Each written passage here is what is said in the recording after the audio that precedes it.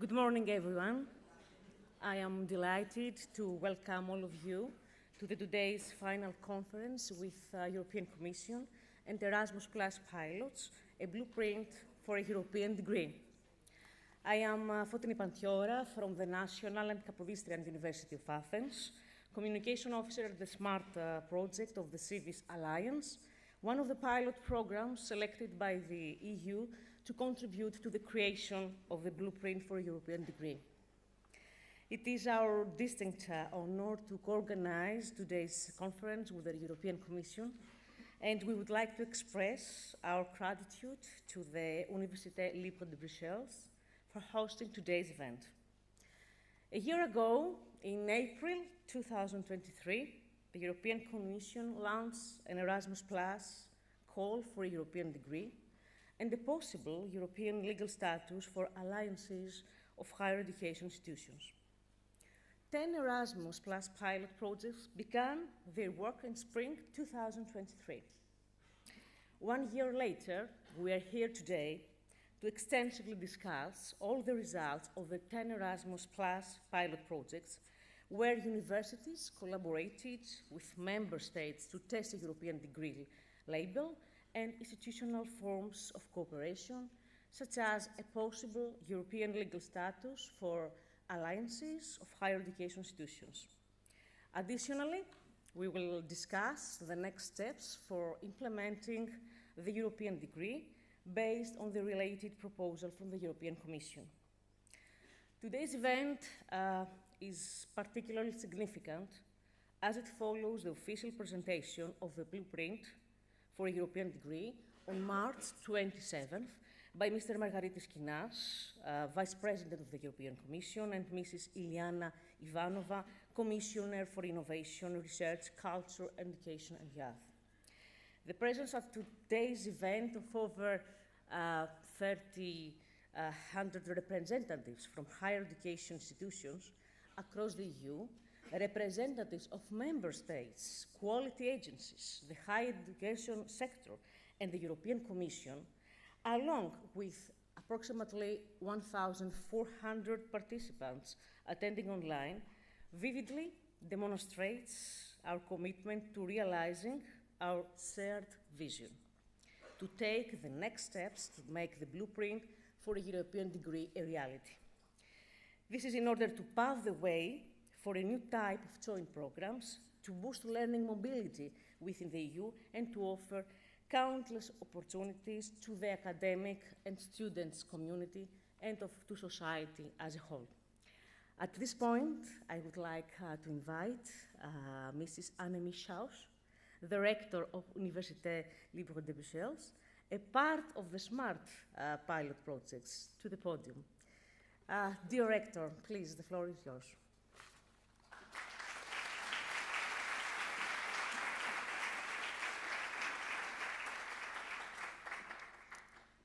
Welcome in Brussels. Welcome at the Université Libre de Bruxelles. We are very happy to host such a major conference. Our university is very proud to be part of one of the first generation European alliances. For nearly 5 years now, we have learned and experienced so much in building long-term academic collaboration within a consortium of outstanding universities in Europe and Africa. So much remains to be invented, so much innovation to be developed. Today, we are privileged to enjoy the conclusions of 10 different pilot projects supported by European Union and exploring the crucial topics of the European degree and the legal status for the alliances. We will be discussing the most advanced and up-to-date consideration on these topics. As she says, with a room filled with 300 key stakeholders and over 1,000 people registered to follow us online, we are about to witness a major milestone in the building of the European higher education area. At the end of the day, an evening lecture and dinner will bridge this event with a major conference supported by the Belgian presidency of the European Council, titled The Way Ahead for the European University Alliances, to take place tomorrow at the Prochet Center. A major transformation is underway for the better. We are very pleased to be a part of it. Thank you all for being part of it as well. Thank you very much.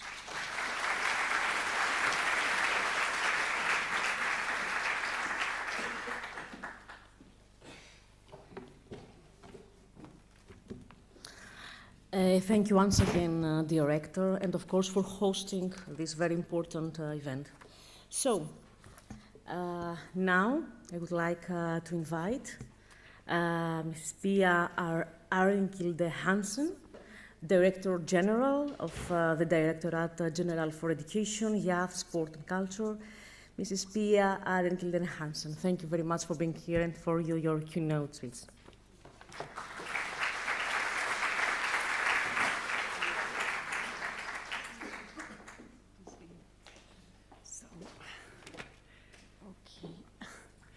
Just have the technique here. Good morning, everyone. Thank you first and foremost to Rector Annemie Schaus for the very warm welcome to all of us here at the wonderful Université Libre de Bruxelles. This institution has long been a friend of the European project, and what better place really to bring together the people who have worked so hard on these pilot projects that we are going to dive into today to help deliver the European degree and legal status for any alliance of higher education institutions. Institutions, policymakers, students, and staff are all represented here from all corners of Europe. And you represent how education is growing in Europe, irrespective of barriers and borders. And your resolve is driving us in the direction of a truly transnational education system within the European education area. Because transnational education is no longer a nice-to-have option, it's a necessity, because the key challenges of our time are becoming increasingly global, and Europe's much talked about open strategic autonomy is becoming increasingly urgent. And future generations must therefore be equipped with the competencies and the skills that European societies will need to thrive in an ever more interconnected world. And the European degree can, of course, also contribute to Europe's competitiveness by equipping graduates with future-proof skills to master the green and digital transitions. By pooling resources and expertise across Europe, by uniting different education systems, combining their strengths, and by learning from each other and together, as we are going to do here today. When we announced in the European Strategy for Universities that we would examine steps towards a European degree and work towards a legal status for alliances of universities, we knew that we would gather the expertise of some of the best institutions Europe has to offer. And so in spring 2023, sorry, I just skipped my script here. That's the beauty of electronic systems, right? But I'll get back to it. I'll get back to it. Just bear with me one moment. Yes. Back to spring 2023, we initiated the 10 pioneering Erasmus Plus pilot projects together with you. And this involved more than 185 higher education institutions from EU member states and beyond, as well as 17 ministries and national quality assurance agencies, because we had to put theory to the test. And in relatively short time, your work yielded significant results. And I really want to thank you for all your commitment to this endeavor, because as a result, we now have a much better understanding of the challenges to deliver the joint transnational education programs, be it through European University Alliances, Erasmus Mundus joint masters, Marie Sklodowska-Curie joint doctorates, or other existing programs. After all, we are a diverse continent with customs and systems that have often developed independently over hundreds of years of academic prowess. Importantly, we also have a much better understanding of how to overcome these challenges. And your work revealed the immense potential of a European degree program and of a European legal status for alliances. The potential to break down existing barriers, the potential to empower institutions, and the potential to set out an entirely new kind of degree program for students across Europe. So based on the mapping of more than 1,000 existing joint degree programs in Europe, these projects meticulously identified more than 50 legal and administrative barriers for transnational cooperation. And they set out clear and constructive recommendations to make a European degree a success. The pilot projects working on the European legal status of alliances of higher education institutions better defined these complex needs, and they evaluated the current European legal instruments that we have in place today, and made significant recommendations for how we can better accommodate the needs of university alliances.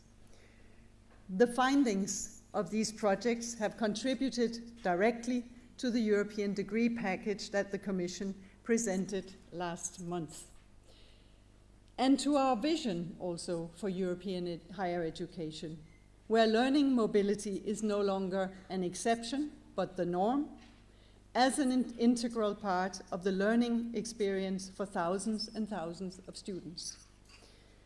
The European Commission's blueprint for a European degree is built on your foundations. The foundations for a European degree recognized everywhere in the EU and awarded by universities working across borders and systems. And now, in the knowledge that significant reforms will be needed for member states and higher education institutions, we've proposed two possible entry points for higher education institutions to engage in the European degree. By enabling a European degree preparatory label for existing degree programs that match our European criteria, or with a fully fledged European degree awarded jointly by several universities from different countries, or possibly by a European legal entity established by universities.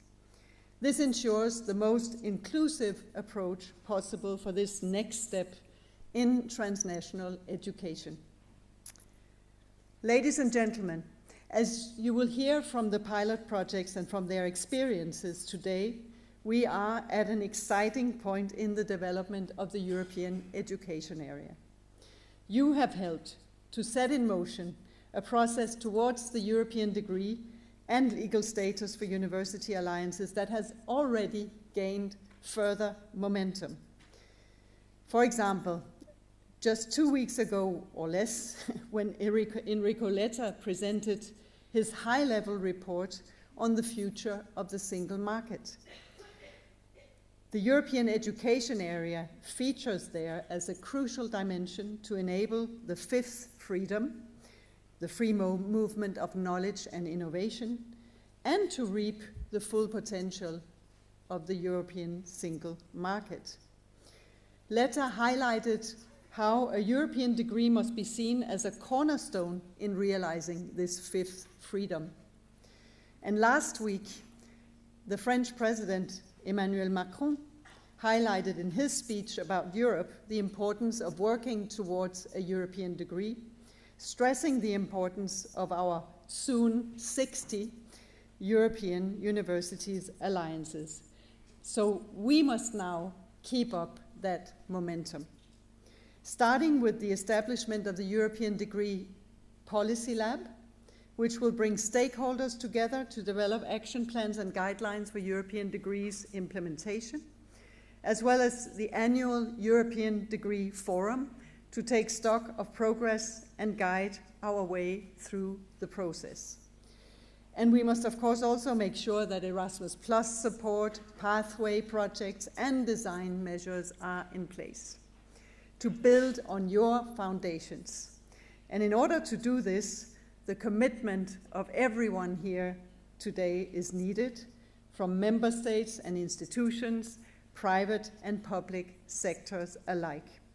We count on your steadfast commitment to make the European degree the legal status of alliances and the European education area a reality. Now that the theory has been tested, it's time to act on the results. Thank you very much.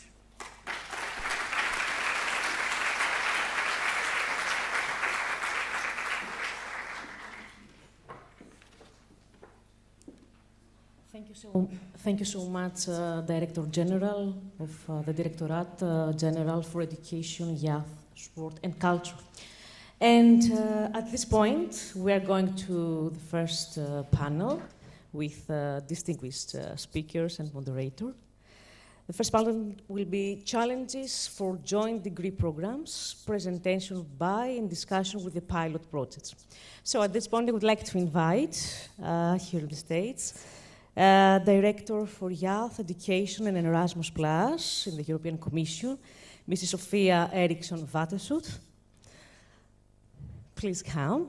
And our speakers, of course, Kurt Williams of ED Fish Project, Laura Howard from EdLab Project, Tit Tainema from Etiqueta Project, Alexandra Sansoya from FOCI Project, Rafael Tolendo from JEDI Project, and Nandia Fernandez de Pinedo from SMART Project. Please.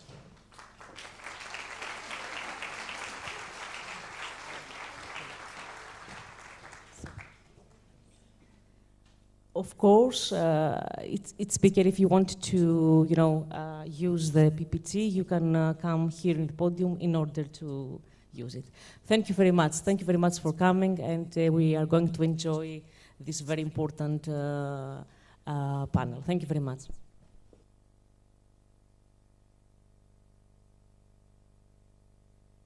Thank you very much, Fotini, for this introduction. And let me say, first of all, welcome to everybody, also from my side, for being here. And I'm really honored to have the pleasure of moderating this first panel. I realize there's a lot of people in the room, but there's even more people watching this event online. So big thanks to everyone.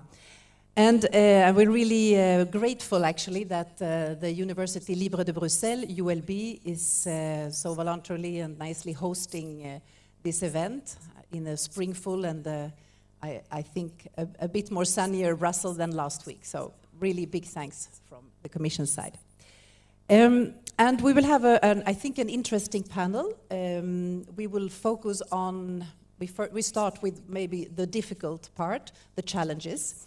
And we will have the pleasure of actually hearing from all the 6 pilot projects focused on piloting the European degree label.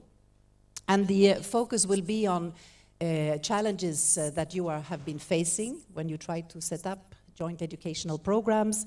And hopefully it will give us a better understanding of your experience here when of all this work, and in generally how the work on internationalizing your institutions, what kind of obstacles that you're facing. Now we are here in 2024, and there's a lot of progress, I think, in 1 year, and we'll come back to that. It's really impressive, your work. But let's also not forget that we're not starting from scratch. In the sense, I'm even looking back now, back to 2 particular years, important years for this work of internationalization of higher education. Of course, back in '87, when we had the birth of the Erasmus program. And I remind myself always that we started with 3,000 students at the time. Now today we can count, I think we passed in March this year, the 15 million threshold of participants. So that's really a great achievement since then. Yes, it's worth an applause for Erasmus.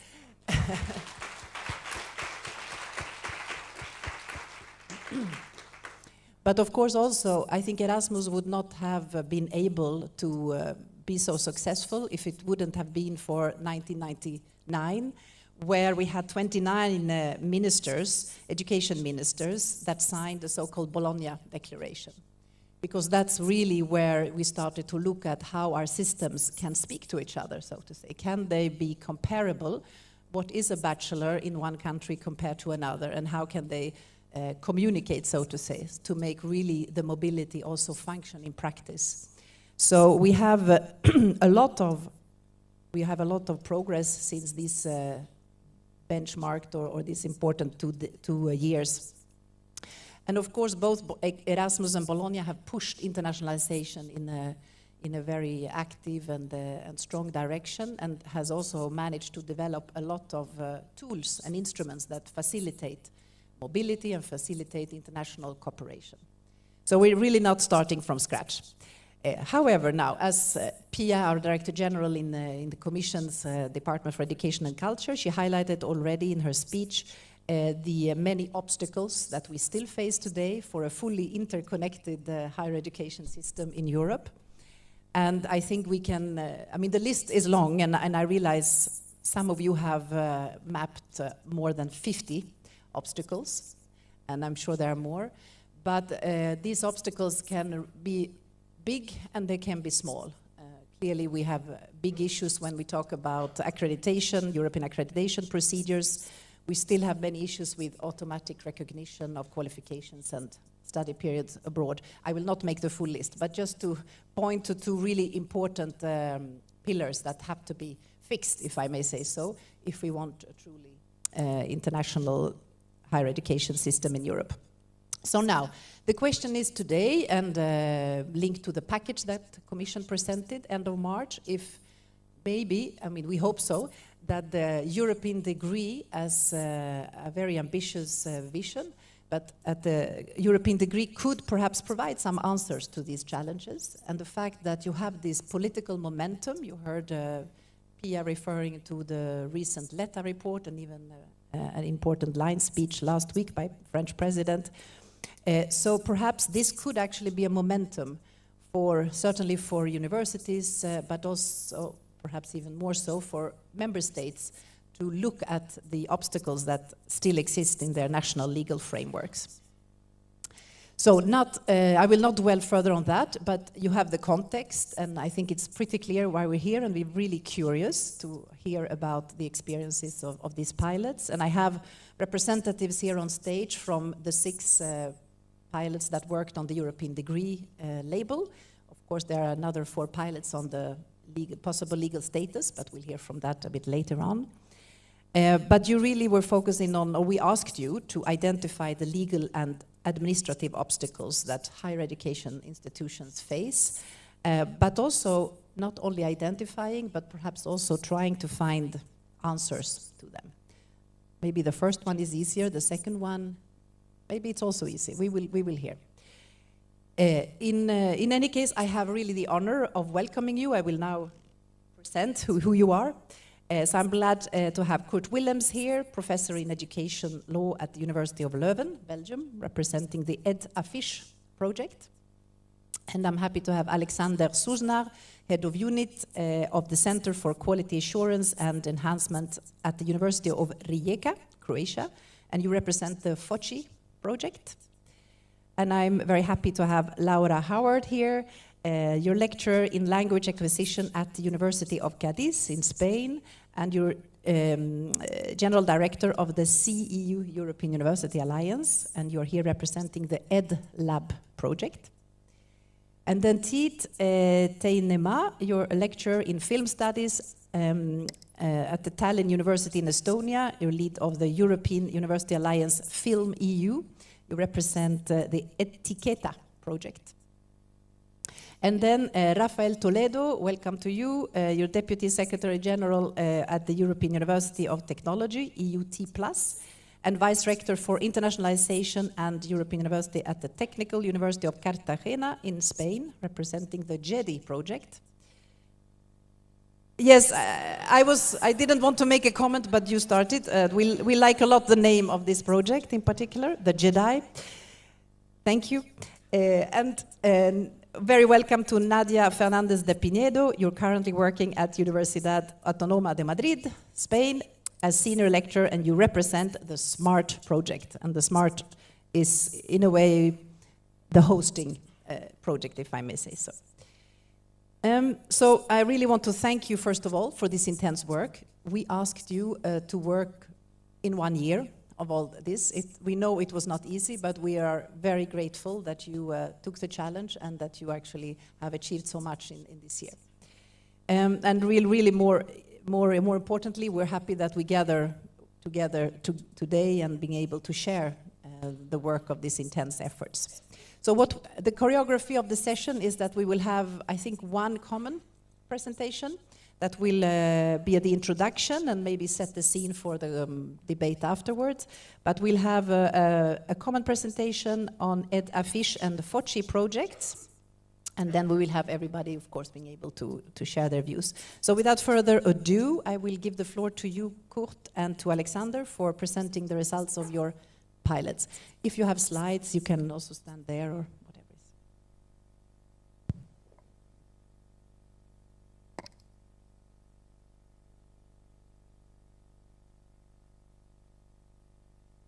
Opportunity to talk about our results.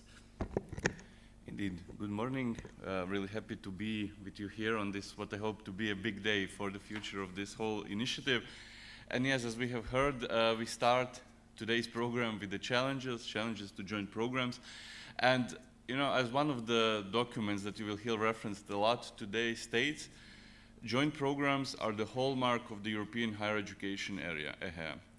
However, I think we can all agree that they're not mainstream. They're not mainstream yet, even decades after we have already had the concept in our system. Bologna implementation report states that less than 25% of higher education institutions in EHEA participate in joint programs, meaning they only have at least one. Less than 5% award joint degrees. And when you look at the student numbers, the situation is even more negative in the sense that typically these programs have a relatively low number of students. So I think we can agree that there's definitely a gap between aspirations and the realization.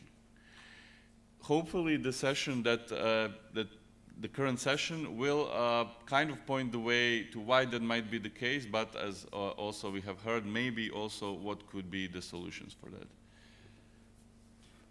Indeed, one of the reasons why there might be a lesser amount of joint programs than we would like there to be is that it's difficult to design them and to run them. So the first task we had as pilot project was to map the obstacles, because if the European Green could have transformative power, be a vessel for change, first you need to know what obstacles you need to solve, and then you can recommend on ways of solving them. So just to give you a bearing that we just didn't invent obstacles out of thin air, I'll quickly explain how we went about this.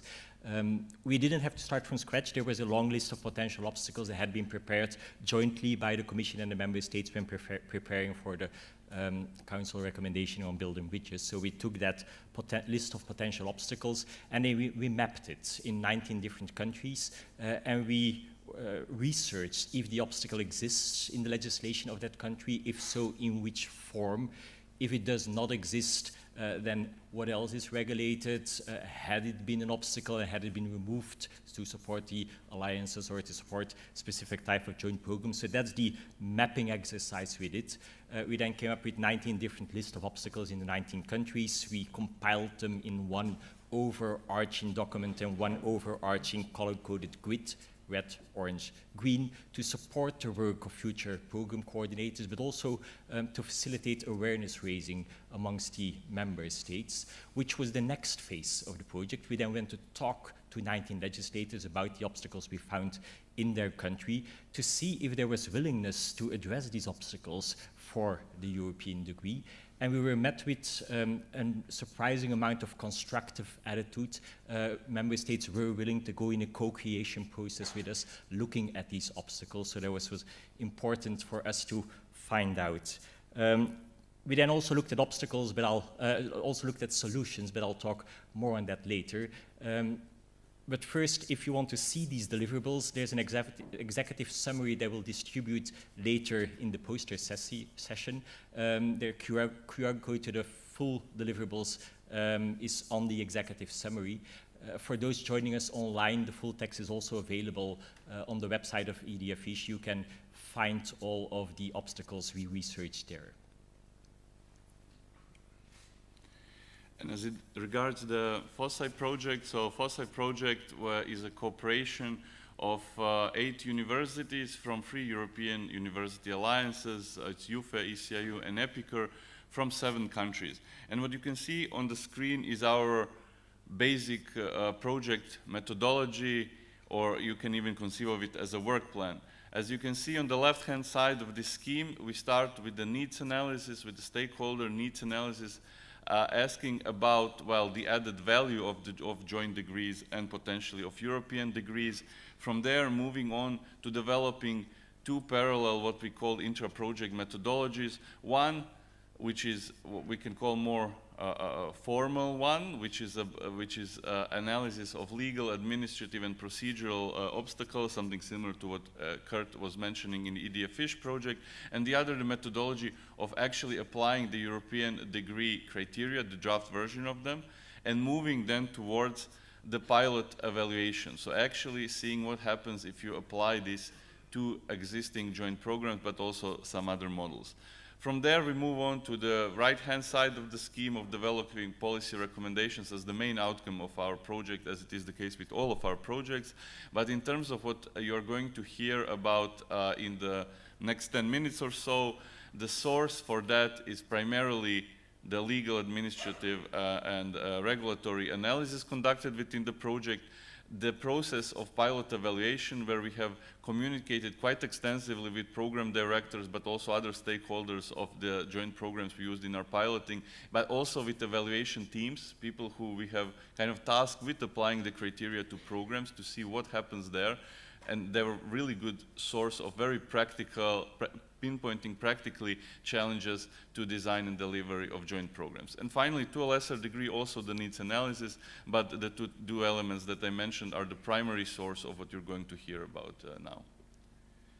So without further ado, let's take a look at these categories of obstacles we've mapped in both our projects. There's also a QR code there, not to deliverables, but this time to a Mentimeter, where you can participate by ranking the different obstacles we present and tell us which one you think is the bigger obstacle for the joint degrees, but also in a second question, which one do you think that the European degree could have a transformative power for, and which one could be removed by the European degree. And later in the presentation, we'll hopefully be able to present the results of the Mentimeter. It's also in the YouTube Live, the link to the Mentimeter. So let's quickly run them past you. We'll just give 1 or 2 examples of each of these obstacles, because there's not enough time to go in depth into the more than 50 obstacles indeed we've mapped in the course of both our projects. So the first category are obstacles related to accreditation quality assurance procedures. One of the challenges we mapped there was the challenge of interdisciplinarity, where we looked at the legislation. Some countries requesting that the joint program is linked with one single discipline in order to be accredited. Other legislation requesting a certain percentage of courses that link with one specific area of science in order to get accredited. And we truly feel the European degree could be a vessel for change here if member states would support through their legislation this interdisciplinarity criterion that is one of the proposed criteria for the European degree. Of course, one thing that is one of the first things that come to mind and have already been mentioned even in the introduction, challenges related to the process of accreditation of study programs, but I would even maybe broaden it and say kind of like formal approval of study programs. Now, for this purpose, we have European approach to quality assurance of joint programs. It's supposed to alleviate the burden on the institutions delivering joint programs. The first and the most obvious level of obstacle is the fact that the European approach is still not available in all EHA countries. And that is a very simple, very, so to speak, firm barrier. But we can go further than that and say that even when it is available, there are often additional requirements at the national level which make it de facto burdensome to undergo the procedure of accreditation and approval of a joint study program. All right, let's move to a next category of obstacles. The second one you see there will focus first on the obstacles that could be generated by legislation on program and curricula structure. One of the things we mapped in the 19 countries was the legislation on online blended learning, and we learned there's obstacles to be found there as well. Some countries lacking any legislation, making higher education institutions very uncertain about how they deal with online or blended learning. Some countries limiting the percentage of courses that can be taught online. Some countries prohibiting exams in the digital form. Other countries having a definition of mobility that is only physical mobility. Once again, the European degree could be a vessel for change here if member states would support the digital and online as an innovative learning format that could help, in addition to physical mobility, to offer inclusive mobility options to all students. And additionally, we have to be mindful of the fact that even if these the legal obstacles, we can call them external obstacles, are removed, there will always remain a simple fact, and that is that joint study programs in their curricular design, in their structure, are more complex than at least 99.9% of the traditional single programs.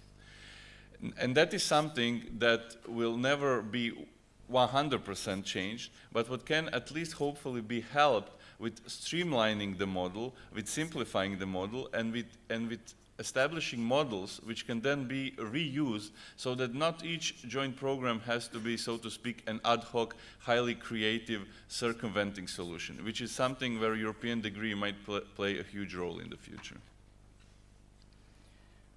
All right. When we talk about the diploma formats, which is also in the second category, you know, if you want to award a joint degree, then there's one single document that also needs to be given to the students. But we learned when comparing legislation, there's restrictive legislation on this diploma format, and we're talking about the paper size to be used, who can print it, the type of logos or seals that need to be present on the diploma format, the language of the diploma format, the name, magister, master, to be conferred upon the student, the different signing processes behind this document. And we also learned by talking to higher education institutions that it's cumbersome to come up with one single document if there's too much restrictive national legislation, and sometimes plainly impossible to come up with one single document. Once again, the European degree could have transformative power, and you will hear us pleading in one of the next sessions for a joint design of the European degree to be implemented and accepted by all member states. If we move to the third category, well, we're doing them in different order now, since they have been ranked, but that's fine. I can just go to the category in my slides. If we go to the one that's ranked third now, then it's the ones on governance structures. And indeed, we found surprising results there as well. If you compare the legislation of the member states, then there are member states requesting specific bodies, governance structures to be present in the joint programs in order for them to be accredited. But if different legislations request different governance bodies, you then end up with a multitude of confusing governance structures in one single joint program that is truly unnecessary. A different example there is the legislation detailing the content of the consortium agreement to be negotiated. Negotiating a consortium agreement for a joint program is a difficult and sometimes delicate endeavor, and if you have conflicting legislation detailing the content of the consortium agreement, it doesn't help the matter. Once again, you'll hear us pleading in one of the next sessions for a model consortium agreement to be developed that could assist the member states.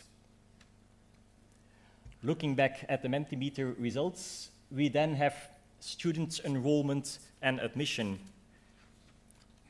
Student enrollment and admission, indeed, two important key elements to be mapped. We mapped different obstacles. We'll just touch upon two of them. One of them is the selection of students. If you look at the different legislations, you have on the one side of the spectrum the countries that allow the higher education institutions to select the students upon the criteria they set. On the other hand of the spectrum, the member states that do not allow any selection of students. For all your higher education institutions need to accept all students that have the necessary underlying diploma, and anything in between, like different selection procedures detailed in the law for EU and non-EU citizens, or different quota in the law for EU and non-EU citizens.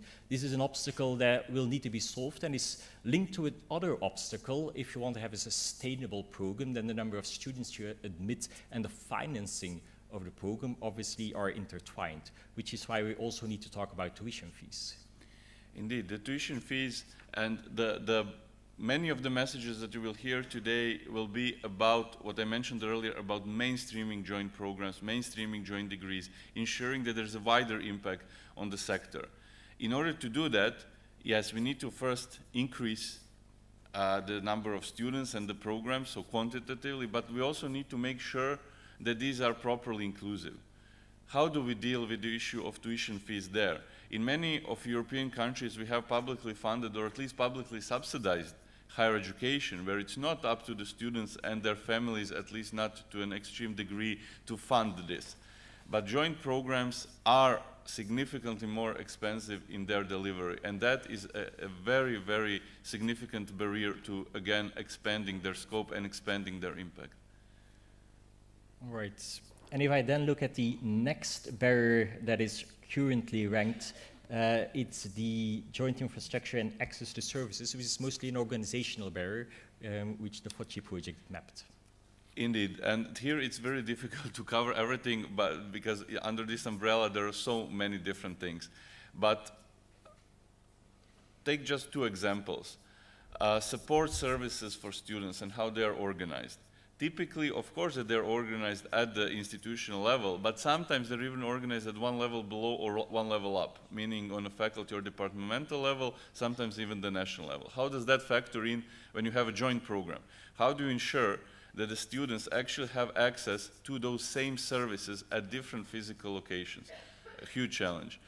Second thing that you will probably all understand, interoperability of IT systems. Again, IT systems are something that carries a huge part of our provision today.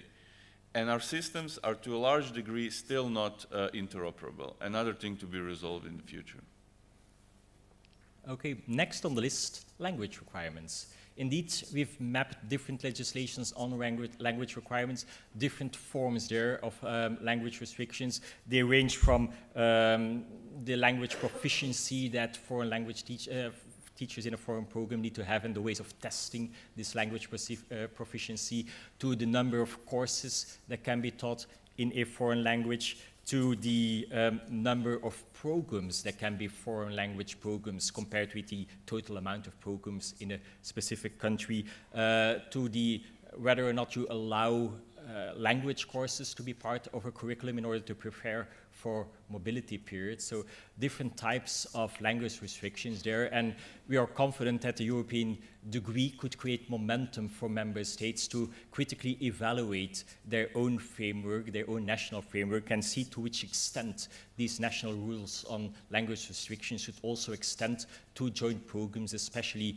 the joint programs with the international range or the cross-national range that the European degree will have. Moving forward in our list, we are to the the full program's full qualitative relevance, the weeking. Yes, indeed, and that is something that was quite an important, even the starting point for our project, and you will hear more about it today. But what we have also found within our alliances and within the internal and external consultations that we did is, of course, something that is well known in, let's say, macro discussions about higher education today. And that is that full qualifications are relatively weakening in their relevance. To put it simply, they're not as relevant as they have been 10 years, they're not as dominant as they have been 10 years ago, and probably in 10 years they will not be as dominant as they are today. Other models of learning are gaining prominence. On the other hand, we have heard how demanding it is to produce a joint to design and deliver and sustain a joint program. So there could be kind of conflicting incentives there. If we can have a new tool, such as a European degree, which can give a strong added value to these joint programs, it can be a strong motivating factor to overcome this.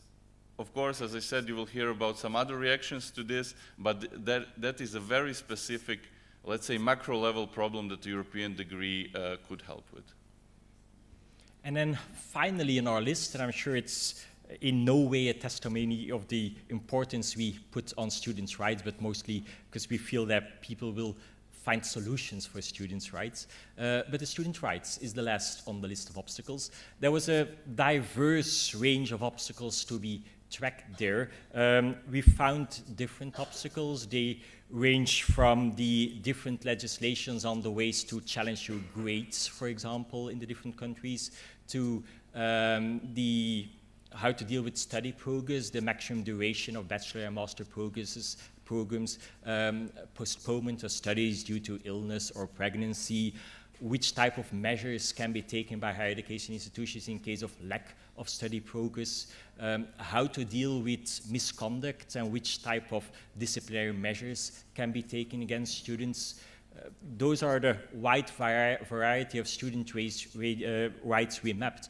And what we learned from the program directors is that they are not inclined at all to experiment with these students' rights because they want clear guidance on member states on how they should deal with these issues if there is conflicting legislation regarding these types of students' rights, making sure that whatever is the minimum threshold is met. But at the same time, they want to guarantee equality between students, so they feel the need for joint policies regarding all of these matters, and with conflicting national legislations that have different thresholds, joint policies are difficult. So this was, even though it's last on the list, one of the true obstacles that was put forward by the program directors. And we do feel that once again the European degree could create momentum for member states to undertake these type of discussions, how to deal with diverging legislation on student rights. And if so, not only the European degree, but all types of joint programs and also other types of cross-international collaboration within the entire area would benefit from these discussions. Indeed, and in addition to these, what we can call the non-material student rights that you have mentioned, I think we have all encountered those. We also need to talk about material student rights, things like subsidized or provided student accommodation, healthcare, subsistence, even student work. So students have different material rights, and these are often highly regulated, and there are often conflicting regulations. And as Kurt mentioned, you want to give them an equal treatment. These are students of one program, of the same program. Often that is not possible. So what is the key challenge here then is to ensure that there is upward convergence and not downward convergence as it has often been observed in practice. So this is what needs to be kind of switched in the future. And then we'll leave you to think about this one while we conclude our presentation with, well, from my side, one key message, and I think you've gotten it from our presentation, so by now, there is added value for the European to be found in the potential, the transformative power to remove obstacles. And the criteria that have been proposed by the European Commission are an ideal first start to remove many of the obstacles we've listed today, but more coordination will be needed if all of the obstacles that we've mentioned will be resolved in the future. And you will hear the EDAFISH members in the next sessions pleading to rise to the occasion, to use the momentum, to all key actors to make sure that as many of these legal obstacles are resolved, not only for the European degree, but hopefully also to the benefit of other types of collaboration in the entire area.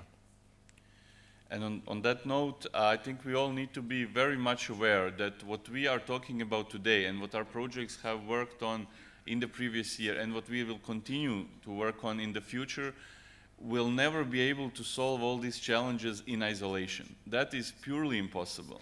That is why an important message is that, in addition to commitment of other relevant actors, what is absolutely necessary is to integrate this initiative into other policy, but also operational frameworks, tools, and mechanisms that we currently have in European higher education. So it is crucial to achieve synergy between this initiative and everything else that we have in our systems. If this is just an additional layer, if this is just a new thing that remains, so to speak, isolated from the rest, the chances of succeeding in mainstreaming joint programs, and especially joint degrees, joint European degrees, are very low.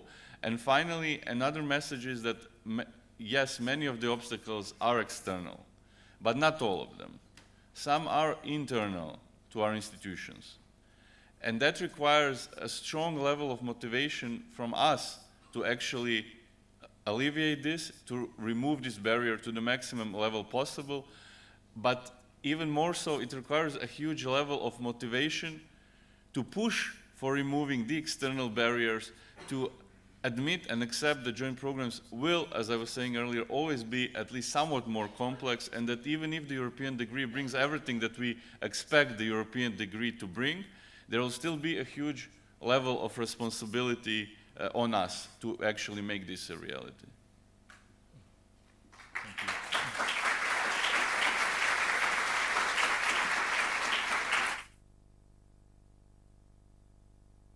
Thank you so much, Kurt and Alexandra. This was extremely helpful and very concrete, and I think we all appreciated the visual representation of the obstacles. And there's so many that you had to group them into these 9 categories. But thank you so much for sharing what concretely what it means, and also some hints of the solutions. I take the point, and it's good perhaps we keep it with us for the day. Sorry. That we are facing a lot of external obstacles, we call it like that, but also the internal one. So it is really a joint work, I think, for everyone in this room, being a university or a member state representative, quality assurance agency, that we are in this together. I think that's what I hear you're saying. But also interesting to hear that even when you have a European approach, I take that as an example of quality assurance, agreed since many, many years now, and all countries have agreed to it, but still you have seen many examples of additional national requirements that, of course, we have to ask ourselves, why? It doesn't make sense to agree on a European approach if we then deviate from it by adding extra criteria. So I think this is a bit of a wake-up call for everyone, of all of us in the room. And also thanking for bringing this positive message that the European degree can be a kind of motivational factor for changes. So, but thanks a lot. So now I want to dig into the rest of the panel and the experience of the other pilots. I'm sure you have perhaps similar or different experiences, we will hear. And I'm starting with you, Laura. You are here representing, again, the EdLab project. And challenges, and the project makes specific mentioning of the barriers at the institutional level. So if you don't mind, maybe with what you've heard now, if you would like to share with us what sort of challenges did you find at the institutional level, and what kind of solutions can you imagine?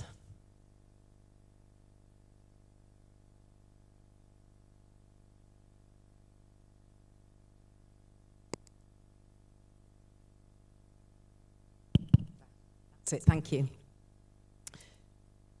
Yes, in the ED Lab project, through the surveys that we did and through the many interviews and focus groups carried out with all stakeholders, and particularly with joint program coordinators and institutional representatives with responsibility for joint programs, we found that there are indeed many challenges at institutional level. We've heard some of them in the presentation, but we can complement that perhaps with other challenges, mostly of a technical and administrative nature. We heard that the selection of students can be challenging for joint programs, but if we go a little bit beyond that, you can see that even the way students are registered in the systems can have an effect on their access to services. And finding ways to register these students on the joint programs in a way that allows them access to services, whichever of the institutions they happen to be in or want to access the services of, is a challenge that was mentioned by many of our interviewees. The criteria for the European degree include a graduate tracking system. Many of the graduate tracking systems that are used in our institutions do not contemplate joint programs. And yet, using an adapted graduate tracking system would be technically difficult and also give problems in comparability and evaluating the differences between the success of graduates in joint programs and in traditional programs. Also, the regulations at institutional level for the evaluation of dissertations may not contemplate joint evaluation committees, which are a necessary element for joint programs. So, again, just a few more examples of the different challenges that currently exist in many institutions and that would prevent them from successfully applying the criteria for the European degree. It's also true to say, and this came across very clearly from some of the institutional representatives that we interviewed, that in many cases the existing joint programs have operated in a kind of silo within their institution and have found ways round the obstacles that exist within the institution, or rather the institutions that they are operating in. And we've even found within a single institution different joint programs, in many cases Erasmus Mundus master's programs, that have found different solutions to the challenges. And when we did focus groups, we even found that the coordinators of joint programs within a single institution were surprised to hear how their colleagues had solved some problems and what steps they had taken, because they tend, in many cases, to work, as I say, in a kind of silo within the institution. Obviously, that's not the case for all institutions. There are institutions with very good support systems and centralized offices for joint programs. But it is important to realize that if we want the European degree to be a success, then, as has been already mentioned, it needs to become part of the institutional strategy, and full support needs to be provided for the staff involved in creating and running and delivering these joint programs. And this is where the Council recommendations for attractive and sustainable careers in higher education are so important, to provide that, to put that spotlight on the need to recognise and support the work of the staff that go to the trouble of putting together these very difficult, this challenge of putting together and working in a joint programme, and within the institution providing the necessary administrative and technical support. So a successful and sustainable rollout of the European degree would require a change of mindset, top down and bottom up at institutional level, and acceptance that procedures can be changed.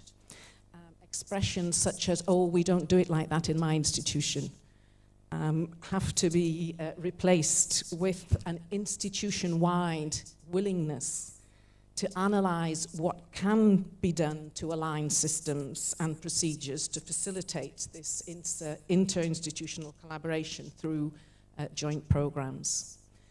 And of course, all the higher education institutions involved in European University Alliances are very well placed to do that. Because we've already made big steps in that direction. We have made significant progress, particularly in the first generation alliances, but in all the 50 alliances, we've made progress towards changing mindsets and adapting procedures to take into account the procedures in our partner universities. So the first steps are being made, but this change of mindset needs to be applied across the board. And I believe that my colleague from the SMART project will be discussing some of these aspects in more detail. Thank you so much, Laura. Very insightful input. I picture now when you mention that some of the existing joint programs actually work in silos. So, I mean, that tells it all. And if you want to expand, of course, this is the moment to go beyond the silos. And the change of mindset, I think that's a key point of what you mentioned. So I'm turning now to Nadia and the SMART project. And indeed, we have seen a lot of more, let's say, formal obstacles on quality assurance, on curricula structure or governance structures. But I think you have also some insights here on less tangible obstacles that you have discovered in the project. Perhaps some cultural particularities and some resistance to change. I think, Lara, you hinted a bit, but we're really curious, Nadia, to hear about your experience. Thank you. Effectively, in our exploration of the EDL, we have identified non-legal barriers that can impede progress, specifically cultural barriers and psychological ones that we think they are the ones we need to remove. Our research, which includes, as the majority of the pilots here, surveys from at least 98 degrees at CIVIS higher education institutions, but also from Neurotech EU, Utopia, and UNITA, and incorporates interviews with these coordinators of the programs, has highlighted that the cultural barriers at multiple levels arise in many discussions. So the very first level is communication, because at the very fundamental level, differences in communication styles, nuances in written on verbal communication, for example, can lead to misinterpretations and even to very uncomfortable situations, especially when we are communicating in our non-mother language. And sometimes frustration also arises because we are, before starting any process, we don't have a common vocabulary. So we use the same words but with different meanings sometimes. And I'm sure you can think about several examples. Civic engagement could be one of them. So to tackle these obstacles, we recommend to implement cultural sensitivity trainings for academics and for administrators. So this training should enhance their ability and skills to support a culturally diverse students and staff body. So we can think, for example, that a long time ago, the major great companies have established specific protocols and trainings programs to manage these cultural barriers effectively. So why not to do it at higher education level.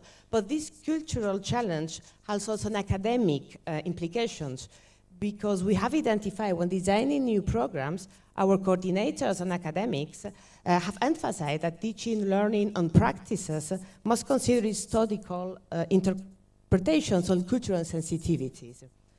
For example, when discussing historical events, for example, colonialism, it's crucial to approach, the topic, being aware of the different perspectives of students on their backgrounds. So we need to ensure that all viewpoints are taken into consideration if we want to integrate, the learning progress. So in this case, we recommend to encourage the development of curriculum modules, so that will respect and incorporate diverse historical interpretations. So modules will have the ability, or will enrich the educational portfolio, but also will foster a deeper understanding of global histories and perspectives. So this approach bit aligns with what my colleagues from FOTI and EDAFISH has mentioned, because if we want multilingual degrees, we need to enhance language skills.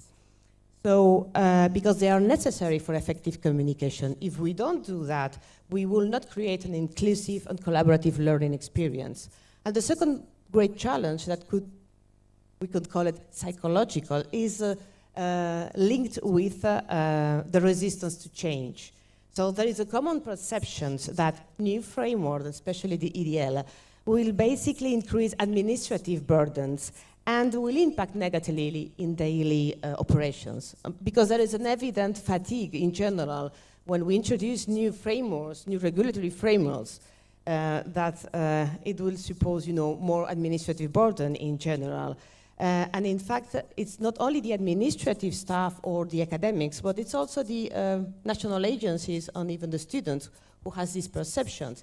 In fact, the students perceive that the EDL will have a clear implication for their insertion in the job market, for example. So they don't have a clear understanding of the changes, so they see it with some uncertainty. So in this sense, we, to avoid this perception of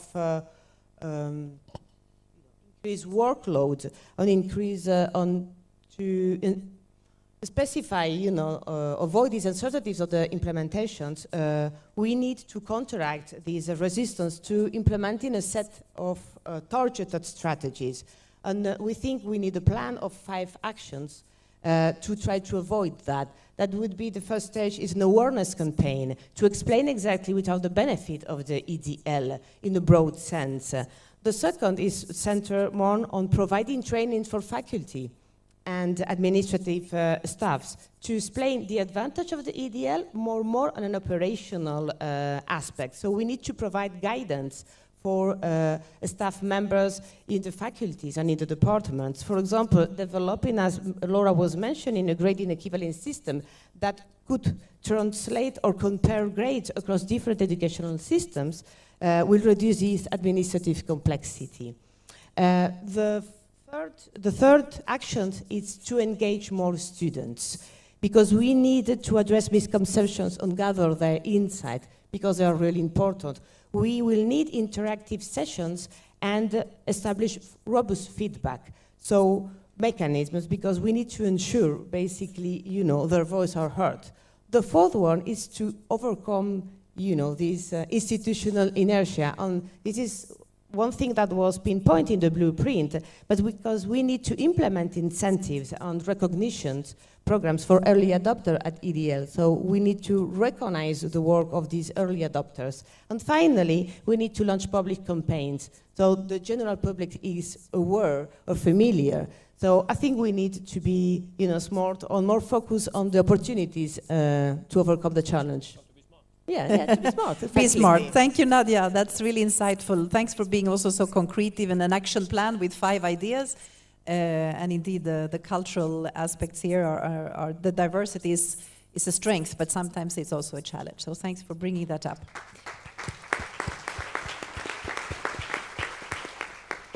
So I'm conscious of time, but we have a little bit, maybe we can imagine our coffee break a bit less than the 30 minutes, because we have a very interesting panel coming up after, and I want to give time for Tite and Raphael to add on. Now I want to turn to Etiqueta project. I love these names. Etiqueta project, and to you, Tite.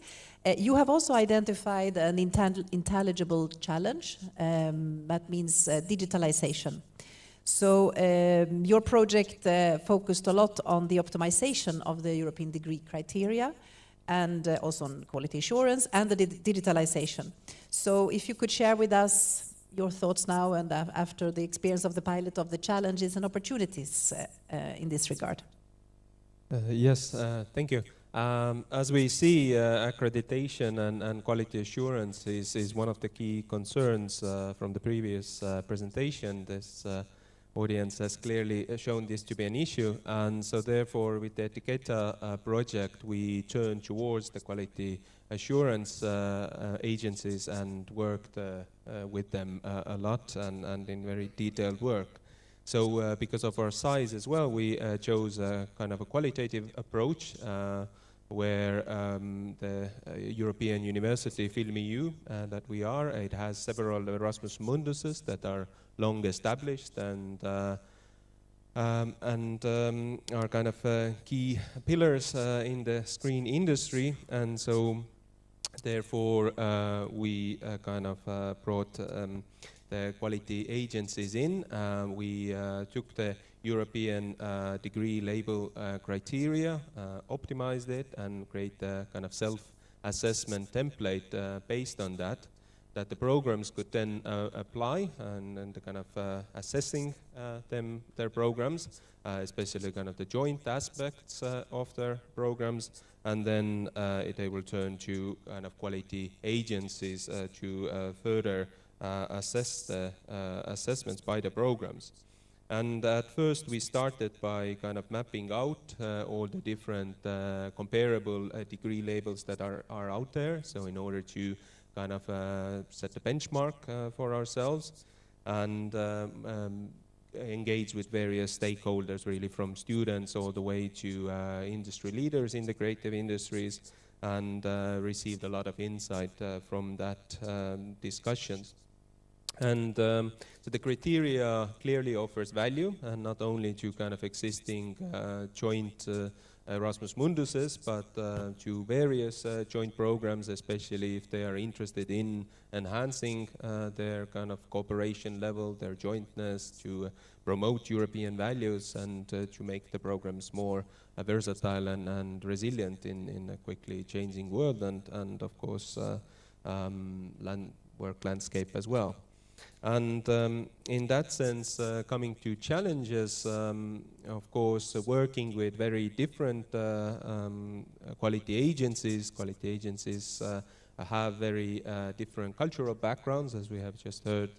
Culture is an important aspect. They have maybe different traditions in evaluating programs, and so therefore perhaps we continue on working on optimizing the guidelines because the programs, of course, are already evaluated either on the program or institutional levels. This is not what is at stake here, but it's more of kind of assessing the jointness of these programs.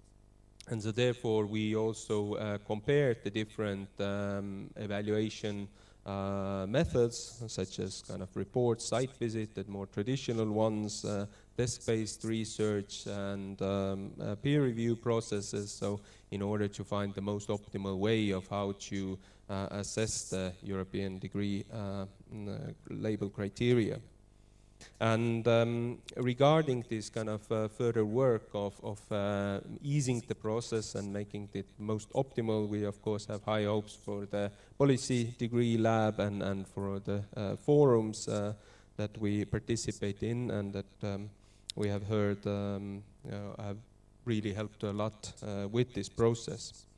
And regarding the digital side, Etiqueta had high kind of aspirations and wanted to move on beyond a more traditional paper-based certificate or PDF that can easily be, of course, forged and don't really quite perhaps fit into the contemporary expectations by the stakeholders. So we did several rounds of kind of interviews and focus group workshops, and so therefore the digital aspects one of the main emphasis where the stakeholder could see additional added value, and so therefore to have a kind of standardized and credible identity platform where one could kind of list their formal and informal education results, and employers or potential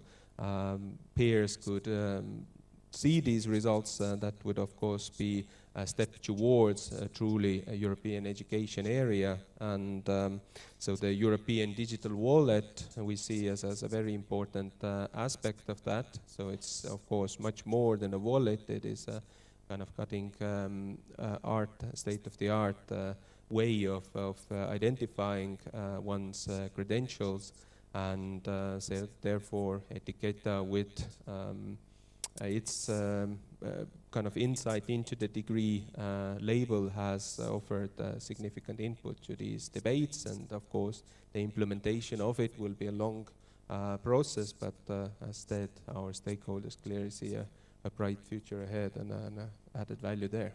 Thank you. Thank you so much, Diet. That's a very positive last remark, that there's a great future ahead here and that the stakeholders are very enthusiastic. So thanks for sharing your work.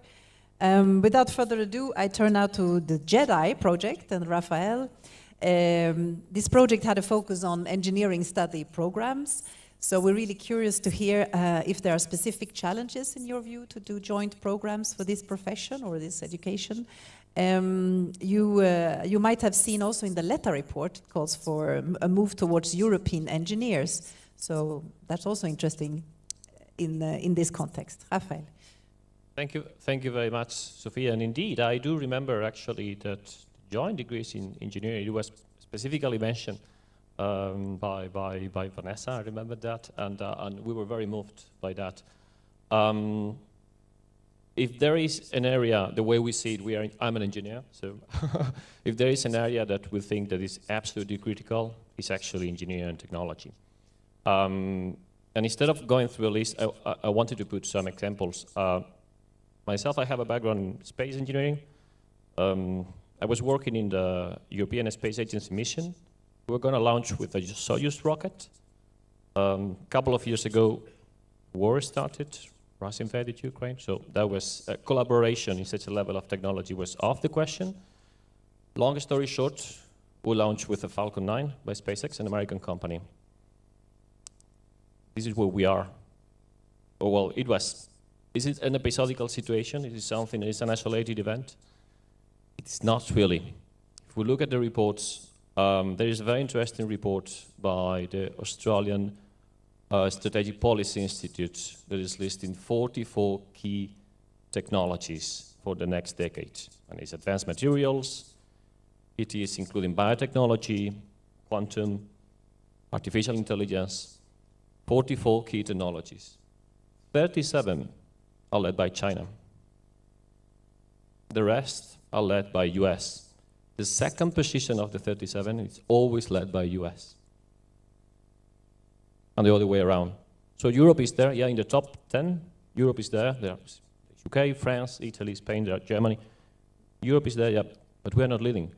The risk of monopoly in these technologies, absolutely key technologies for the future, it's huge in most of them, in the leadership by China. So the challenge that we see in engineering and technology is not about making the degree, but it's about what we really need to do to change this trend. Isolating the fight and going to, I have my Spanish degree, I'm Spanish, my French degree, my German degree, there's no way we can handle something like that. So it's only that we can go together, actually, that we can face together this kind of situation and in a way promote an education in technology and engineering that is aligned with the European lifestyle. We do have a very nice framework for that. We did analyze the concept of the Erase label, for example, that gives a very nice frame for the program learning outcomes that we can all use for that. And we do have other key points that they were put together. By the way, I did not say, and I apologize for that, JEDI, it's ELISA, led by ELISA, Enhance, and EUT Plus alliances. So everything is very much detailed in the reports. But what I wanted to point out today, the take-home message is like the challenge is not about putting the degree. It's not easy. For sure, it's not easy. But maybe if I can come back to space again, we choose to go to the European degree not because it's easy, but because it's difficult and we have to do it, right? Thank you. Thank you. I think that really closes the loop, since also Pia mentioned this morning that the joint approach and the joint degree, and that especially you've made the case really here for engineering, it's not a nice to have, it's really a necessity. And you have explained it very well, I think, and the rationale and the reasons. So thank you very much. I'm really conscious of time. We surpassed a little bit, but I think it was worth it definitely, because it was so good to hear all of you explaining the big lines of experience you've had and the results you've achieved with this pilot project. There's a lot of takeaways. I will not going to repeat them, but I can only say that what I gather here is that, first of all, impressive that you have been able to structure so well all the different challenges, and not only doing that, that you have also found ways for actually overcoming these challenges. So it's exactly, we're on that ambitious path that we've started, and I think this is, in a way, a good moment to really kick it off and accelerate it.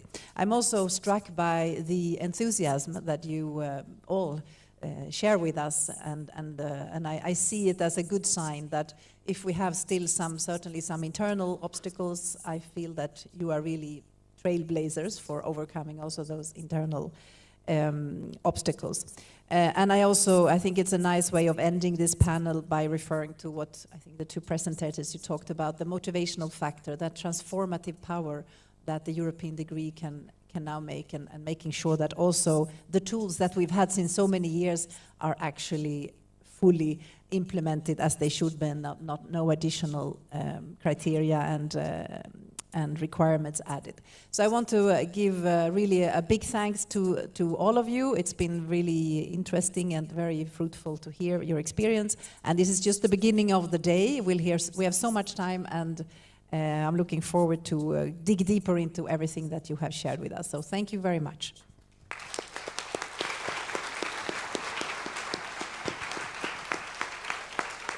Thanks again. Thank you very much, all of you. So, at this point, we're going to the second panel. I would like to invite the head of Unit Higher Education, Mrs. Vanessa Depuy-Santon, and our distinguished speakers, Laura Collot from EDFIS project, Anna Lember from EdLab project, Barry Dickman from Etiqueta project, hello, Dorota Biodrowska and Giannina Frizarin from FOCI project, Ramon Martinez from JDI project, and Alexandro Kartis from SMART project. Thank you very much for being here with us.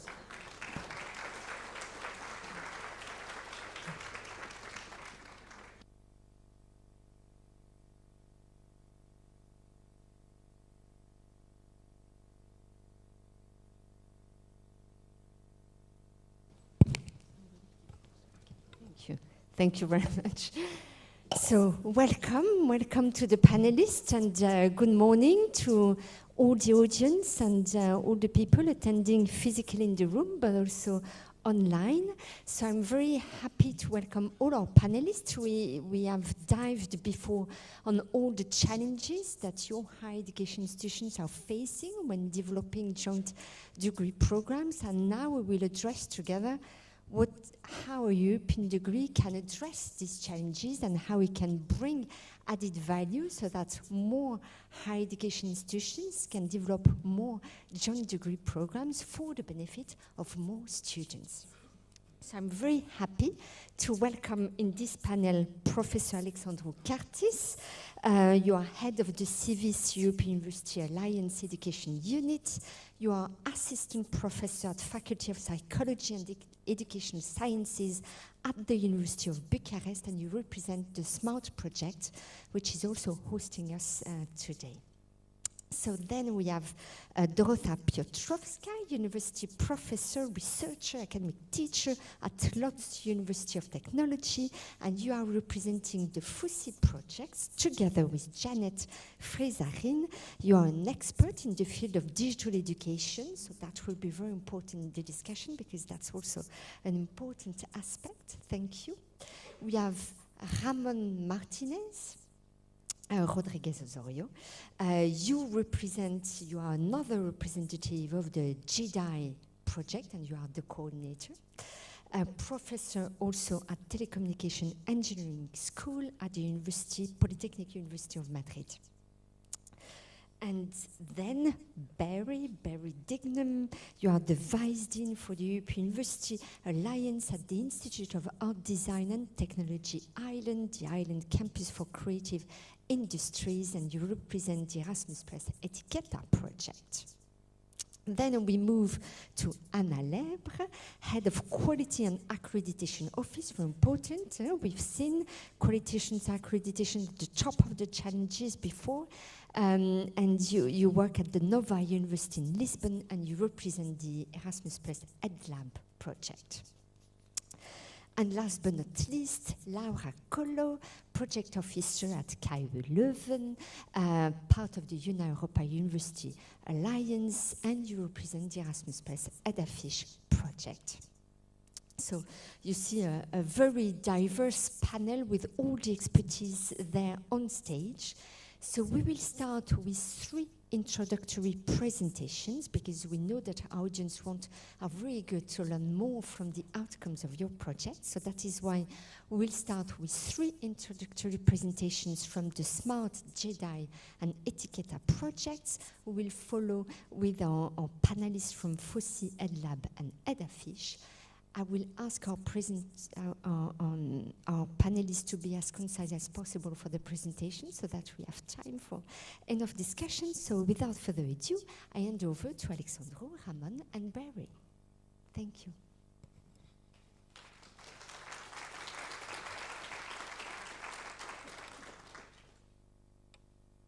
Everyone, thank you very much for having us here and for having the opportunity to dive into some of the outcomes of our projects on the European degree.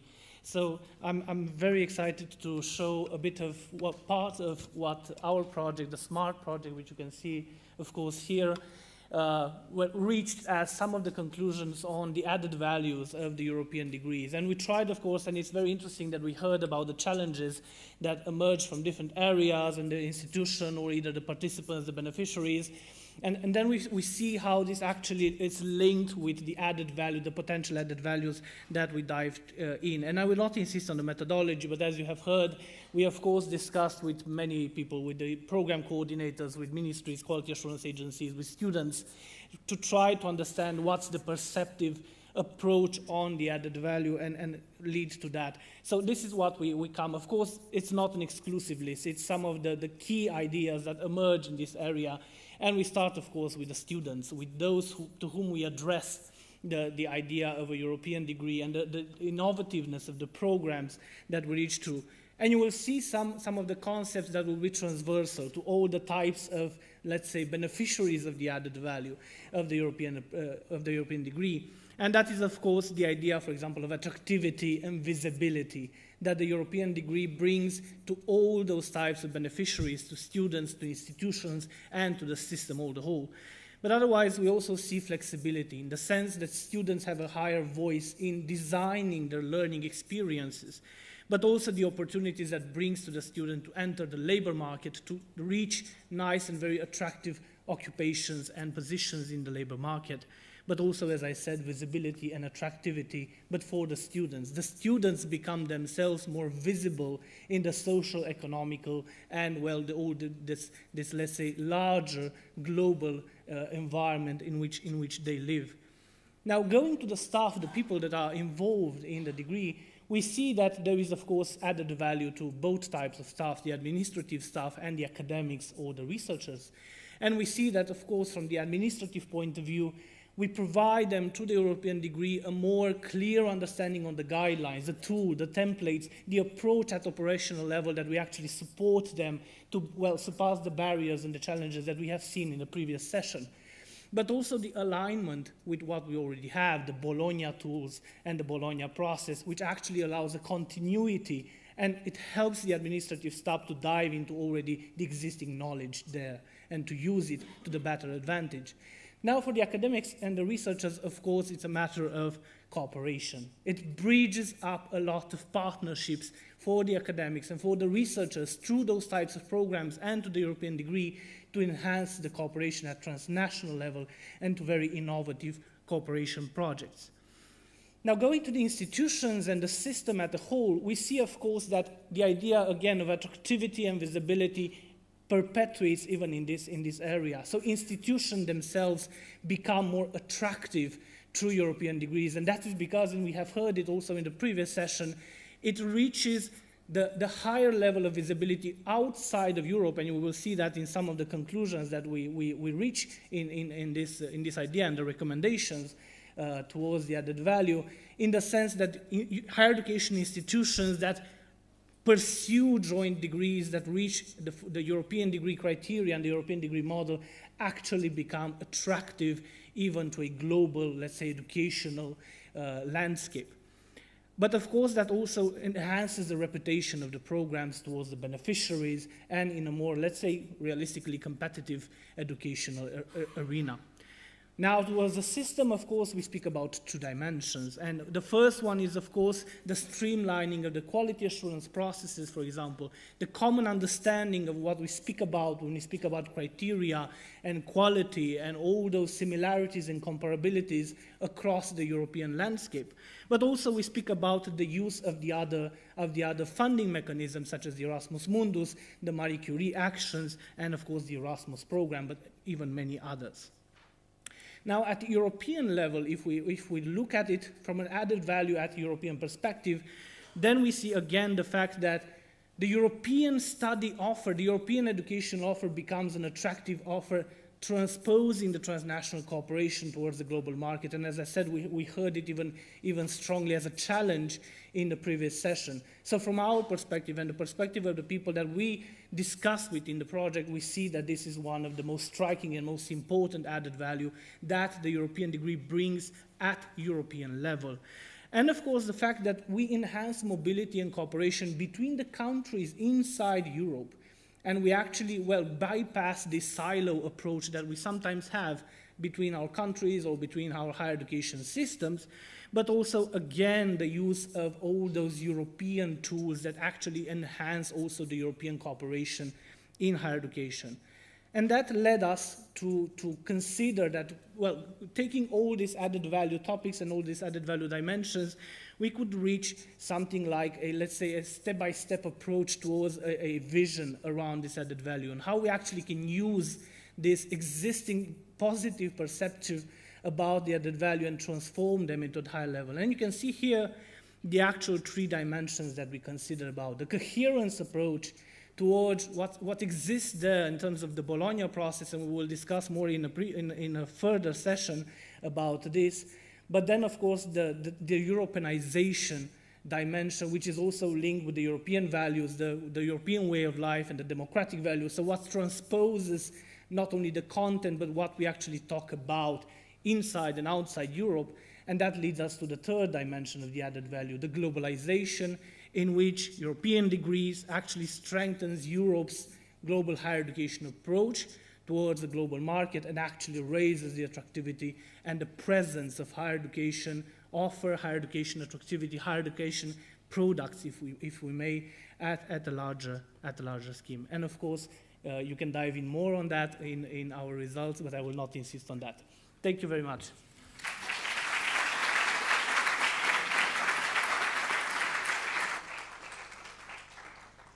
Thanks a lot, Alexandru. Super clear. We will move now with Ramon with the next presentation. Thanks a lot. You pictured a very horizontal vision of the European added value, and now we'll dive into the world of engineering. Okay, thank you very much, Vanessa, for your kind introduction, and thank you everybody for being here. So, as Jedi, I would say not master, but coordinator, I'm going to focus on the engineering degrees, which has been the core of our pilot project.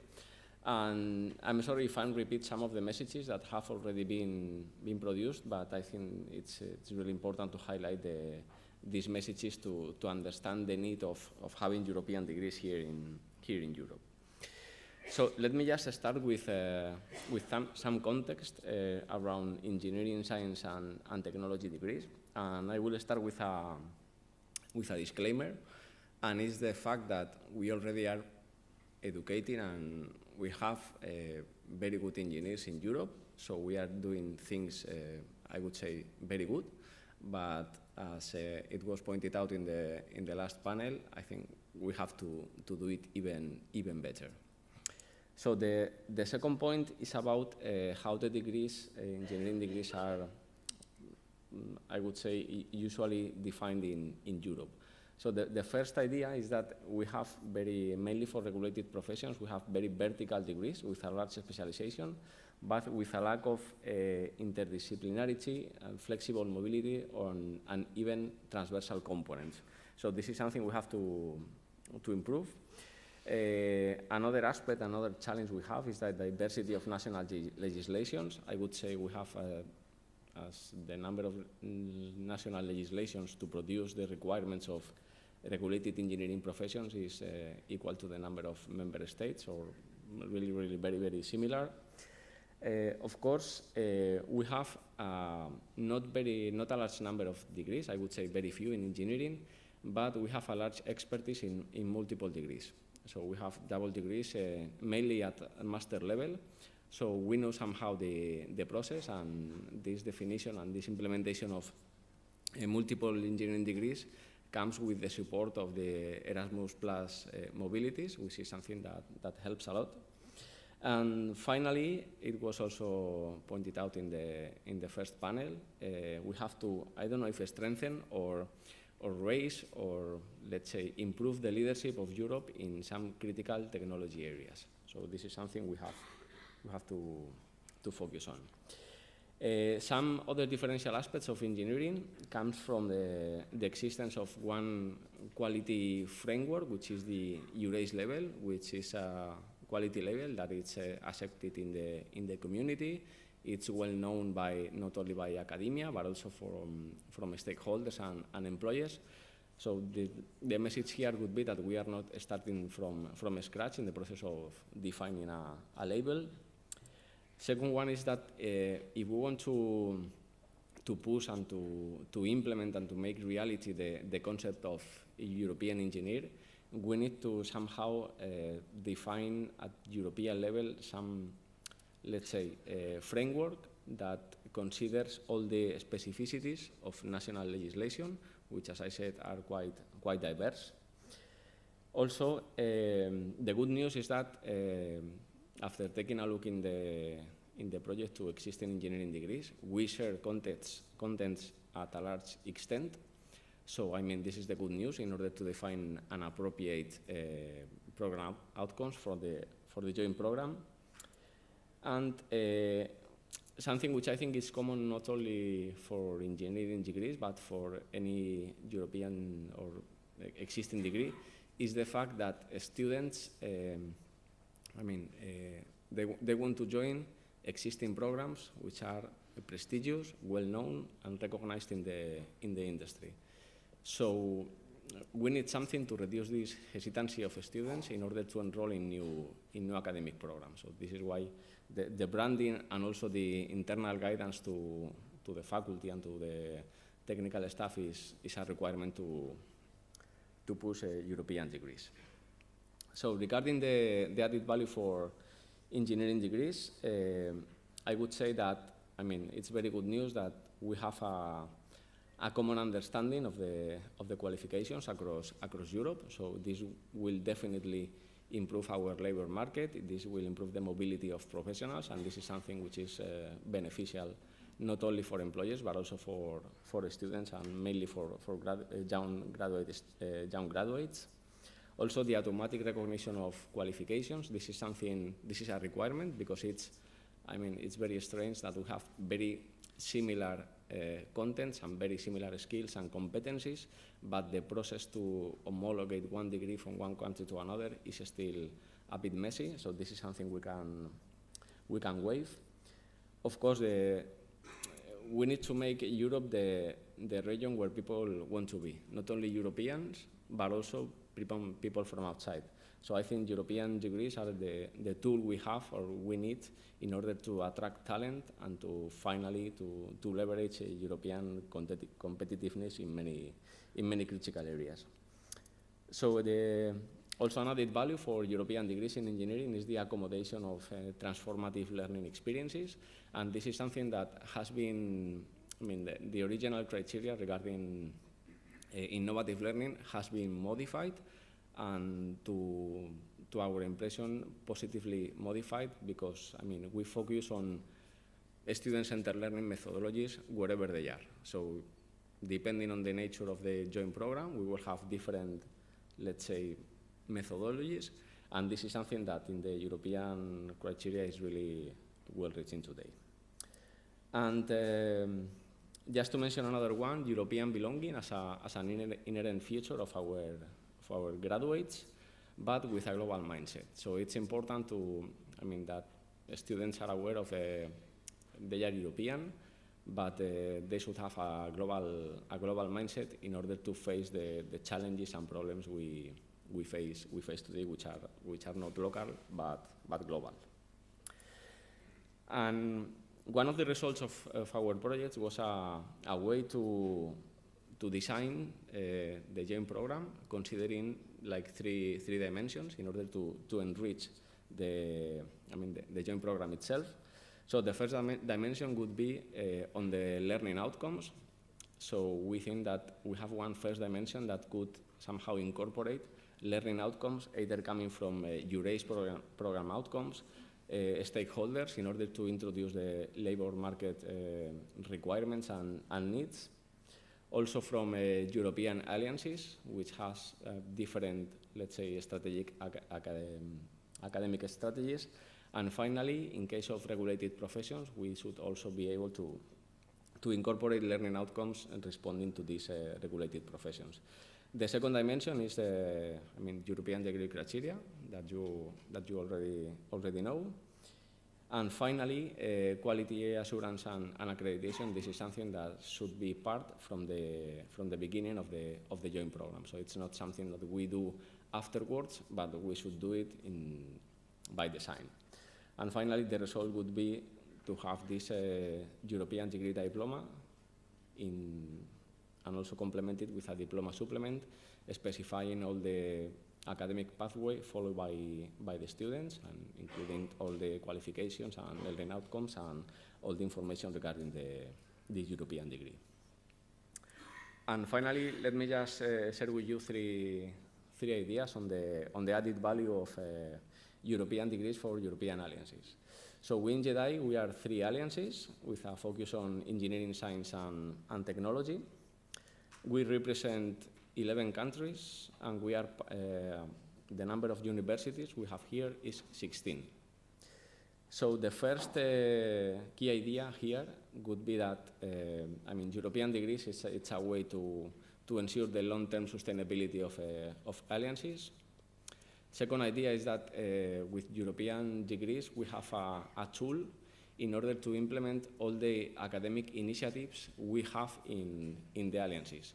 So this is European degrees gives us a framework to implement and to make reality our academic aspirations. And finally, I think we are all aligned, so we have diverse, let's say, academic strategies, but we are all aligned and support the idea of having European degrees in the context of engineering. Thank you very much.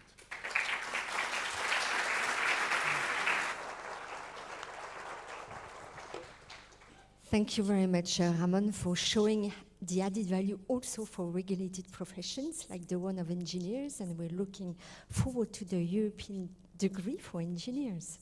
So thanks a lot. And now I welcome Barry to present and to dive into the world of the film industries and the art in general. Thanks, Vanessa. Dear colleagues, I'll start off by saying that when I first saw the Jedi project, I wanted to skip off Etiquette onto Jedi, as it was the first film that I ever saw.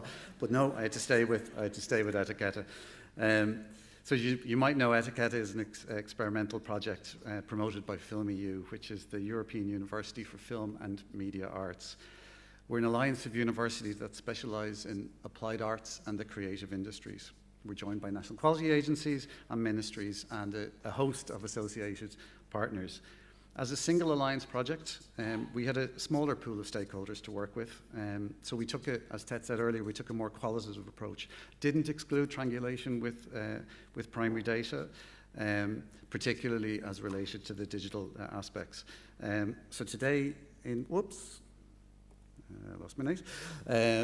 We are going to look at some of that qualitative data through the quotes and the comments of some of our stakeholders. So I think the first added value is around specifically to the creative industries. We looked at various labels, the EIT label, business labels, and our students felt that anything that might set them apart would be warmly welcomed.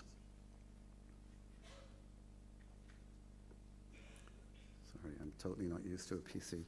And actually, it's worth pointing out from our previous speaker that we figured that if it works for engineering and it works for creative industries, then there's a very good chance you can extrapolate that out to a much wider pool of disciplines. Our stakeholders felt that a label and by extension a degree could add value in the creative industries by implementing the joint criteria. They felt that the degree would guarantee that a student had overcome a particular set of obstacles. A graduate would have a distinct advantage in a global industry like the film industry. And it really hit home the value of recognizing a graduate as a global citizen and that this was a real distinct advantage to their future careers in our industries, which are transnational and transdisciplinary in their very nature.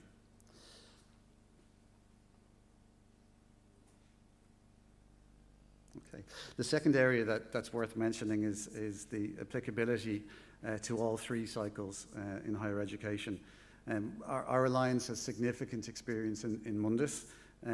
We hope to launch our first joint BA next year, and we will, in the medium term, launch a joint PhD. The Mundus are really well established, but there would be great clarity and strength in looking at the degree across all cycles to create a coherent pathway for our students. Of course, this means many ways of looking at funding, and we look forward and indeed have looked on with interest of the proposals that our EU colleagues have made. But I think what we really believe in is the strength of mobility at all stages of a student's higher education, and that the European degree is an extremely clear expression of that mobility. One of the things that we looked at was, and it became very clear that the degree or the degree label shouldn't be just a marketing tool. We thought, and we can cute cheesy AI-generated image, that some of the programs really used it as a marketing tool. Now that might work for some MBAs, but if we're looking at a degree that spans the gamut of European education now into the future, that it needed to be more than that. However, conversely, it was widely agreed that added value would be added by developing a coherent marketing message around the promotion of the degree. And keywords for industry and education are, of course, recognition and recognizability. So both a label and a joint degree help with that. And for promoting the transnational and European nature of these programs, we can clearly communicate the degree both inside and outside of the education bubble.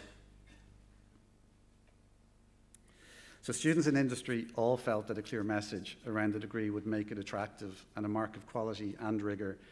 I'll come back to the idea of simplicity at the end of the presentation, but this concept of a simple, clear message was really important to all of us. So some of the labels that we looked at clearly were designed to create a sort of a top tier or possibly elitist spin on a program. I have to say some of the students were quite interested in that, but most of the students, and indeed nearly all of the other stakeholders, formed the view that it shouldn't be just this, it should be open to all, and that it's in its diversity and heterogeneous nature, it was extremely important and a sign of value in and of itself. Indeed, the goal of strengthening the EU education area and achieving the Bologna objectives involve enhancing the visibility of certain programs. However, this effort shouldn't just result in the establishment of a distinct mark of excellence. It should also signify a joint European dimension which celebrates diversity and inclusivity and the diversity of our cultures and of our students.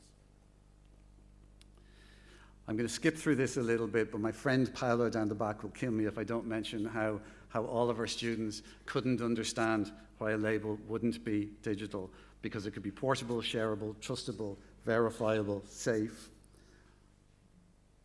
modular, updatable, and interoperable. They carried their lives around in their pockets and on their phones, so they couldn't really understand why we wouldn't look at this. And as the quotes come in from our Estonian colleagues, I think anything, it all has to be digital. One of the worries that we often hear, I think, is the express that joint degrees in some way endanger home programs or compete with our home HEIs. And in my experience, this is quite nebular, and it never seems to be backed up with any real data. In fact, our feedback were that joint programs often increase the visibility of the wider suite of programs that a HEI offers. And that a European degree could also improve the visibility of the HEIs involved. Implementing joint degrees can enhance the appeal of national education for international audiences. Of course, the necessity for some EU funding to ensure that extra little boost that will allow HEIs to understand the benefits and take risks in designing these offers in a way that surpasses the simple replication of existing offer. It has the potential to mitigate the challenges posed by negative demographic trends, and definitely there was a clear added value to universities' alliances within this thread. And I'll finish off in simplicity. During the interviews and workshops, it's safe to say that we had to do a fair bit of explaining. What is a label? What do they look like? Who issues them? What actually is a degree? It's not always shared, a shared understanding, and this can sometimes be inside HEIs. It is clear that the value of a European degree will be maximised if it is clear what it is, who awards it, what does it mean. The clarity of the criteria is incredibly important in this, and also the guidelines that support it. The work that all of the pilot projects have done seems to me to be calling for clarity and simplicity. And I might leave you with a question that we posed to the stakeholders towards the end of the process. So we asked, assuming the obstacles to a European degree could be overcome, which would you choose, a label or a degree? And the answer was clearly a degree. And I would say that in terms of a jumping off point, it's time that we are a little bit brave in this and head for that. Thank you.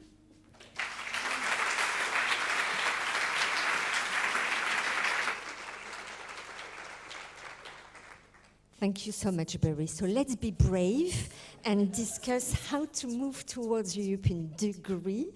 Indeed, it shows that it is open to all disciplines, from engineering to film and arts, through social sciences, and at all levels, bachelor, master, doctoral level. So all the projects, the 6 togethers, you mapped more than 1,000 joint programs across Europe, so it was a deep analysis. And Dorota and Janet, with the FOSSI project, you undertook a wide stakeholder needs analysis with ministries, and some of them are in the room, quality assurance agencies, many of them in the room, and online labor market organizations, of course, student organizations. We are doing all that for the students, and kudos to all the students in the room and online, and civil sector organizations. And you also investigated the topic of micro-credentials. So time is short, but nevertheless, what are the most significant points that stood out from this deep analysis? Hello, thank you.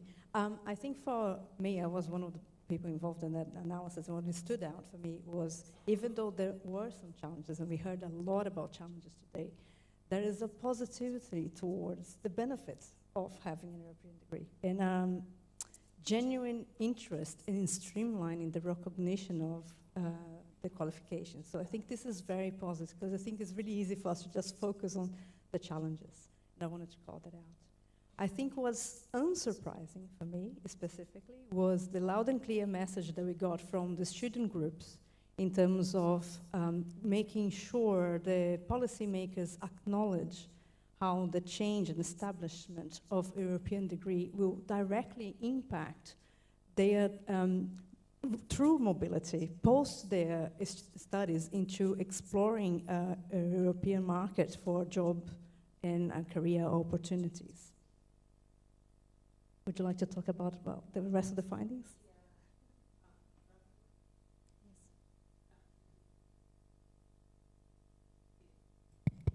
I'm an engineer, but always, facing all those technical issues. Yeah, and I think it was also a very important issue related to qualification as such, because within our 4G project, we have analyzed many approaches to double degree, joint degree, based on Erasmus Mundus approach, based on many national contexts, institutional contexts.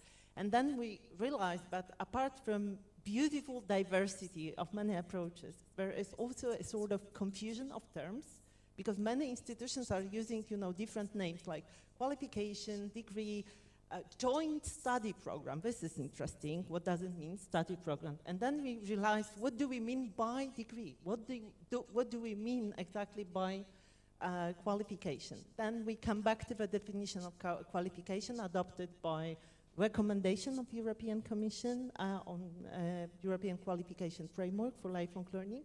And then we realized that qualification is just a formal outcome of assessment and validation process of learning outcomes. These learning outcomes can be achieved through different learning pathways, like informal, formal, non-formal.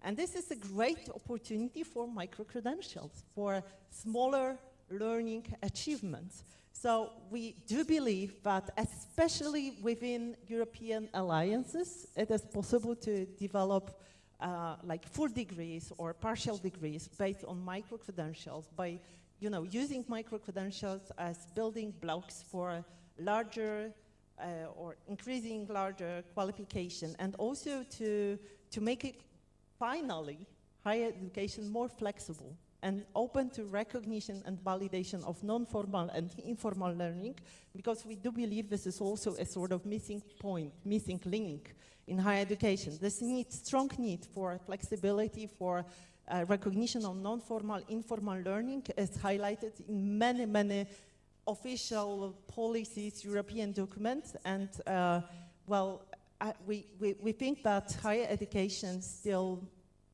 does not know how to face all those challenges. So we think micro-credentials might be a very good recipe for this challenge. Thank you very much. I think it's an important point indeed that the use of micro-credentials to make education more flexible, more student-centered, also to integrate, we will see it in a moment when discussing the criteria behind the European degree, bringing this element of interdisciplinary, so that students have the opportunity to be actors of change, working on challenge-based projects across disciplines. So that's a very important point, as much as the need for clarity in the definition. So thank you very much for bringing that. We heard from the presentations the added value in terms of attractiveness, competitiveness, visibility of such a European degree for your institutions. Now I would like with Anna that we focus even more on the main motivations for the students, because in the end we are doing all that for the benefit of the students. So across all the 6 projects, more than 2,500 students have been surveyed, which is quite amazing. So I would like to ask you, what are the main motivations of the students, if there are differences in the type of skills that they can get through joint degree programs as compared to any other program, and also what about the perceptions by employers? So thank you for your question. About motivations, the main drivers that we found by the results of the surveys, it was academic and international experience. So students want to experience a different kind of education and a different academic environment. Also, they want to take advantage of an international developed curriculum. So here we have an opportunity for the jointness of the European degree label, okay? So it will be very important also to be, to have attention to the overlapping of the curriculum, because students sometimes refer that when they have a joint program and they go to several universities, sometimes there exists this overlap of curriculum. Also, to choose the European higher education area, the key driver was the prestige of the institutions in Europe. So we know that sometimes USA are the main focus for mobility for students, but Europe is, we exist a growing of recognition of quality and diversity of education opportunities. About the employers, well, they tend to respond that the candidates that were enrolled in this kind of joint programs, they are more prepared for labor markets. However, they feel that sometimes students or the candidates miss the ability to articulate the lessons learned on their international experience, okay? It's essential for students to translate this experience into assets. The skills they mainly referred, it was adaptability, intercultural awareness, communication, and citizenship. About the add value of the European degree label, well, students referred the job prospects and the alumni, the recognition in answer of their academic degree. So it's very important for them to feel that their degree is recognized all over the countries. The employers also mentioned that the benefits of the European degree label should be well communicated, just as Barry said, that we have to have a coherent market message. So we need to, it's also need to have a correct evaluation of candidates' qualifications and fits for purpose, because the European degree label by itself, it's not sufficient to guarantee employability. So we have to, employers have to analyze all the qualifications and all the skills of the candidates.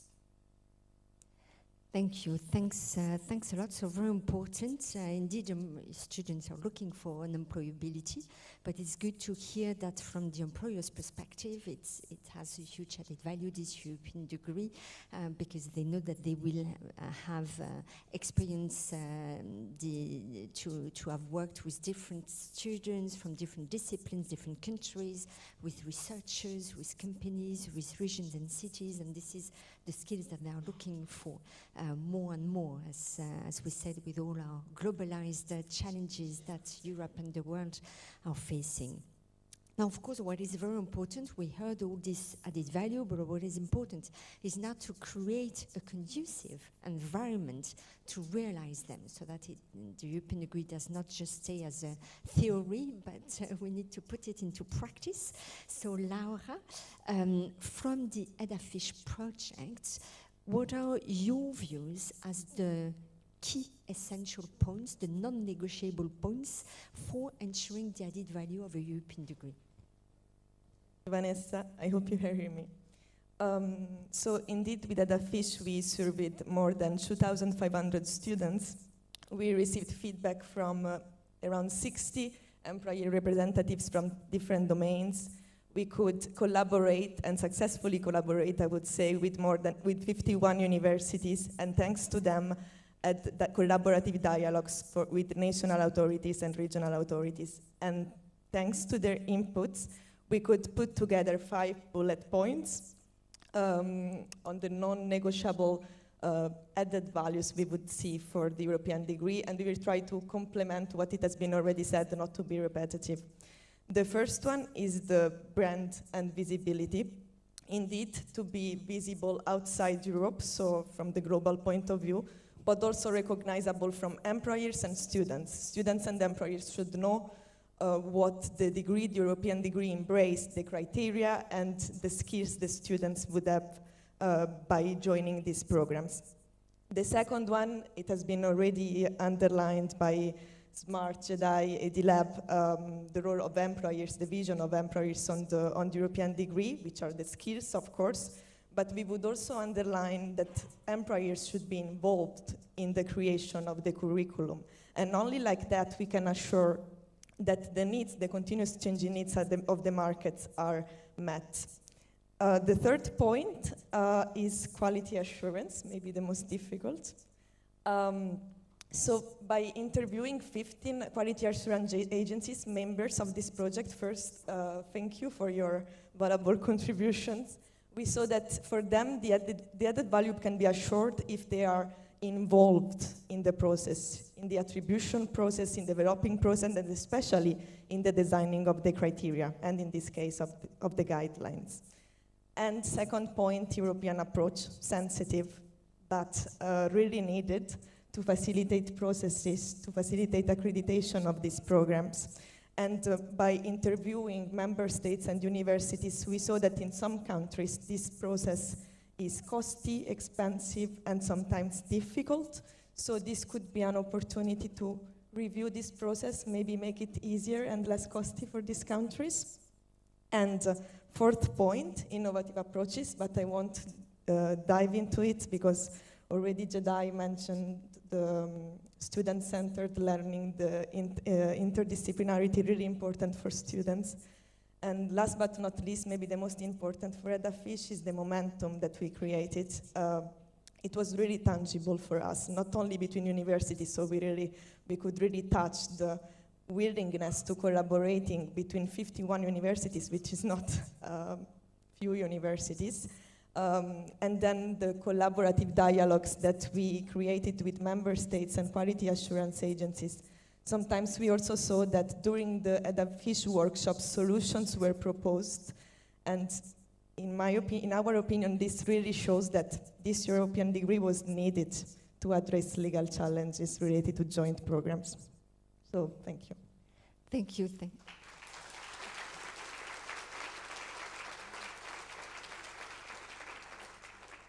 Thank you very much, Laura. Very important points indeed. Of course, the visibility, attractiveness for your higher education institutions and for Europe at large, the attractiveness to retain talents in Europe, but also possibly attract as well talents from beyond Europe to come to Europe. And that's already a huge added value seen by the employers as well, and the skills to be developed by the students, obviously.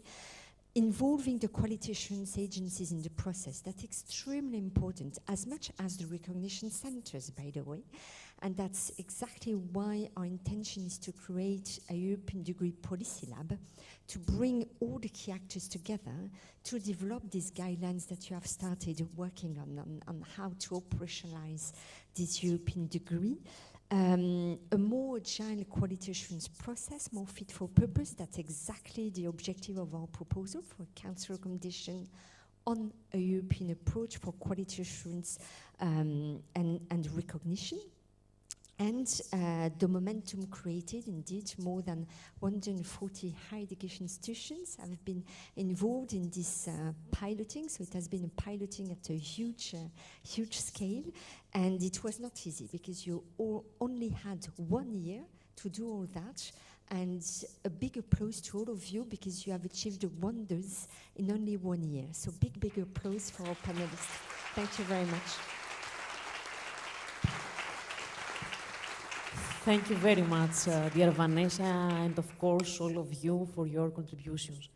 So at this point, we're going to have a break, and we'll be back in 20 minutes, okay, in order to, for the third panel, okay. Thank you very much.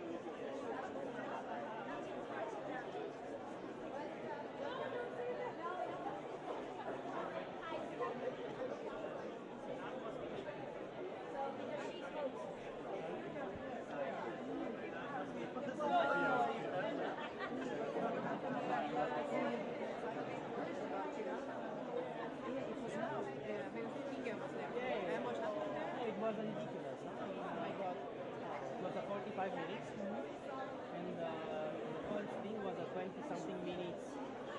How are you? Congratulations. Well, good to see you. Let's speak. It was a 25 minutes written speech by the advisor of the minister, saying that nothing can change. Hi, good to see you. Tell me. Nothing can change, and that this is their decision, and they are hosting, and they're very happy. They want to have ministers there. I mean, they must be a bit flexible. And, so far for the Global Policy Forum, they have one organization. One organization? Yes, in total. And it's in less than 4 weeks. And did they say how many they have? Our commissioner is not cannot come. And the idea was that in the beginning, so we need to have a cook.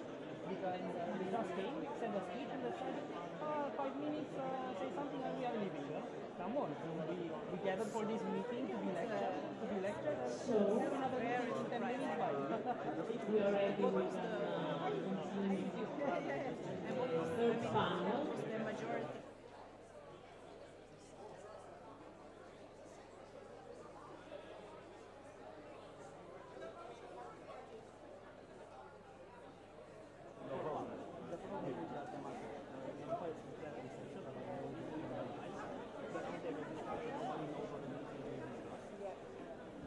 So, dear all, the third panel is regarding the proposed European criteria. I would like to invite Jan Maël Bidou, Policy Officer, Higher Education, the European Commission. Thank you, Jan Maël. And our speakers, Raquel Blave Gomez of ED Affis Project, Dorothy Kelly from EdLab Project, Mark van de Walle from Etiqueta Project, Mario Calabrese from FOCI Project, Ramon Martizes from GTI, and Simona Eftimescu from Smart Project. Thank you all for being here today.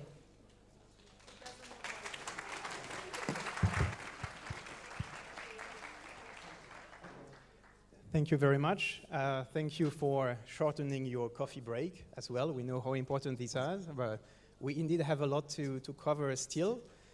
This session is dedicated to the criteria of the European degree. We've been talking a lot about the challenges that are encountering joint programs and joint degrees to be designed, to be delivered. We touched upon the added value of having a framework that would be simpler for institutions to develop such a program, and by extension, the benefits it could bring to students, to employers, to economy in general, and society. But now we are going to talk about what is this European degree exactly, and what are its characteristics.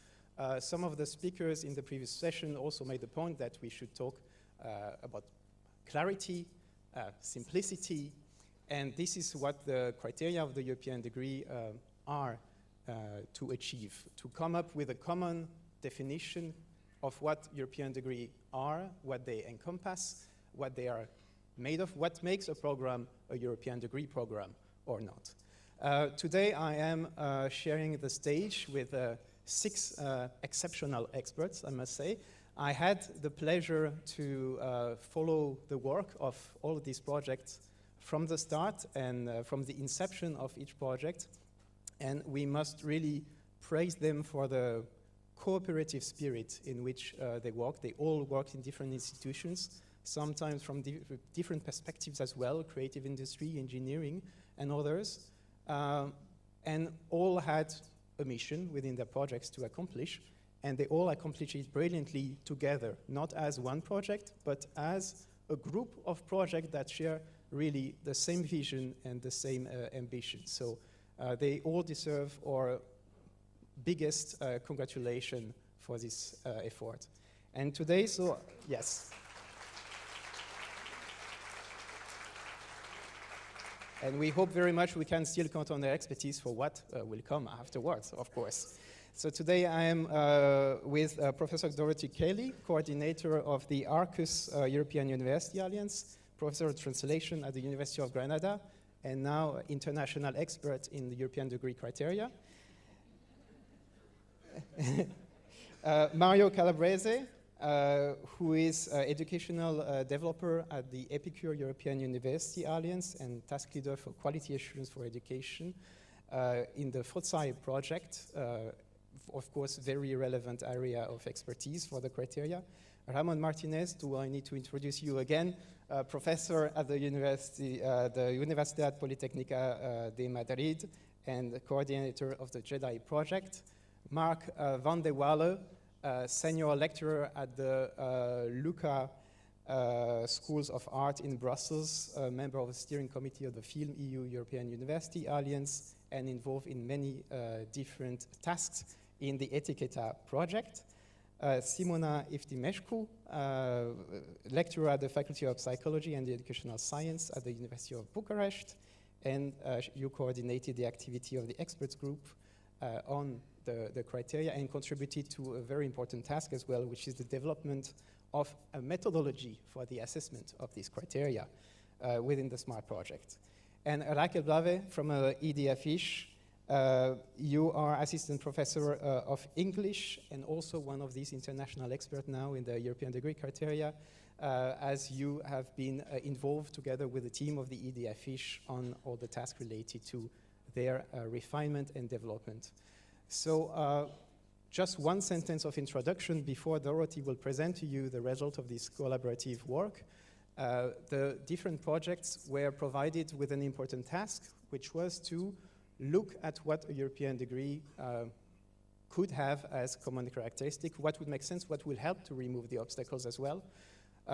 In the context of this policy experimentation project, which was also coordinated by the executive agency, EATSEA, they were provided a list of criteria that were developed in the context of a study beforehand with workshop, surveys, interviews from many, many different stakeholders. It was a long process that took about 2 years. But we didn't pretend that this list was perfect. So we asked them to have a look at this list and give a critical eye, tell us what needed to be improved, what needed to be clarified, what needed to be changed. And that's exactly what they did, and that's exactly what led us to the criteria that are attached to proposals in this European degree package on the blueprint for European degree, and that Dorothy will now present to you. Dorothy?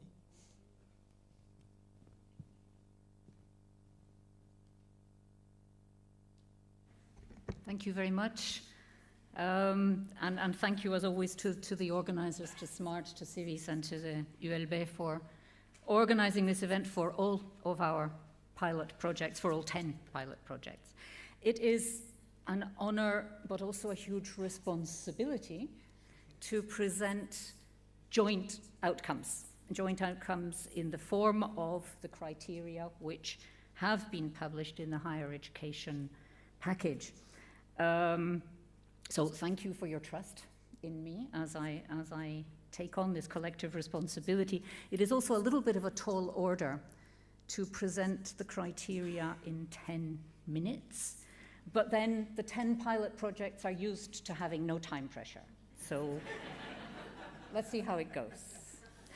I'm going to go quickly. I'm not going to go right through the presentation. I'm going to jump to several specific points, particularly in the light of the two previous panels, which I think were a fantastic contextualization for moving forward. We started with the problems. We've all known the problems and the challenges for a long time, and we're starting now to look at the solutions, at the added value that a European degree label could have to solve many of these challenges. And now we move on to the criteria, which are, of course, the expression of the essence of what a European degree is.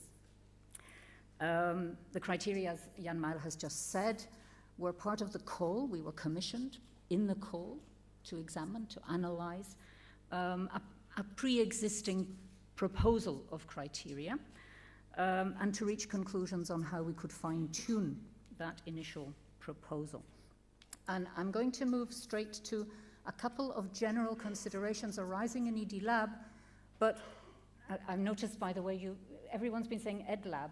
I always say ED Lab. Don't ask me why. Don't ask me why, but I think it's because ED is European degree, and so it's an initial. When we have met as pilots, we have seen that when I take these considerations on the criteria that we arrived at in ED Lab, they are actually very, very similar. I'm not going to say identical, because of course each of the pilot projects has worked in a different way and reached slightly different conclusions, but there is huge consensus, there is huge coincidence. So I'm going to try to underline some of those coincidences. Very brief consideration on the process itself, because I think it's important, and then move on to the actual criteria as they've been published. And the first thing is that the criteria, and this is the third bullet point under added value, should of course guarantee the excellence in European jointness, which we all believe the European degree should be, while recognizing diversity. And I will come back to the issue of diversity a little bit later on. When you try to establish common criteria, it is extremely important to remember that they need to address a very, very wide variety of situations and circumstances. In ED Lab, we came to the conclusion that all of the criteria should be mandatory, and I believe this was also a conclusion in other pilots, and we're very pleased to see that that is taken on board on the version which was published in the higher education package. This has already been said this morning, but I think we cannot stress it enough. The criteria need to be clear, they need to be transparent. There needs to be a glossary with common definitions, so we're all speaking the same language in this very complex multilingual and multicultural situation that we find ourselves in. And for that, we will need probably a glossary, but also detailed guidelines. And this is, of course, a very important next step. Some of our pilots have already started, but there's a lot more to be done, and that is certainly something I imagine will come up in the next panel about the way forward. We believe that the criteria should be organized conceptually under a series of headings as opposed to simply being a list, and that again has been taken on board. Again, I know other pilots also felt this. It was important to give some substance and some coherence to the criteria in that way under clear headings. As I said, mindful of institutional contexts. We were talking before about culture change. Institutional contexts are extremely important in establishing culture and the mindset, which I believe Laura also mentioned as an essential part of the way forward. And something that we also felt was very important was that in the criteria we should mention the staff, academic and non-academic staff, because programs, learning, we all know that learning is something that students do, but they do it facilitated by staff, and therefore it's a collective, it's a joint effort. And I will move on just to some very general considerations about how this entire process has worked. So 12 months, it was, as I said, a tall order, but the 6 pilot projects working on European degree label are in themselves mini constellations, because almost all the pilots involve several alliances. Each alliance involves quite a number of universities. So there's a huge number of institutions involved. There's huge diversity, but I think it has also been extremely rich. And I would like to thank the Commission for facilitating that also, that the 6 pilots have been able to work together, to advance together, and to be aware of what each of us was doing right the way through. So all of these C's, cooperation, consultation, consensus building, is something where I feel we really have worked extremely well together. I think it's an excellent example of policy co-creation. And I think that is the way forward. And it is a way forward that I'm sure will happen within the policy lab that the Commission has designed. When I say the pilots, I think it is also important to remember that the pilots were not only made up of alliances and universities, but also of national authorities, quality assurance agencies, student associations, graduate associations, university networks, and so on. And this has given rise, I think, not only to this broad consensus, which is essential. Consensus is not unanimity, by the way, but it's broad consensus. Has given rise to the huge momentum, which has been mentioned in the previous panels as well. And I think we really need to use that momentum. So I'm going to move on to what is the current state of the document on the criteria. I think the criteria have responded to many of the issues that have been brought up, as I said, by the pilots. And I'm going to go straight to the organization of the criteria in 3 conceptual groups. The first conceptual group being that of transnational program organization and management. And here, one of the key criteria premises was that we should build on existing tools. And again, this has been mentioned several times this morning. There didn't seem to be much point in reinventing the wheel. We just needed to make sure that everybody knew what the wheel was for and how it worked. And that is what I think we are trying very hard to do together. And that is very, very clear when we look at the criteria within the transnational program organization and management. Joint programs are offered by at least 2 higher education institutions from 2 different member states. A minimum, lowest common denominator. There was debate about this, but the lowest common denominator is good. Yeah. The program is jointly designed and jointly delivered. A lot of jointness, and the jointness is essential here because we're looking at excellence in jointness. So jointly designed, jointly delivered. Perhaps that would avoid some of the issues that came up in the previous panel where it was felt that there was perhaps some academic overlap in some joint programs. So of course, if something is jointly designed and jointly delivered, that should not happen. Leads to the award of a joint degree. This is what we all aspire to, with a joint diploma supplement, so existing Bologna tools. The learning outcomes and credits are in line with the ECTS User's Guide, again, existing tools. Joint policies, procedures, and arrangements for the organization, for the administration of the program, curricular design, curricular delivery, with student participation, and this is an important element, coming back again to existing tools, to the ESGs, and so on and so forth. Kurt mentioned earlier that there is work ongoing on a consortium agreement. The criteria haven't gone into the detail of how those joint arrangements should be expressed, but it is clear that they need to exist. And I think guidelines, templates would, of course, help in that direction. Quality assurance, this came up as one of the major obstacles, of course. Internal and external quality assurance in accordance with ESGs, with the standards and guidelines for quality assurance in the European higher education area, and the use of an ECHA registered agency. So again, existing tools, existing structures, and existing procedures evaluated according to the European approach.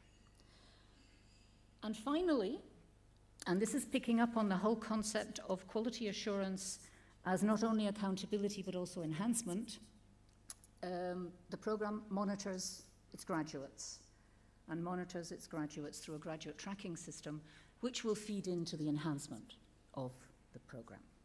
So that's the first set of criteria. Am I going okay time-wise? You're doing fine. We'll move on to the second set of criteria, which is the learning experience. Learning experience in the broad sense of not only the academic learning experience, but also the student experience. So the student support throughout the program.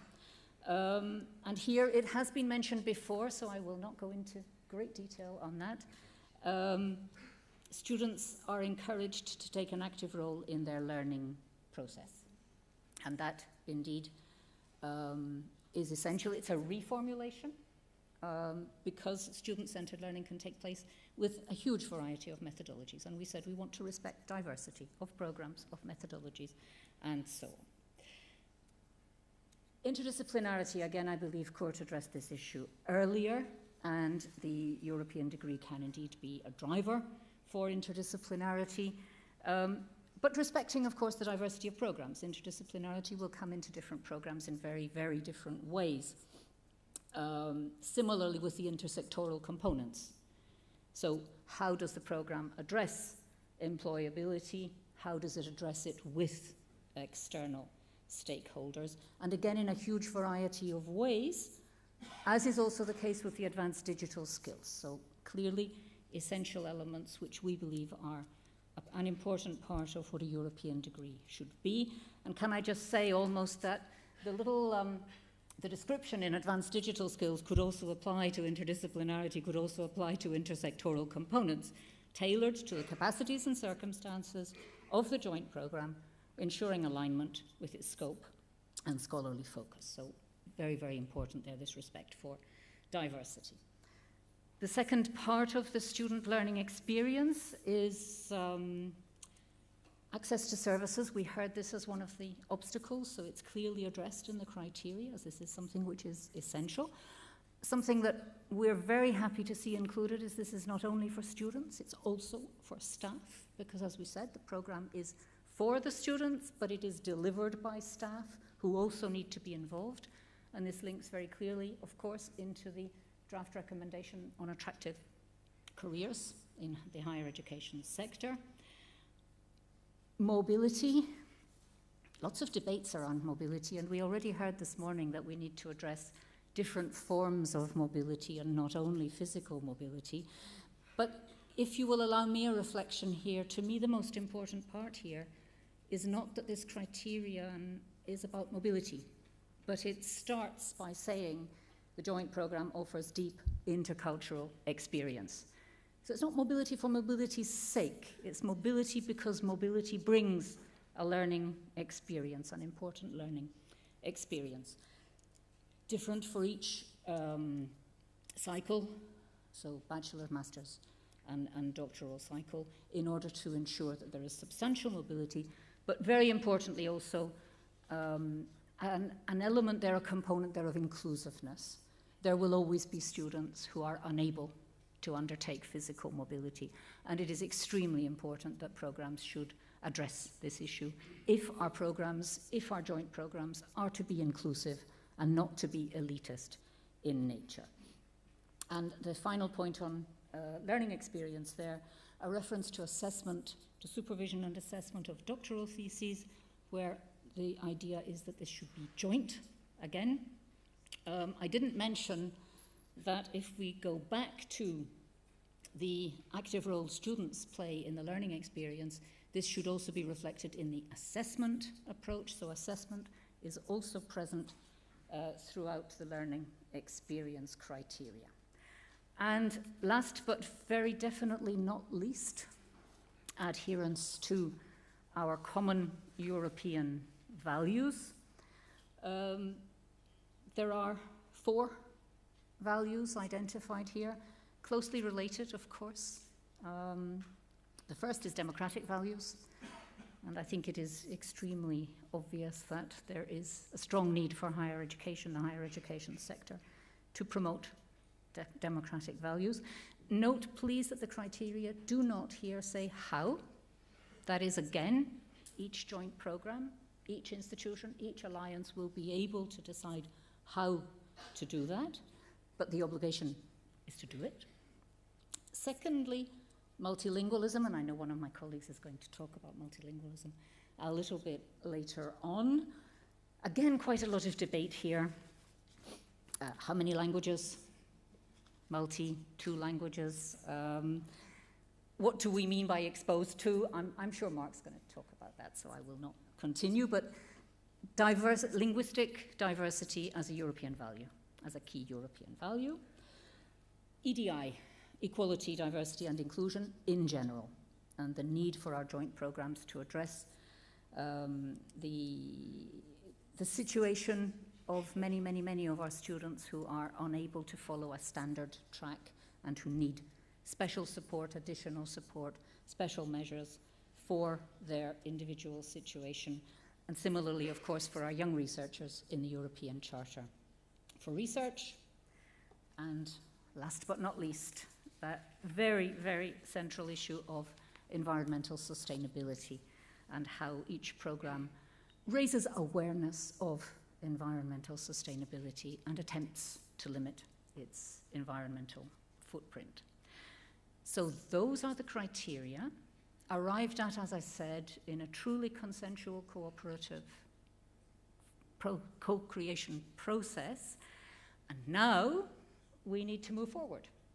And I believe that one of the first tasks of the new Policy Lab will, of course, be drafting those detailed guidelines on exactly what each of these criteria could mean, while respecting the very broad diversity of our programs in institutions, in cycles, in disciplinary areas, and so on. And that, I think, is that.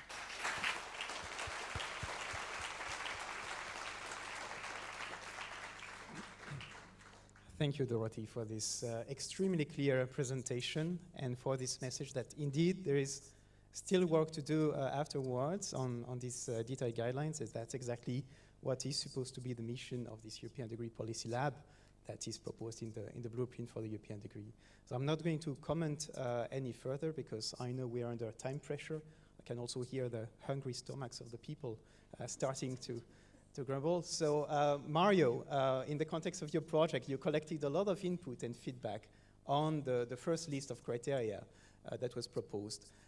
What were the criteria that seemed to be the most relevant to the stakeholders you consulted? Yep. Thank you. Indeed, we collected a lot of feedback and inputs, like everybody here, I think.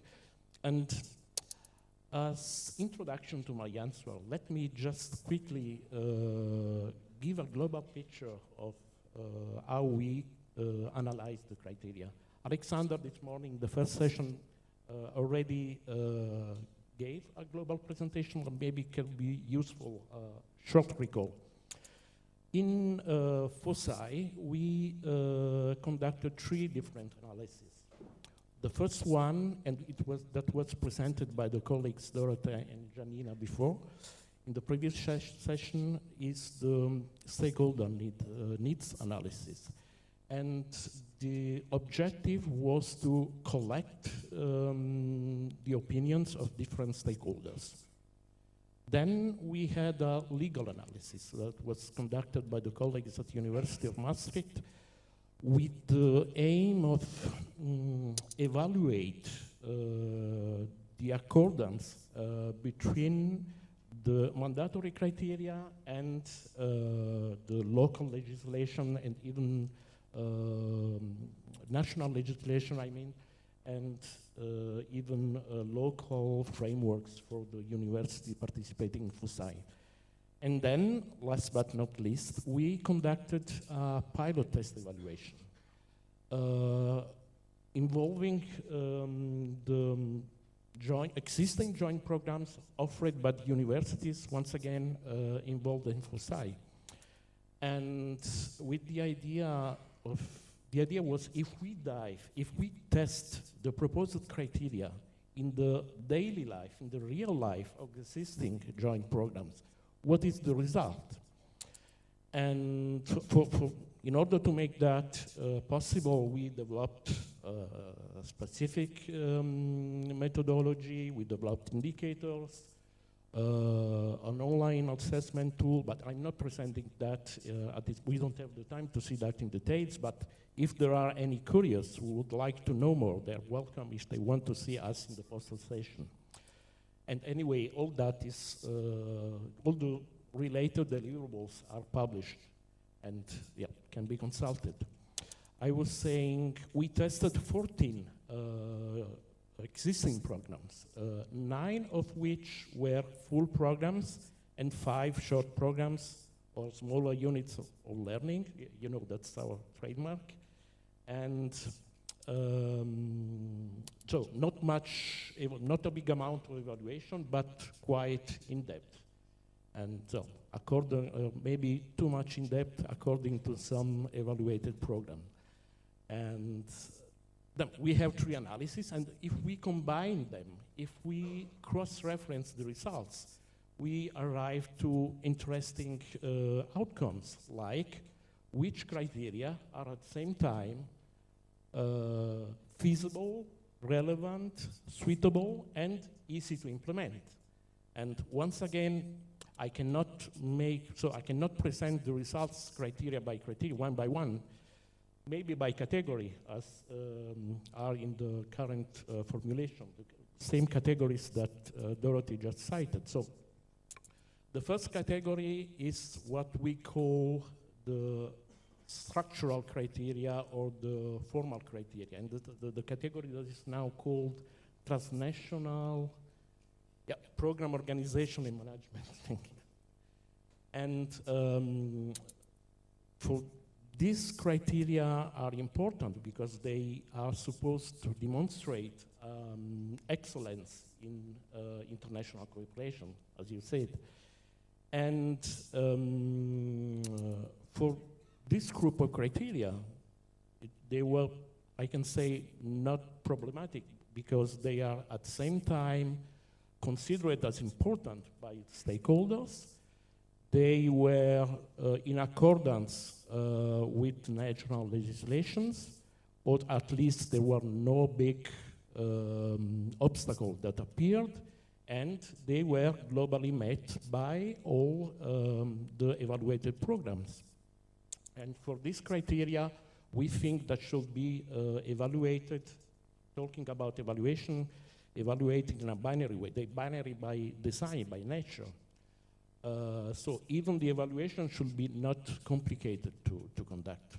Then if we move to the other category of criteria, the learning experience, for example, which more related to contents, to the student's journey, to the services offered to students. For this category, we discovered less harmony, so to say. I take an example.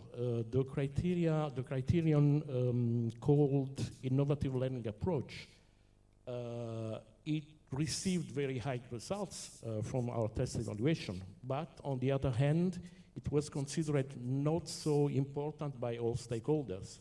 But it's not always the case. In some other cases, for example, we found in some other cases a stronger accordance between the stakeholder needs analysis and the results of the self-evaluation. For example, the criterion asking to take into consideration the labor market needs or the labor market trends when designing a program, but that one was considered as very important by the stakeholders, and at the same time, the evaluated program said, yes, we do that.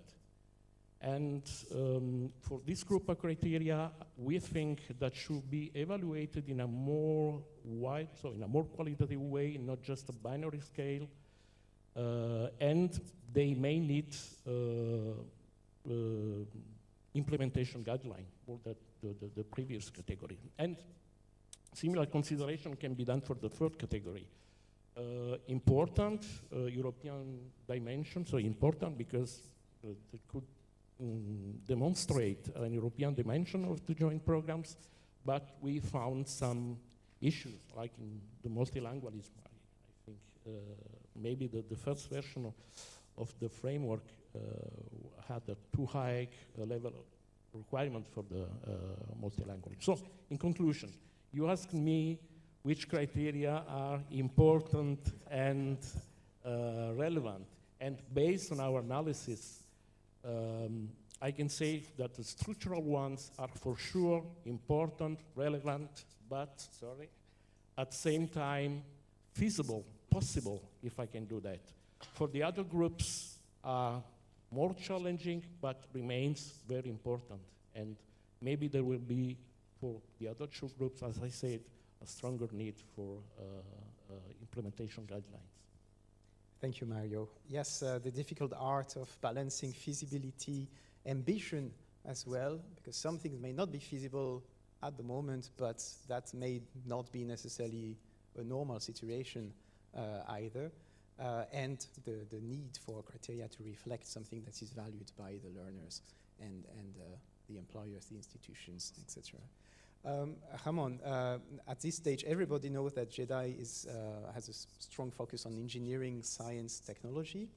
So from this perspective, what were the most relevant or enriching criteria that you see for upcoming joint programs in engineering, science, technology?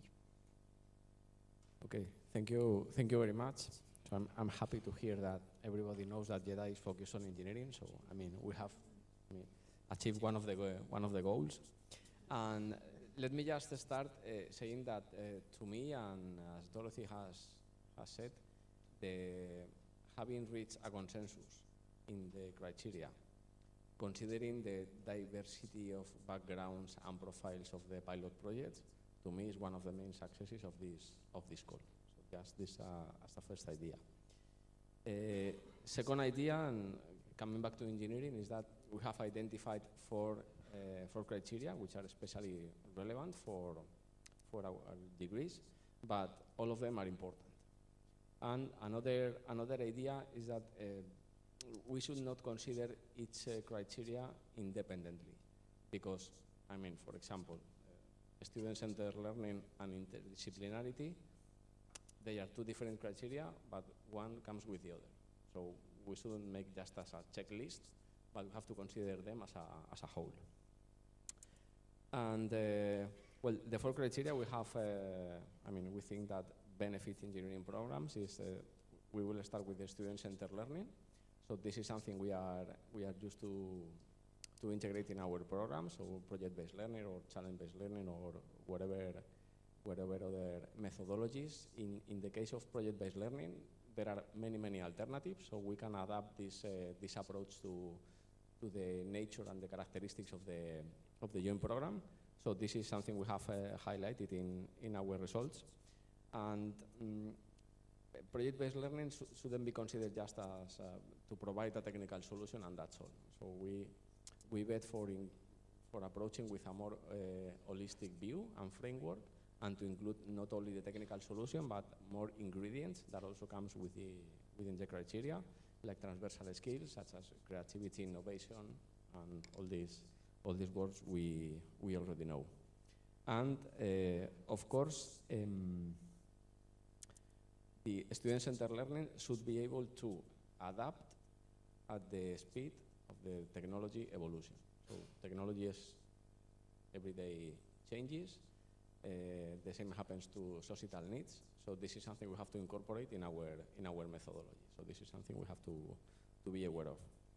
The second criteria I would like to highlight is interdisciplinarity, which is very closely related to student-centered learning. So today's technology, we don't have like verticals, because the frontiers between different engineering disciplines have, I wouldn't say disappeared, but are very diluted. So I think that interdisciplinarity is a requirement, whatever the engineering discipline is considered, and of course we should take a look further from engineering. So when we talk about interdisciplinarity and multidisciplinarity, we have to incorporate another disciplines in our approach. So I think this is something we have to also important to highlight. The third one would be green transition. So we as engineers or technology graduates, we have, all our, let's say, technical solutions has an impact on the environment. So green transition is somehow, let's say, a requirement in the solutions that we propose. So this is for us also very, very, very important. And last but not least, digital skills. So we all have heard about new materials, cloud computing, I don't know, cybersecurity. Maybe this is not very, very new, but I mean, digital skill is something which is in the core of technology, and the inclusion of these criteria within the European list, to me it's very important, not only because digital skills are in the daily life, but because we should educate, or the students should learn on how to make a responsible use of these digital skills. That's all. Thank you, Ramon. Yes, indeed, the difficult challenge was also to come up with criteria that, as you said, can be used for all fields, all disciplines, tackling bachelor, master, doctorate level, and in that regard, digital skills are indeed something that appears absolutely relevant for any type of program. Moving from engineering to creative arts, Mark, what was paramount in the criteria, and what did you particularly look into? Thank you so much, Dorothy, for this splendid introduction, more than an introduction, but bringing me back a couple of months ago when we discussed the criteria. In a positive way, we spent 3 hours discussing one page, but at the end of the day, we came to a conclusion, and this is what you said as well. The spread was not big. Everybody felt kind of the same thing. We all go in the same direction. So at this point, it's kind of hard for me to just pick one, because as you said as well, it's very hard to have a specific one. Maybe I can call it the most attractive one to many of the stakeholders. As you know, and Barry explained that a while ago, he stated that we use 2 existing joint programs still. Nomads, which is on documentary making, and the other one, Kinoise, is on fiction film. This is what we've used as kind of a vehicle, and to do a survey and had focus talks, very qualitative with many stakeholders. And in that light, we found that many people were very, let's say, keen on explaining their views and thoughts on multilingualism, because multilingualism is something I want to elaborate on for a few minutes. And I think it's really important, and I felt many people started becoming emotional even on multilingualism. And this is maybe baked in by Erasmus, the Erasmus Plus mobility that we have for a long while already in our institutions, whereby we feel that some experts of the field are not really English proficient enough, or they feel they cannot do their kind of teaching in English, which is a pity, of course, because you lose out on the expertise that they have. In our case, as you said so rightfully, it's creative industry. It's many people who are really practitioners and really hands-on, and for them it feels like an obstacle to have to use this single language, which nowadays is the English, could be something else as well, but they feel this is kind of blocking me. So I feel it comes from something that is dear to us in the creative industry, that we want to feel that a multilingual kind of environment should enhance this feeling of getting people on board. And then again, and they're all kind of interconnected, as you said as well, now jumping to the student experience and the inclusivity and stuff. So talking about multilingualism is also kind of a way of getting people on board. So it's all connected. But a second thing very specifically is that we are training people to become filmmakers and to tell an authentic story, an objective story. And if you want to use a sole language, again, I'm not kind of pinpointing English, but if one language is kind of the thing we're going to be using as an intermediate, it's going to be very hard to get to grips with a real story, because real stories happen every day in all parts of the world, and we need to be able to communicate and talk to those people. So that's something that is for us kind of evident, that we need to kind of tackle multilingualism in our products as well, being films that we screen. And maybe a side note is that the subtitles is something that is very dear to us, because we all know in some countries it's being dubbed, and you take away the culture, you take away the language, you take away some of the authenticity. So I think it's very, very important that we can use the original language, whatever it is, and try to make it happen. Subtitles, deep L in a while, putting something in your ear. Babelfish is something from a book a long time ago I read. Anyway, to make a translation, but to listen to people, even if you don't really understand every word, to see how they speak and not put it into something intermediate. So that's kind of my first point. But maybe a stronger argument would be that it leads to intercultural exchange as well, because we can think about the language just communicating, but it's something more than that. Building on something that was devised, I think at Leuven and many more universities, they called it the ICOMS, the International Competences, and that was the base for many years at my institution and at FilmU as well, on how we should grow these kind of international programs. First one, of course, is disciplinary learning. We want to learn about our discipline, whether it be engineering or art or something else. But secondly is personal growth. I think people go to a different institution to learn about their discipline, and they want to grow as a person. So this is really the intrapersonal element component, I think, of these competences. So I feel, and with the beginning of this morning, we heard numbers in the millions of people doing Erasmus. I think we have grown a lot, I think, by doing that. The third one would be global engagement. I heard a lot about global markets and global marketing. I would love to use the word engagement, because it feels as a more personal approach. So I think students become global citizens. This is really important. Citizens slash people who can really have the knowledge and a global mindset, as engineering outlined so carefully just a while ago. So global engagement is something very important. And then fourth is linguistic skills. And then the fifth one would be intercultural competence. So I think those two are really kind of interconnected, because using a different language, and studies have been done, as we all know, many, many times, showing for if you have to use a different language, your brain operates in a different way, you relate to people, you recognize differences, and you, yeah, I think we all have this experience working with different people from different countries, that we learn to appreciate the differences. And I think language is a very important aspect in that. So I think there's Michael Agar in 2004 said something, or he stated there's a word, he used lingua culture as a term, making culture and language indivisible. It's an indivisible nature. So I would really argue for, yes, please, go for the multilingual aspect. And then again, it's not really clear yet, but we're building on that, I suppose. Guidelines need to be written and as such.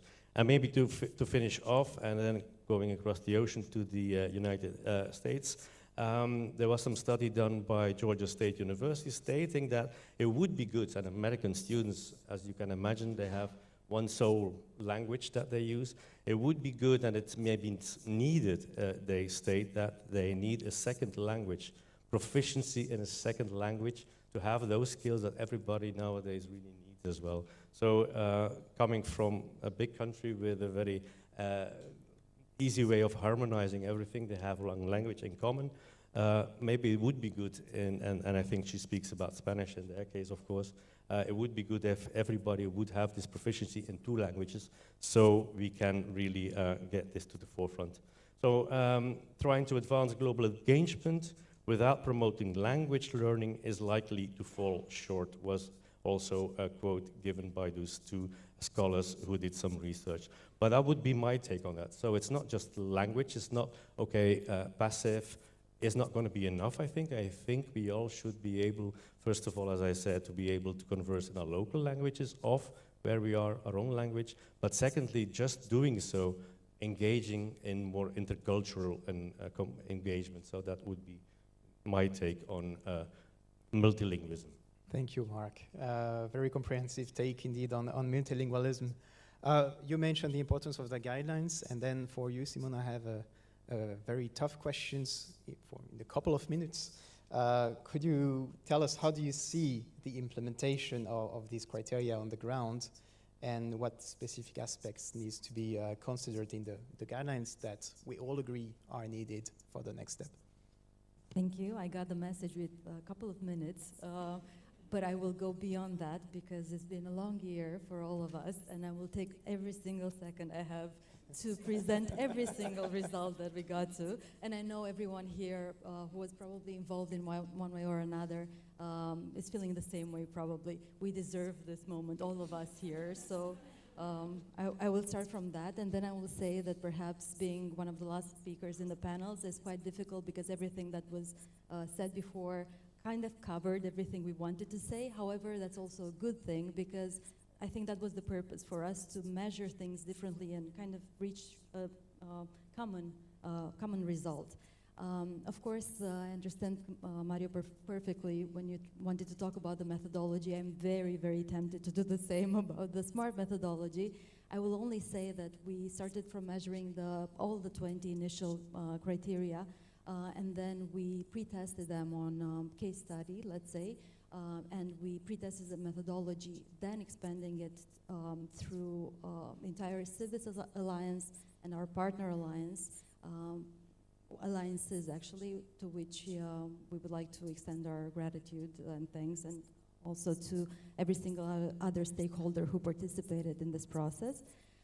We mapped the programs, and then we did another survey looking at program coordinators' perception on the reliability and measurability, specificity, consistency, all meta criteria, we named them, as well as their perception regarding their intention to use the EDL and what we started with in terms of the criteria.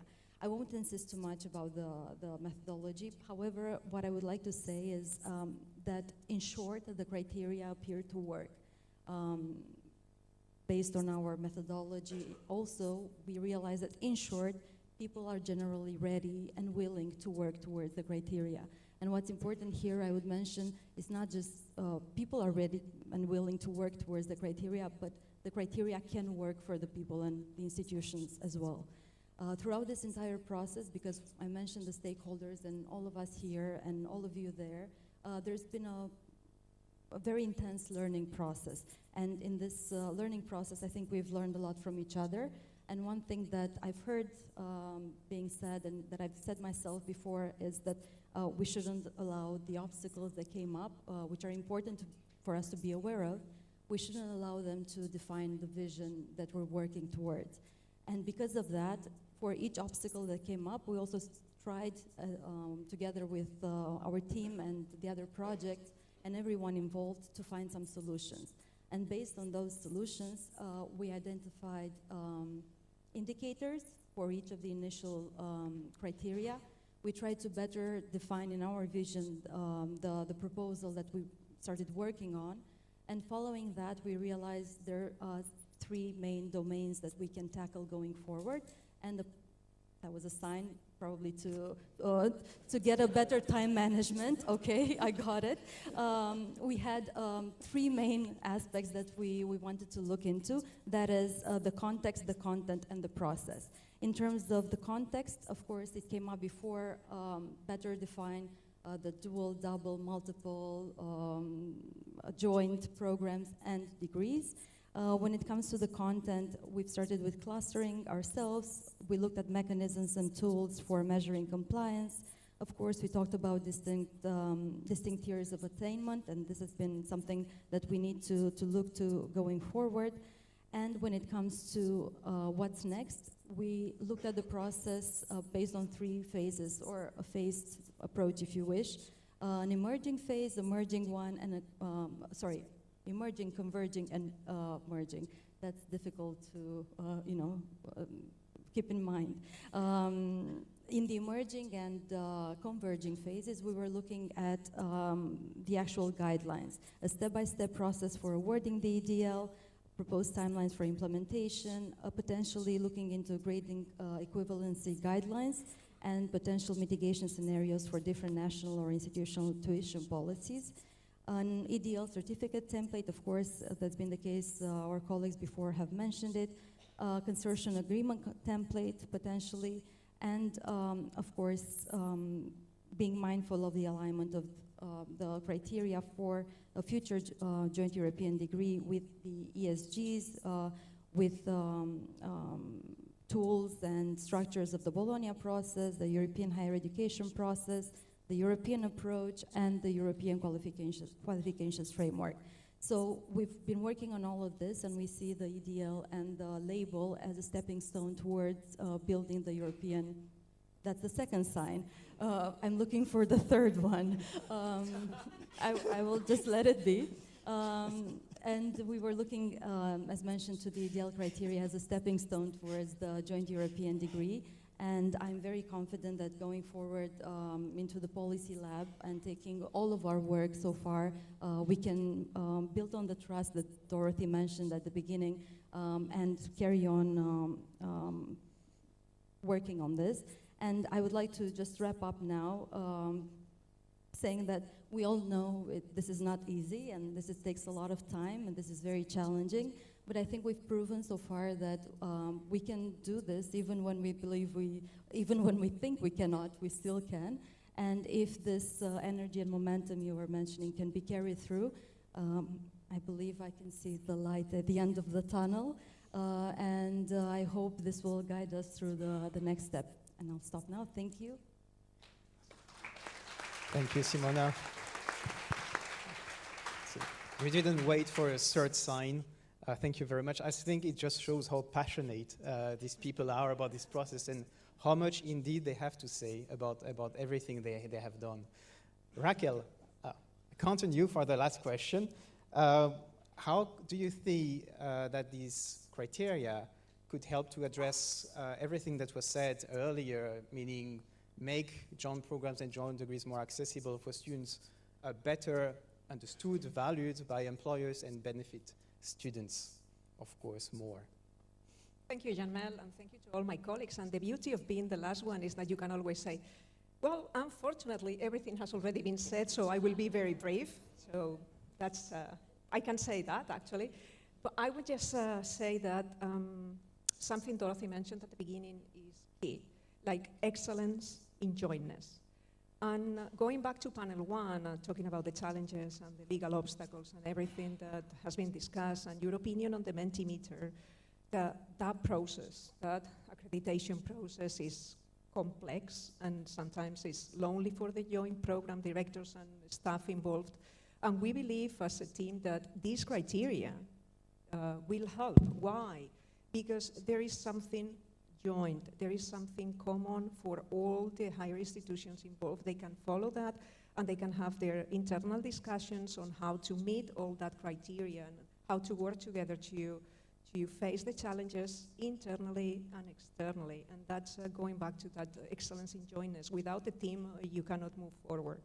And I believe, and we as a team, a large team, we believe that that is possible, and that's for the higher education institutions, because sometimes the program administration feel very lonely, and we believe this can help.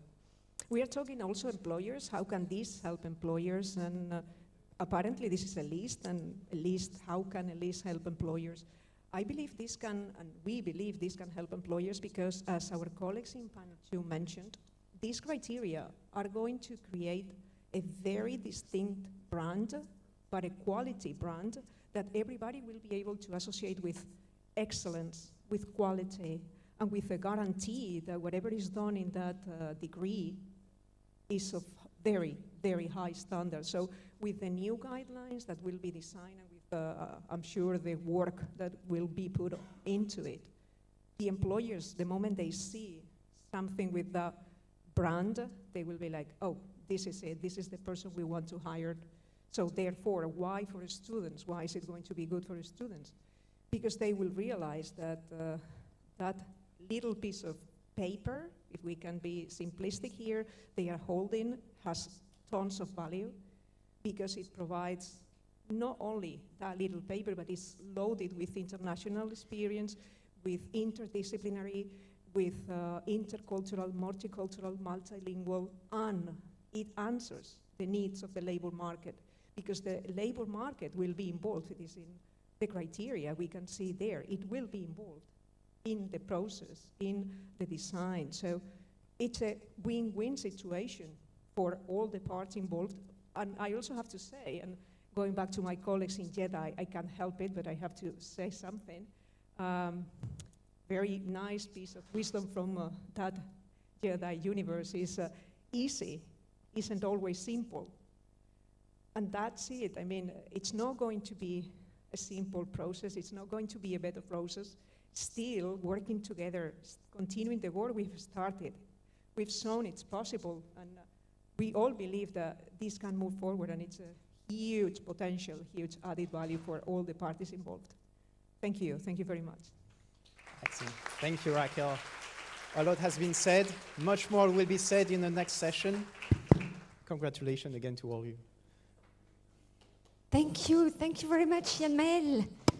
And please, the panelists, come. We have a last session before going for lunch. Stay patient because it's a very important topic. I'm calling the last panelists. No slides, no presentation, only exchange and discussion, but very important one. We are only at the start of the journey. There are still a lot of steps ahead to make the European degree a reality. And this is what I would like to discuss with our 6 panelists. And I just realized that we could have done better in terms of gender equality, but okay.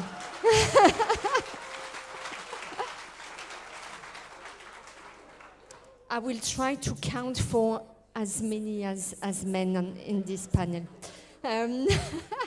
All right. So we heard about the challenges. We heard about the added value of a European degree. We heard about the criteria that are making the European degree. But now we are going to talk about the recommendations for the next steps.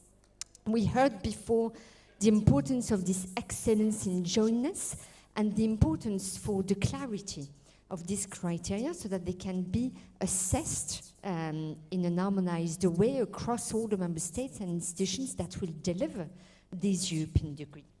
So we will start with you, Alexander. So for those of you who were not there before, Alexandra Susnia, you are the head of unit of the Center for Quality Assurance and Enhancement at the University of Rijeka in Croatia, representing the Erasmus Plus FOSI project. So Alexander, your project, you have in particular touched upon the fundamental elements, which are the correlation between the European degree and the existing structures and tools. So what are your recommendations? Indeed, and I already mentioned this in the introductory session, how it's a crucial success factor that this initiative does not remain isolated. Now, we could talk about many different interfaces, and indeed, I know that the other panelists will explore some other instances, so I will only focus maybe on two broad issues that we have detected with our project as crucial. Firstly, when we talk about the integration with existing tools, mechanisms, structures, we have seen in the introductory session that still what came on top on Mentimeter was quality assurance and accreditation of joint programs. That is frustrating because the European approach for quality assurance for joint programs has been around for such a long time. And still there hasn't been a thorough enough or systematic enough or in-depth enough implementation. As I was saying earlier, hopefully European degree can be a push to change that, but then the first very practical thing to do is to align the evaluation methodology, and by the way, that's a point on its own. You have heard in the previous session about the criteria. The criteria are the foundation, but what needs to follow is the evaluation methodology of how these criteria will be actually applied in practice and how, programs or maybe something else, as I will mention later, will be evaluated against them.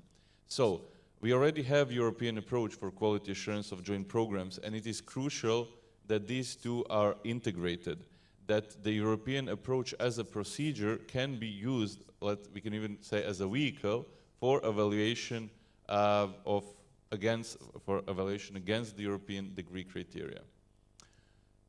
Something that I feel it's even more important to emphasize, because really our project has emphasized this a lot, is the question of why would we apply everything that you have heard about in the previous panel on a program level?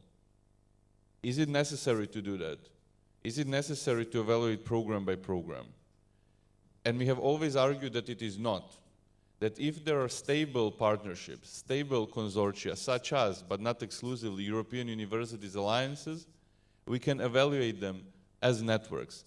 And that is why we were very happy when the whole package came out, and when we could see this, not actually only in the communication, in the blueprint for the European degree, but also in the draft council recommendation on a European quality assurance and recognition system, because there this so-called cross-institutional level is emphasized. And we see huge potential in this for simplifying the system.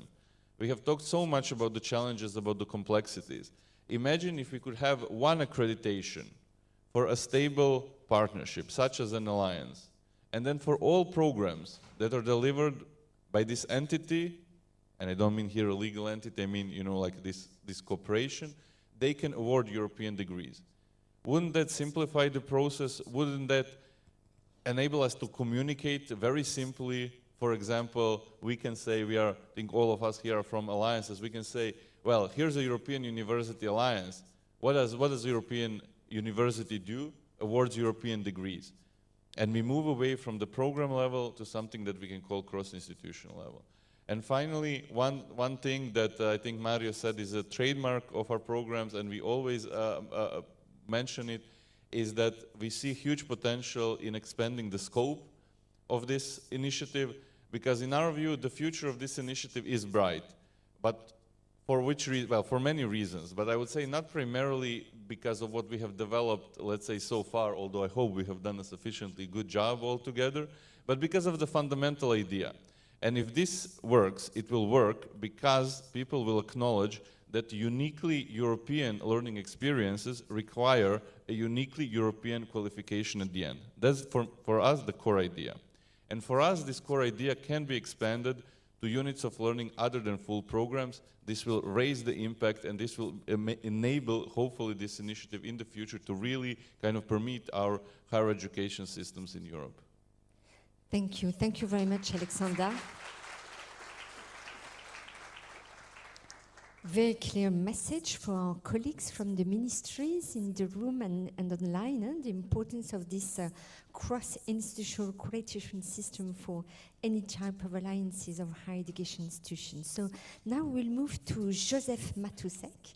You are International Cooperation Officer in the Department of Quality of Education and Accreditation at the Charles University in Prague. You represent the EDAFISH project. And I understand that your recommendations focus on the dialogue with member states, and the coordination, the monitoring. So could you tell us more? Thank you very much for the introduction. First, I can only second everything what Alexander just said. And second, to answer your question, I will once again turn to the feedback we received in EDFish. As you heard, we collected quite a lot. And it stressed most of the time two almost omnipresent issues important for the future of the implementation of the European degree, and those issues were, not surprisingly, the question of funding, ideally having a dedicated funding instrument, and the second point was a strong coordination and leadership from the side of the European Commission. And in light of that, we warmly welcomed the newest higher education package as it addressed both domains. And on the side of the funding, we received information about planned European degree pathways and European degree designed measures, both under the umbrella of Erasmus+, and while The pathways are designed to help national actors, higher education institutions, ministries, and quality assurance agencies to overcome the legal obstacles that we identified. The design measures, on the other hand, are more tailored towards the higher education institutions themselves to design and transform their programs to fit into the criteria that were just talked about in the other session. And on the side of the coordination, which was very much desired from the stakeholders we interviewed, we have the policy lab in which the work of the pilot projects will be hopefully further developed and exploited even more. And then we have the annual forum to connect the work of the experts with the higher and the political level. However, we came to the conclusion in EDFish that there is a third domain, so to speak, which is of at least equal importance as the two I just mentioned. And this sphere, this domain, is the need to invest in the dialogue with and within individual member states. The reason for that is, I guess, for most of us very obvious, and because we realize that higher education across Europe is not regulated centrally, in Brussels or anywhere else, but it is precisely on the regional or national level.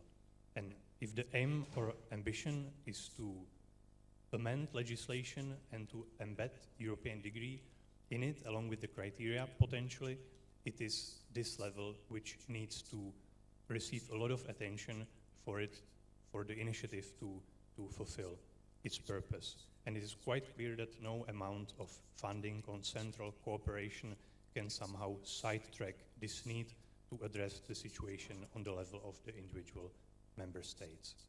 And we all know, as was already mentioned, where the situation might lead if this need to address this when implementing global European policies is perhaps not given enough attention.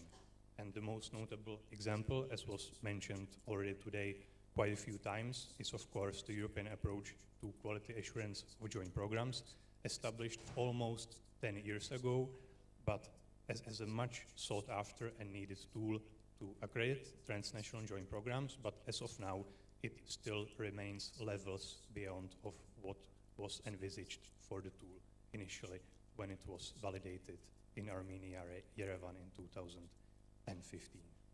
And on behalf of EDFish, for European degree, to hopefully avoid these complications, we have two possible action points when it comes to the future of the European degree. And the first one, which was also highlighted by our dear coordinator, Kurt Willems, during the first session, is to establish and maintain the list of legal obstacles in individual countries.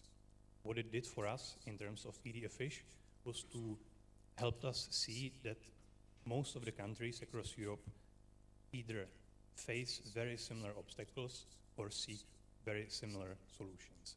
And even during the course of our one-year project, doing this, preparing the list of legal obstacles, it helped us join forces when it was meaningful. And even during the one-year project, we already managed to make sure that the legislation was actually changed in a few of the member states, and in a number of the other member states, the changes are upcoming. So our recommendation for the future would be to expand this exercise and hopefully adopt across the board, since we know that for these global initiatives to be successful and to close in on their full potential, implementation or the maximum implementation across the board is required. And then lastly, our second recommendation would be to really focus on the label. As it stands currently, we have two pathways into the blueprint. One is the label phase, or the label version of the European degree, and the other one is the full-fledged degree. And whereas the label has very limited legal consequences as of now, we all know that the degree, of course, is a whole another ball game. But we think that even the label does not have to be a pure cosmetic tool, provided it is embedded into the legislation and can serve as a much needed enabler and perhaps a first step on a way to amend the legislation in a way that European degree is introduced as a new qualification. So to just conclude and reiterate the last sentence.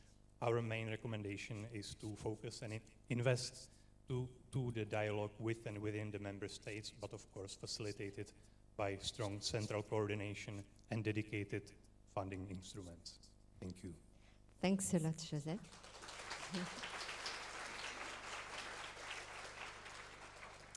So indeed, this dialogue between different member states at national, regional and institutional level is absolutely key if we all want to work into the same direction that we presented before, and that is a common qualification based on common criteria, without any additional national criteria, etc. So that is the challenge that requires a lot of dialogue, and this is why we are all here today. And this is also something that you have looked at.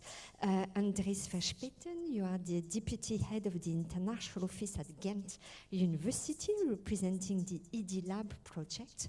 And you have these are exactly the same key issues that you have looked at with your project. So maybe you would like to also tell us more about what should be prioritized in this process.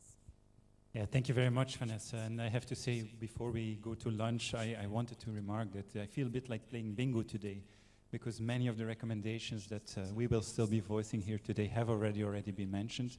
So I will try to be brief. Of course, we subscribe to many of the issues that have been raised.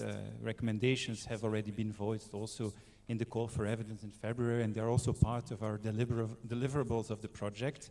So we are now very much looking forward to the removal of obstacles in our respective regulatory frameworks, and taking further the definition exercise, the exercise on guidelines, and finally also touching upon what Alexander said, the definition of processes and procedures that is to come.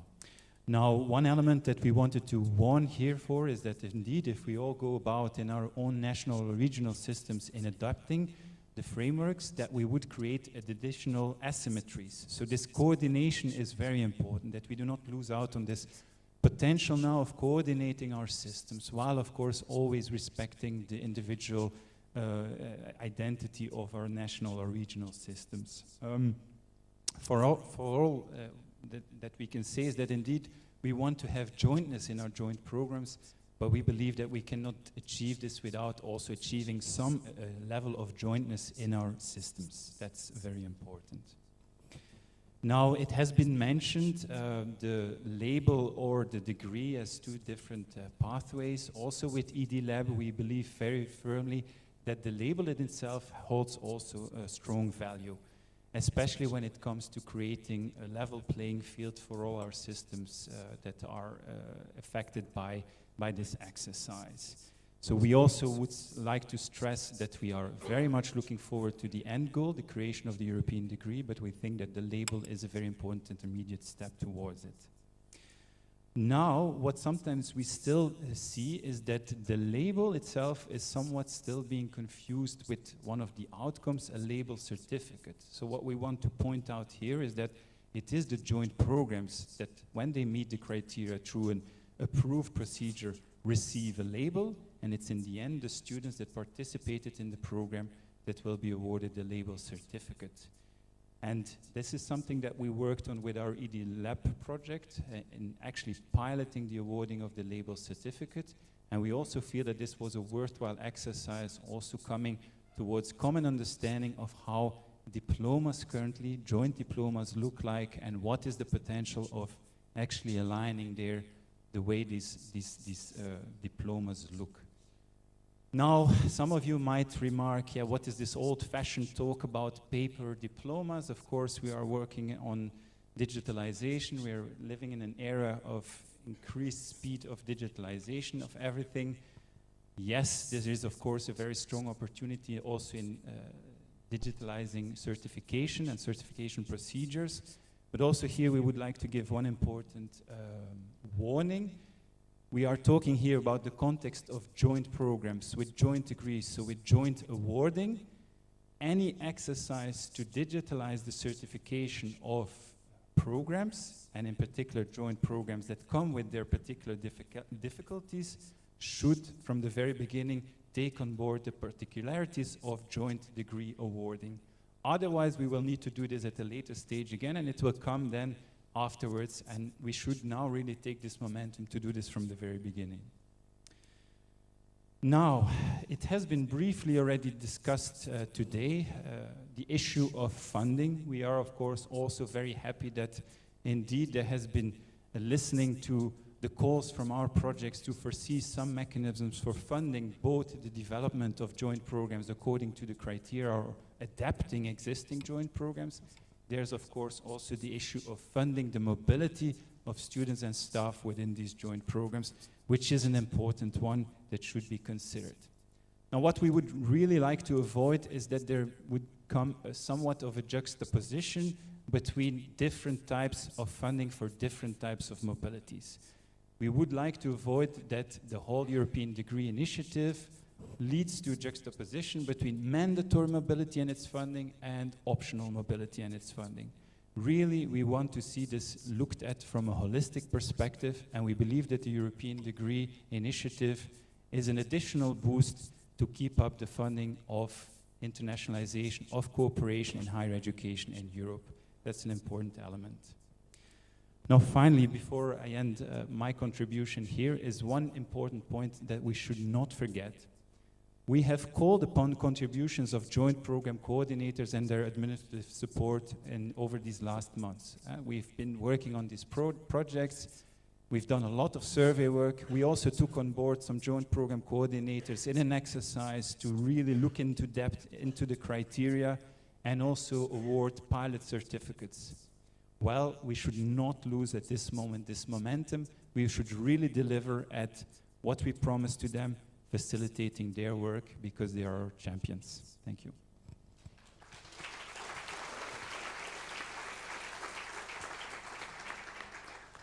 Thanks a lot.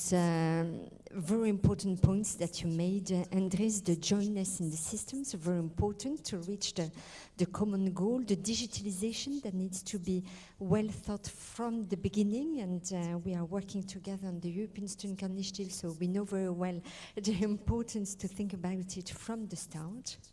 And the third very important key takeaway message for me is also to not oppose the different mobility types. And I think that is a very important message. I know that I've seen members from ESU in the room, and that's a very important message from ESU as well, from the students, to not oppose mobility within joint degree programs as opposed to the classical Erasmus mobility from an individual student. And that's also the objective of the Commission, to support all types of mobility. We are not giving priority of one as compared to others.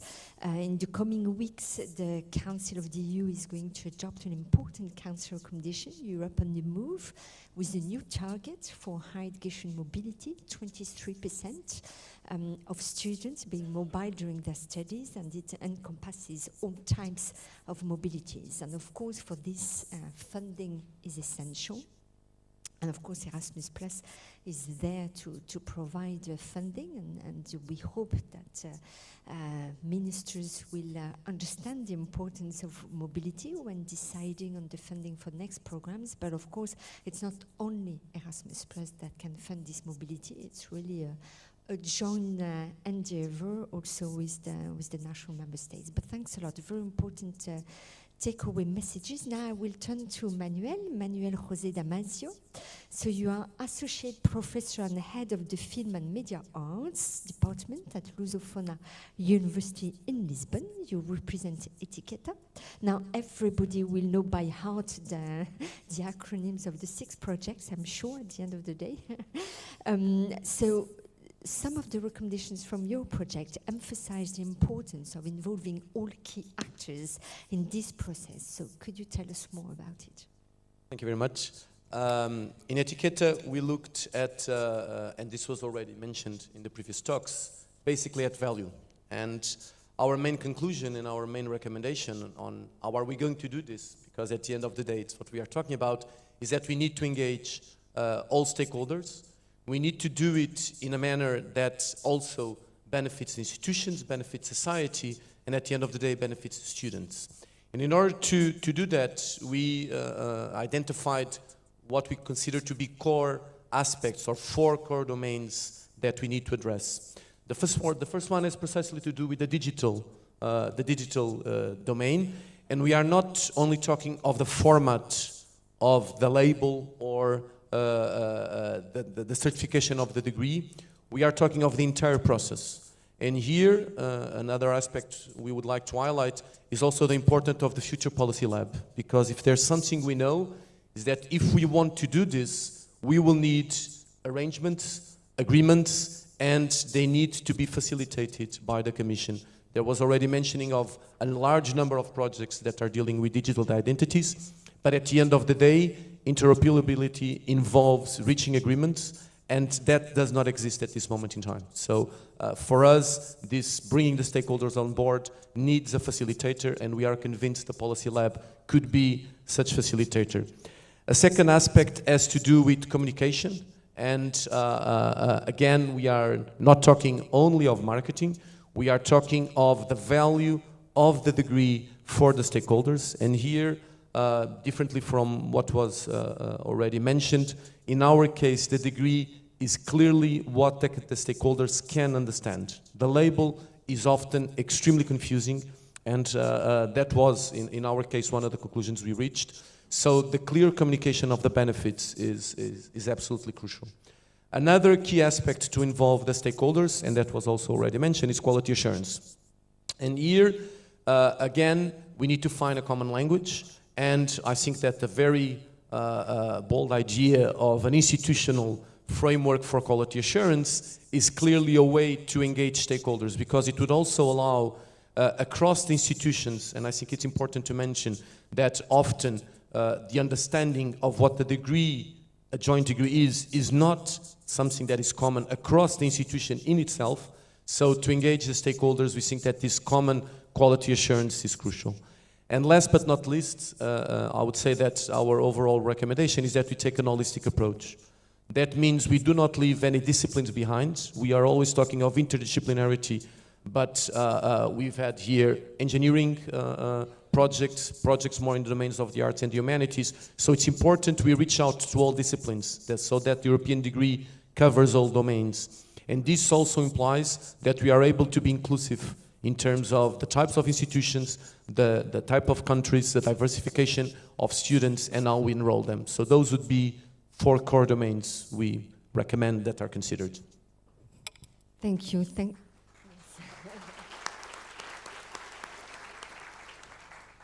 No, thanks a lot, and we heard you, and that is why we have proposed this European Degree Policy Lab, exactly based on your recommendations to bring together the ministries, quality assurance agencies, the recognition centers, and of course you, the universities and the students, to really work together on the next steps, including on the implementation guidelines that are very important. So now we will move to Timothée Toury. So you are the Secretary General of AUT Plus, one of the 50 European Universities Alliances. You are based at the Université Technologie de Troyes, and you are representing the GDI project. And your project, you have come up with a very direct call for action. So could you tell us more about these actions that you see as absolutely essential for the next steps? Thanks. Actually, I will go straight to the point. Our recommendation is to go fast and to get a European degree. We already have a label, the US label in engineering, and which is fine, but clearly it's not enough. Ask the student or the employers what they think about this label. Most of them will answer, what are you talking about? Even if they got the label.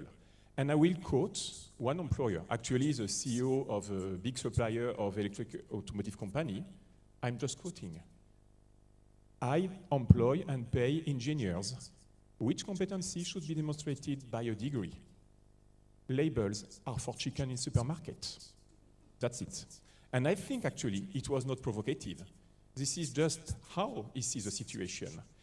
The engineering economy is already European. Our accreditation agencies work together. We have a common framework of learning outcomes and a large experience of high student mobility rate. In our European universities, colleagues already collaborate and are just waiting for a political green light to go even further. So it's just a question of putting the gears in consistent motion. All of that means that it's possible, but there is something more important. I think it's not only possible, this is necessary, and I will briefly explain why. We often take the wrong perspective when considering this issue. We consider the question of technology or engineering in Europe, and this is the wrong question. The question should not be technology in Europe, but where is Europe in technology? And okay, you know the answer, it's not clearly the same. It's actually much more worrying. You know that, you know the situation well. Over the last 15 years, Europe has economically lost ground to USA, and China is taking the lead in almost all critical technologies. Rafa Toledo told that 2 hours ago. Have a look to the SPI analysis, and among the 44 critical technologies, Europe is just almost nowhere, clearly almost nowhere. So our economy is European, our values are European, so our degree needs to be European. Goods, capital, services, and people can move freely in Europe, but not yet degree. In a way, it's no sense, if I may. So our recommendation for the future is to understand that the future in engineering is almost behind us, actually. So behind us, and we have to stop finding problems and obstacles. In engineering, the future is being written without Europe, and we cannot accept that. So most of the best international students are no longer choosing Europe for engineering curricula, and we need to realize that. So let's have a look, for example, to the case of business school. Even our most prestigious curricula are largely influenced by other continents. I have even seen, actually, ministries helping some of their business curricula to get around their national legislation just to meet the US agency requirements for accreditation. And here, this is a problem. Should we do the same for engineering?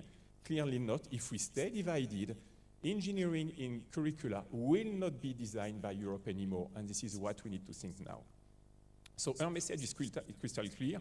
Anyone who looks honestly at today's world will see that the obstacle to the creation of a European degree are nothing compared to the necessity of delivering one. So with the path proposed by the European Commission communication and with the right political support, we think that in less than a couple of years, we can award the first joint European degree in engineering. So we cannot, actually, we do not should consider if it's difficult or not. We should see that it is just necessary to go to this point. Thank you.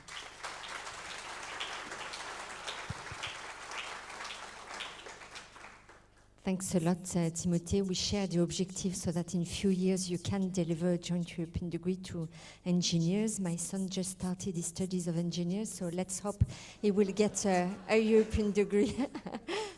Thanks a lot. And now we'll move to Romita Luku. You have many different hats, but today you are representing the president of the Board of Trustees from the University of Bucharest. You are professor at the Department of Educational Sciences. We saw each other very recently at a UNICA event, and you are here today representing the SMART project, so the co-host of this event today. So I would like to offer you the last words of this session, and how do you see the future of the European degree to make it a reality? Thank you very much, Vanessa. You could imagine that I am going to play with your well-being because you are looking to your watches, and then I'm just going to be very briefly oriented to the beauty and the duty of being the last speaker. And then, first of all, just allow me to refer to the beauty. The beauty is, I will be very brief. I'm just going to keep my promise until the end. To be more coherent with the Bologna process. We are sharing in this room, we have the privilege to have together with us the president of the EUA, Joseph is with us, and it's very important to keep the promise for the future on keeping an alignment with the Bologna process. We will have in our hands the custody of this process for the future, and the European degree should be, in a way, in accordance with this one. Second, be more focused on the students' needs. Be more focused on students' orientation. We have also the European Student Union, Horia is here with us in this room, and it's a perfect way to redesign learning because we are very much orienting on the learning, reshaping, refocusing, and rethinking in the near future. To be more open to the innovative pedagogies and the experimental perspective on what's happening in our degrees, future European degrees as well. If you are just taking an example from the past and then renovating a little bit, will not fulfill our expectations and expected outcomes as well. More European and transnational, and then I'm just being aligned with some other speakers. Without a connection with the qualifications, dear colleagues, European degree remain a symbolic level of approach, and we need to be very carefully reflect on this issue. We need to think to a bigger scale, and globally, why not? European universities, European alliances, and European degrees will play an important role in the global scene for our future. This is another step we need to be very, very much aware on that. Last but not the least, we need to continue to dream and to keep our promises. And then allow me to start with quote somebody, which then I'm going to read, and then you will imagine immediately who is the author. I'm not the one. 7 years ago, I proposed university alliances. More than 50 were created thanks to university president, student, and professor. And I wanted to thank you for that. It allows to structure the circulation of knowledge exchange. We need to move to a second stage to consolidate funding, but to strengthen their integration and move towards fully joint European degrees. Because, and now, un peu de français, l'excellence européenne réside aussi dans le savoir-faire et de l'humanisme. Monsieur Macron, I made this 5 days ago. We had in our hands another important message come a political, important actor and players as well.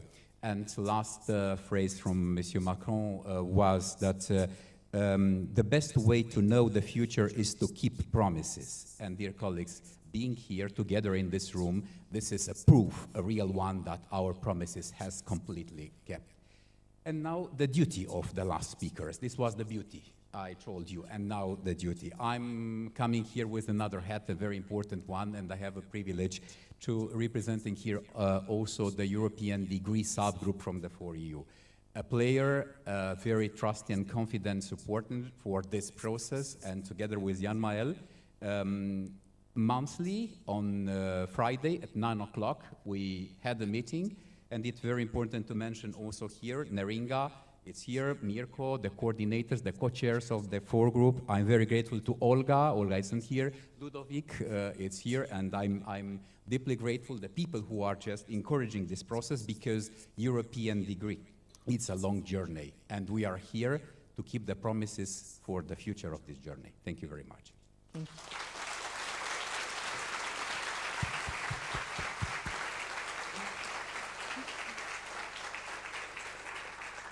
Thanks a lot of key takeaway messages. Stay here, because you mentioned the importance of the students.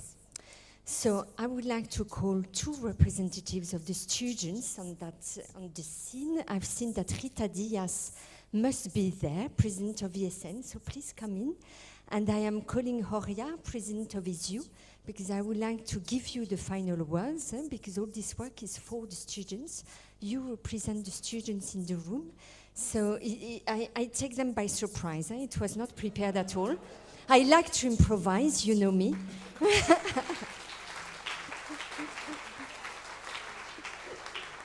So just few words. What would you like to see in this process, in the next steps for the coming years? 3 words, 1 sentence. Everybody is very hungry in the room, but I wanted to give you the final words, please. Yes, thank you. This is completely got by surprise. Thank you so much for giving us the word. I think for the success of this very important process, I think the most important thing is to have funding. I think we have been discussing many things here. Of course, we came here asking for money. I think this is important. But we have been discussing many things, and I think funding for this initiative will be very key. We have been discussing here enhancing mobility and mobility for students. I think funding for the next program edition will be absolutely key to ensure this. I cannot say funding again. It was already taken.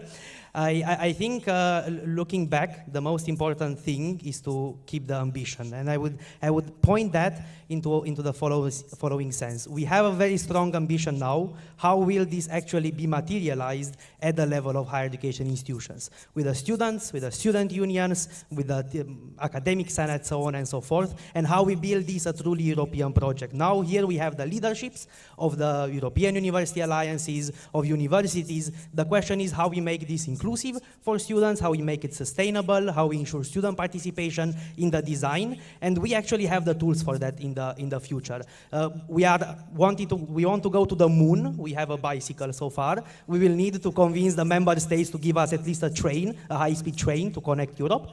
But we need to have this very nice combination of ambition, but then also looking at how we create the meaningful building blocks in terms of student rights, in terms of opportunities, in terms of delivering what we said we do. And I think it's a truly transformative process for higher education in Europe right now. So thank you for this, and thank you for this very nice setting on stage and having us in such a surpriseful moment.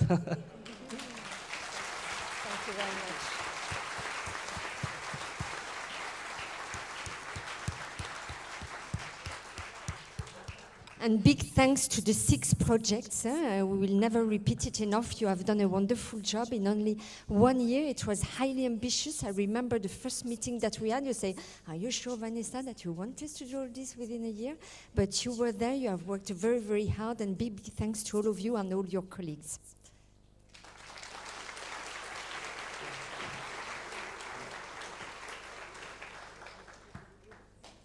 We're going to have a lunch break until 2:15. Okay, thank you.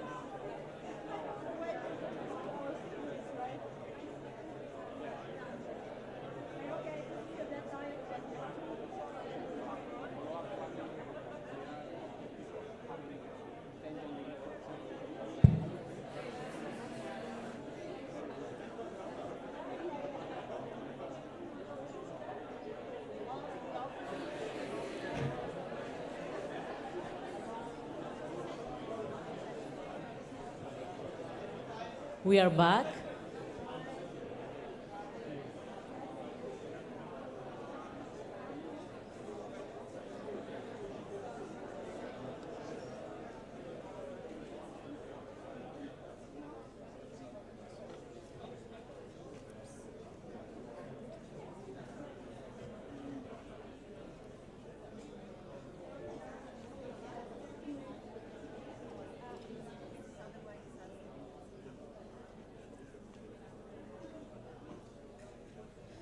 So we are back. We are going to the next important session, legal status for alliances and added value. At this point, I would like to invite the moderator of the panel, Mrs. Maria Luisa Garcia Minguez, Deputy Head of Unit of the Executive Agency of European Commission. Thank you. And our speakers, Alexandre Gig, from EGAI project, Daniela Krasium from ECEU project, Eric Chichard from League UniGR project, and Janina Fengel from STIX project. Thank you very much.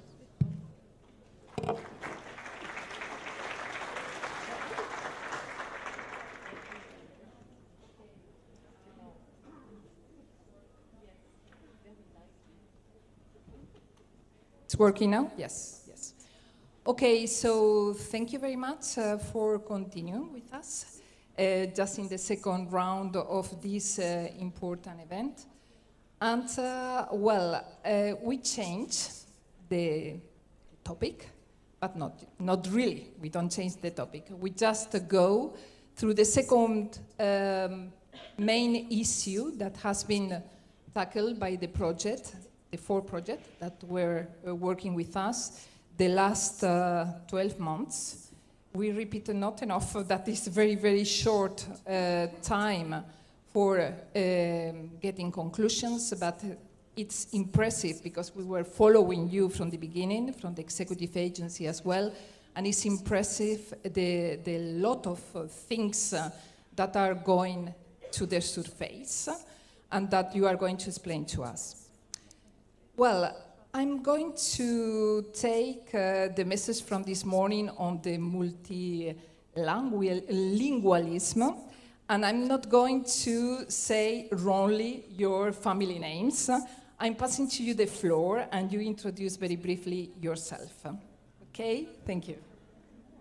Thank you very much. Alexandre Guigues. I'm a professor of public law at Université Savoie-Mont-Blanc, and I represent the EGAI project, which was championed by the UNITA Alliance. Hello, I'm Daniela Crăciun. I'm assistant professor of higher education policy at the University of Twente, and I represent the SEO project, which looked into European status for ECIU University. Good afternoon. I'm Eric Girard, also known as ET. I'm professor of physiology at University of Luxembourg by training and by work, and I've been VP for too many things for a long time. Good afternoon. My name is Janina Fengel. I'm the Deputy General Secretary of EUG Plus, the European University for Technology. Thank you. Thank you very much for introducing yourselves. So, in the context of the experimentation that you were working on over these months, you were doing an examination on the different instruments, the European ones that exist, and some of you were doing already, working already in this context of territorial cooperation, even on economic interest grouping as well at European level. Some of you were also working and examining and seeing the feasibility of all of these tools also at national level with the, in the context of the alliances of universities. So what we are going to do now is to hear from you about the feasibility that you observe at the end of this path, and the feasibility of this potential European joint or legal status in this case. And we are going to start by 2 little presentations. I'm saying little because the time we need to conclude this afternoon on time, I think. So if you would like to first, Janina, go to the stage, to the presentation, and you are going to talk about the results, the fundings of your project STIC, which is EUT Status and Structure Experience.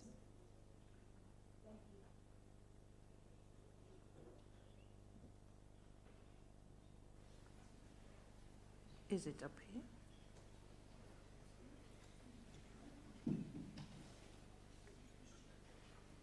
I'm looking for my slides, 1 second. Here we are. Thank you. I'm very happy to present to you what we worked on in the last 12 months on status and structure experience. And just as a background to know where we came from when we started working on this, I'm from the European University of Technology, EUT+. And as it was mentioned this morning, we also believe very strongly in the value of European education, basing technology on European values. We are an alliance of now 9. When we started the STIC project, we have been 8. Now we are 9 partners. And what unites us is that conviction that technology, that's what the plus also stands for, can only be approached in a holistic manner to deliver educated, to answer to the societal challenges, and to deliver an education which raises responsible citizens who know how to work with technology to the benefit of us all. And we had the possibility within STICS to pilot and experiment with an EU-level cooperation instrument. We could explore, is it feasible? How can possibly a legal status look like for an alliance of higher education institutes? And how can we approach a new level of intensity? Because today we are 9, one day we want to be 1. We want to merge. And we start the journey by becoming more and more integrated, and leveling up our cooperation might be an instrument. When we started out as EUT+, we are an alliance based, a network on previous individual connections. Of course, we have agreements, guidelines, we have boards, we have committees, we have teams, but legally we do not exist. And our hope is that if we have a legal European personality, we come into being as a European university, which allows us to act transnationally as one entity. At the moment, transnationally, we are 9 entities. And by being visible, by being existence, we want to create identity, credibility, and reliability in dealing with the external stakeholders, be it our students, be it our staff, be it industry, be it funders, be it authorities, be it citizens as they are. Coming to being might give us much more visibility and potential, because internally it also shows the trust and the confidence we have built over the past years. We document them, and we have legally binding decisions and ownership by including a legal entity into our alliance and enable it to act. And it might be something which can take over continuous tasks, and we have seen that the continuous task is information exchange. We cannot collaborate without information exchange, be it with students, be it internally, be it for all staff. Information and exchange is the basis of everything to come. So we were looking at the question, how do we approach getting there? And that's a several-fold answer. On the one hand, we have to define how do we want to work together, which processes bring us together, how do we create something which is a European university delivering European education. And we had the notion and the idea that a European grouping of territorial cooperation as a legal instrument might be a path forward, but we needed to see in detail if that's actually the case and go on with the proper methodology to examine this. And is it a feasible vehicle to provide a digital backbone to our alliance with potential for further support more than we are able to envision maybe today? So the colleagues developed together 10 integrative EUT Plus processes. These are integrative processes which encapsulate all of our alliance, looking at education, at research, at transfer, at quality assessment, how to include equality, diversiveness, and inclusiveness into our teaching, considering green and digital transition, make sure we have a brand, and make sure it's long-term what we develop now and not just disappearing in a couple of years. Supporting the bodies through integrative processes, we think might pave the way forward to become within a unified framework in which we can work together. Having this in the background, knowing that's how the alliance can grow together, we looked at what European instrument might be geared for public bodies, because we're all public universities. Are we able to deploy such an instrument as a non-profit agency? Because it's meant to support the alliance. It's not the companies selling super education. We want IT services to enable us. And we were looking for some lean management possibilities, not to create additional workload on us. And it was clear from the beginning that legal entity will not replace any of our partners, any local university, but it's supposed to deliver added values by providing services, functions, whatever is out there, and in this way, prepare for the future. Because being able to act as one allows us to coordinate all efforts in the field of IT provision. It may even enable us to exploit economies of scale, and it might enable us to act as one when talking to suppliers, looking at contracting, looking for staff, which is not so easy in the IT business to find people, with accountability and liability clearly set, and make sure that all investments we do today, be it in human resources, being in developing what we're doing, or just really hard or software investment, that it's secured for a long-lasting future of our alliance, that we can continue and then use what we develop. So we came up with the conclusion there are several success factors which will support our approaching a legal entity for EUT+. One is all the endeavors need to be sociologically accepted within the alliance. And we need a well-driven convergence process to make sure we take everybody along, explaining the values and the path and the way internally and externally. What is the benefit of working together and being an alliance? That has been addressed already this morning. And we saw, yes, an EGTC for public authorities offers a path towards a European identity. For us, it's a relevant form. We think we can work non-profit across all nations, which are included at the moment in our alliance. And it gives us a path to not having to deal with the limitations by just having one national legal tool in one of the countries, because that would put a lot of obstacles. There's a long list of obstacles if you're interested, how difficult it is from one country to act for countries which you are not in there. So a European form enables us to overcome all these obstacles, and it supports our strategic approach of going towards an integrative trajectory and one day towards merging. So based on these laws which are out there, we can start and do what we want to do, which is the digital service provision, and act and start already, and along the way gain experience, see, adjust, develop further, because we were sure whatever we design now needs to be a living system. And living system meaning it has to be open and it has to be able and adaptable to things that might be envisioned today but might become reality one day towards a full university mission.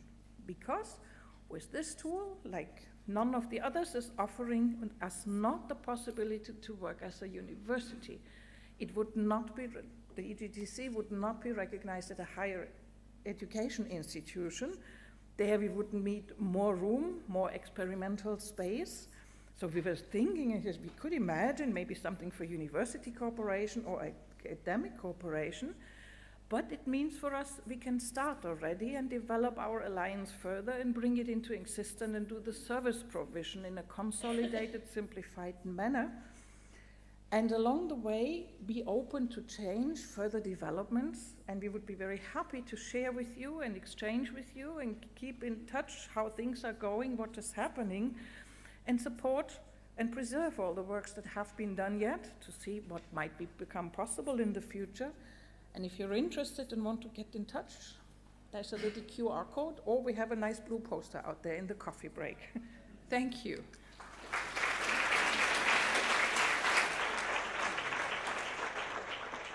Thank you very much, Janina, for just presenting to us this legal framework in which you are working and the possibilities for the future. Let's go with Eric T-Hart. You are going to explain to us your reality and the results as well of all of these months and your experience in the, one particular area, one particular region of Europe and the University of La Grande Région. Thank you. Thank you very much. Good afternoon to everybody. I'm very pleased to be there, and I would like to thank Vanessa and Tina again for the organization and all the members from the SMART project. I will present something to you which is an alliance of a university which is not a European university.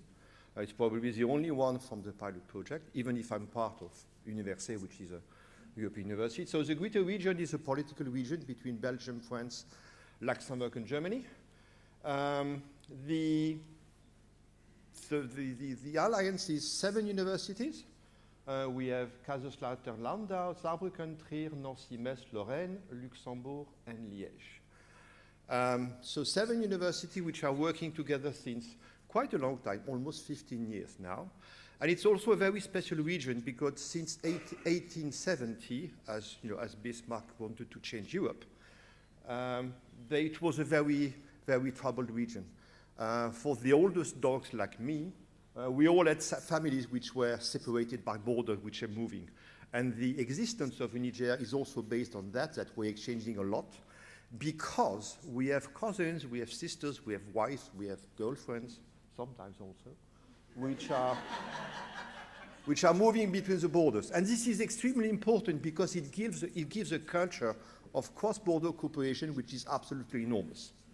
Now, to get back seriously to what we are doing, UNIGR is working since a long time. It's an alliance of 7 universities, and we are trying to make mobility real for students, make mobility real for teachers of the Greater region, and we are also making real the fact that we are working together at the most profound level.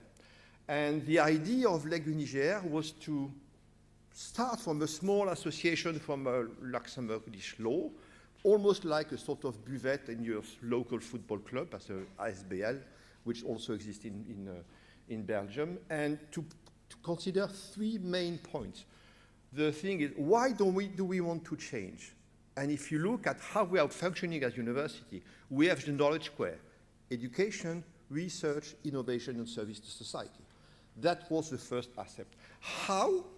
We had to find a solution to build some sort of a product, so an HEI-like entity, if it can be, as a legal instrument. That was the what. And you remember that it's a golden circle from Simon Sinek for the ones who are doing management. So for now, we are a small, not-for-profit entity, really small, sit in Luxembourg. And our idea was to approach the solution from a very distant point of view. Now, you have 2 solutions when you look at legal entities. Either you do a complete cataloging of all legal entities that you can find in Europe, from a public or from a private side. As I said, I'm a professor of physiology. I've done an MBA in another context, and I'm very pragmatic and very executive sometimes.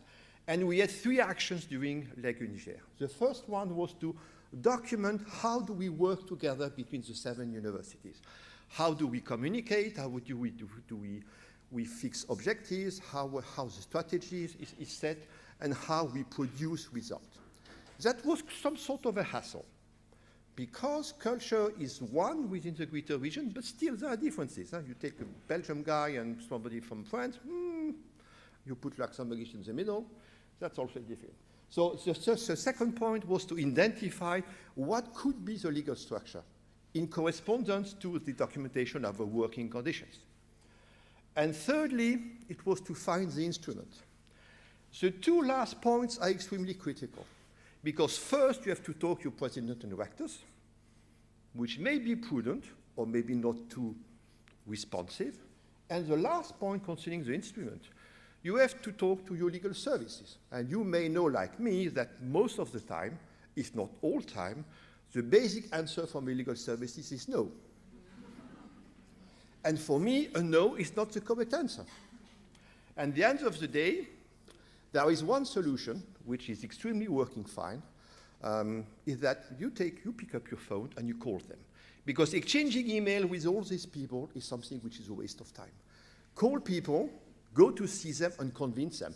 Extraordinarily speaking, the outcome rate was extremely productive, because at the end of the day, the process was the following. As soon as one university said yes to the idea, the others became jealous. And then the work is done. So jealousy or envy, one of the 7 sins, is probably one way of convincing people. Now, being a bit more serious, it was some sort of a roller coaster. In fact, 2 roller coasters, because you had one with the presidents and one with the legal services, so the most difficult 2 parts of a university. But we were in some time in bit successful, so we had 7 conditions to operate a legal entity within UNIGR. The first one was to have a legal entity which do exist in Europe. The second one, it has to be public, because we are public universities. The third point, and it was in the call from the pilot project, it has to be EU regulated. Fourth one, we needed lean governance. UNIGR is very poor, so committees in everywhere, no way. It has to be also transnational, because we are cross-border, because we are also transnational. We needed to implement branch offices, and this is very, very particular. If you take a sort of a holding of, legal entity, you may have a seat somewhere and open something else, a subsidiary. This is extremely expensive. By contrast, European law allows you to open branch offices which are completely free. And lastly, it has to be publicly auditable. So there is something which is called EuroLex in the marvelous databases from European Union. And we started with students from law to explore what could be possible. And to make a long story really short, the only solution which seems to be filling all these 7 conditions was the European grouping of territorial cooperation. I was almost convinced that it would be an option. But as a scientist, you may know that these people, they pass more time normally to show up that their results are wrong rather than they are good. This is the principle of science. And actually, what we observed is that we were right, because there are already 88 EGTCs in Europe.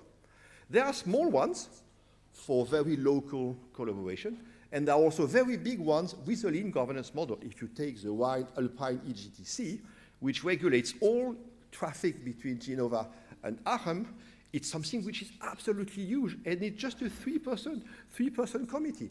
It is absolutely fantastic. So 88 EGTCs regulated by a regulation from 2006, amended in 2013. So something which is quite old, really used in Europe, and apparently very resilient, because nobody complained about it for ages. Now, to put a long story in perspective, I would like to share with you some points. An EGTC, when you look at the regulation, it's something which is really bizarre. It is cross-border, it is transnational, and it is apparently applicable to many, many, many different things. If you go to the southwest of France, they are collaborating within the Pays Basque concerning hospitals. If you go to La Constance, Lake of Contents, they are also cooperating in higher education. If you go to the far east of Germany, there are EGTC for research, but there are small ones.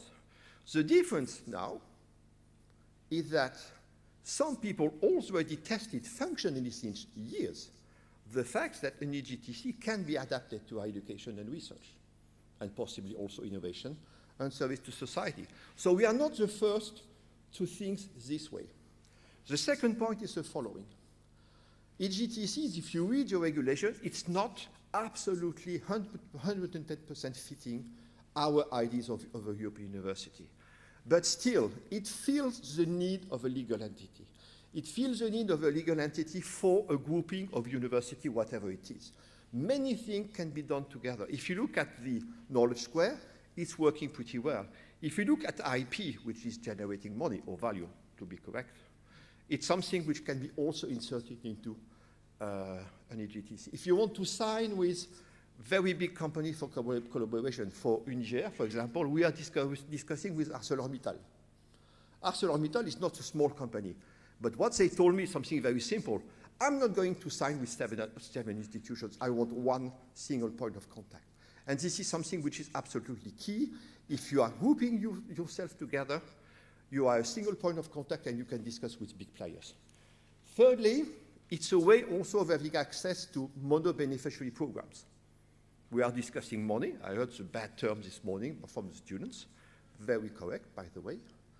We are discussing about funding, and in this condition, it's a question of fundraising for the grouping of university. We cannot rely only on on taxpayer money.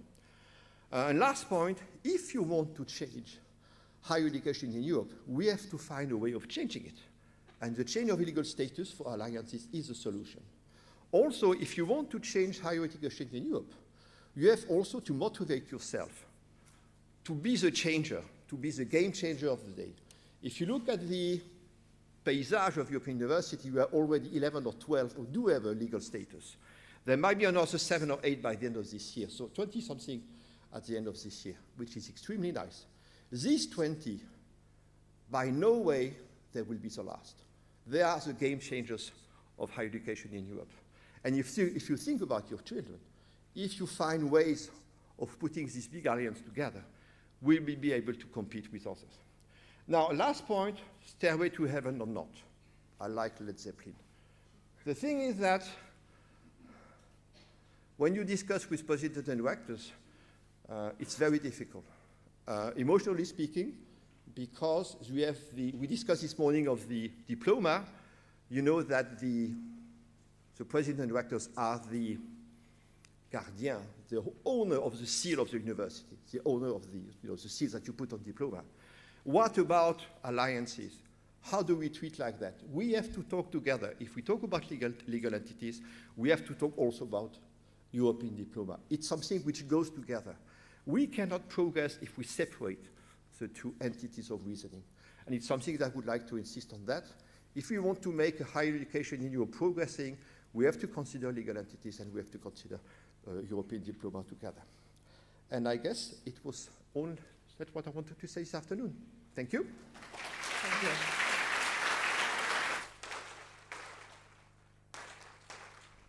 Okay, thank you very much, Erika. I don't want to be impolite. I have to put in your screen.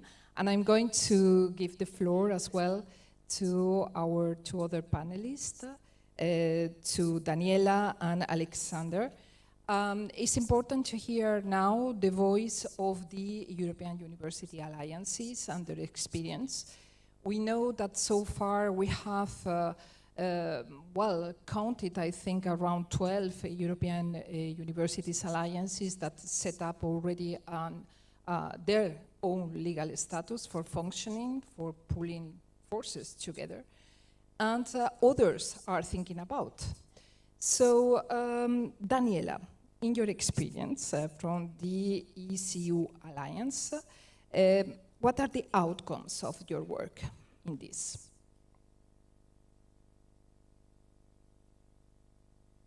Thank you so much. I think most alliances would agree that as joint activities become more extensive and more ambitious, you simply must organize yourself legally. ECIU has a legal status as a foundation under Dutch law, but as we heard from Eric, other alliances have also similar arrangements. Almost half of the existing alliances are either having such a national legal status or are in the process of developing one. This can be foundations under national law, like Belgium, the Netherlands, or Germany, but they can be covenants or other agreements or legal arrangements. This already gives a strong indication that there is a need for such a legal status and that there is added value for the alliances to set up such a complex and complicated instrument.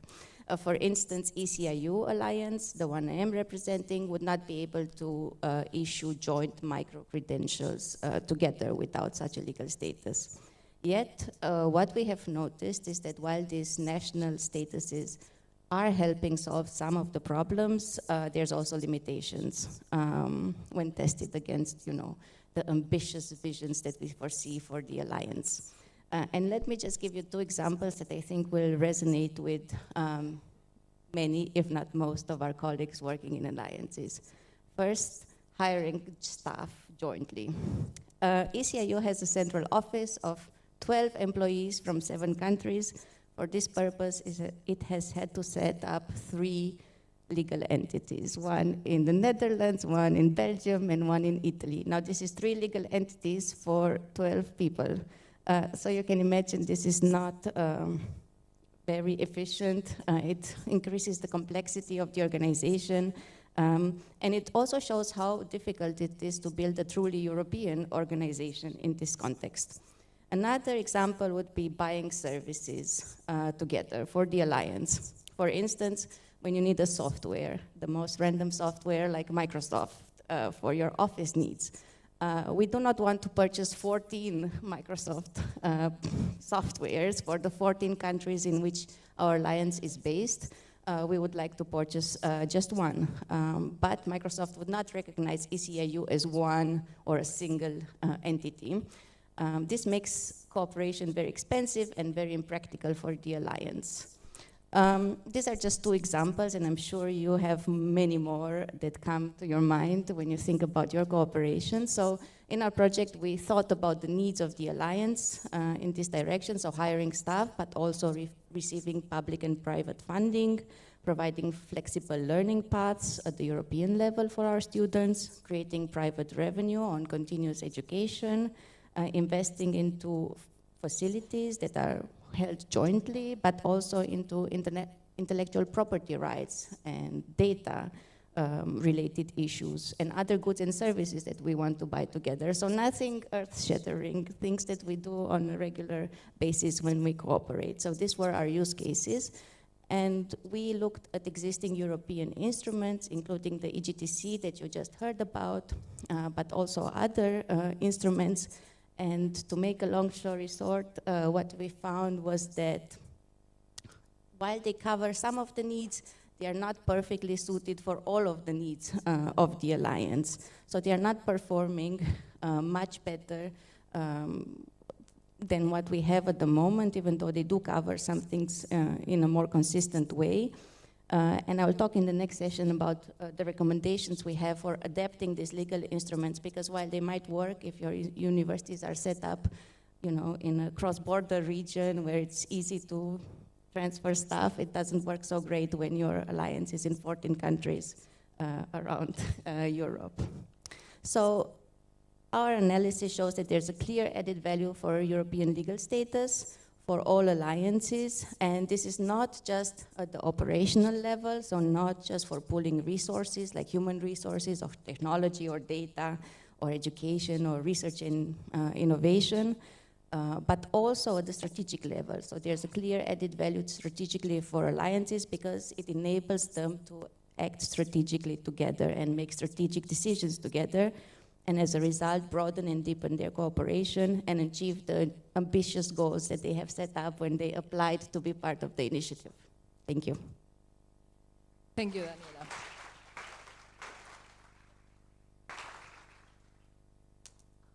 Okay, Alexander, you have chosen another instrument, European instrument, for going through this problematic, and you were just saying, okay, if you just start with these possibilities given by the economic interest grouping at the European level. You were been working all over these months to the possibility to transform this on academic interest. Economic to academic interest, both are together in any case. So could you please explain to us the outcomes of your project? Well, thank you very much, and thank you to the Commission and to the SMART project team and to ULB for the organization and the hosting of the event.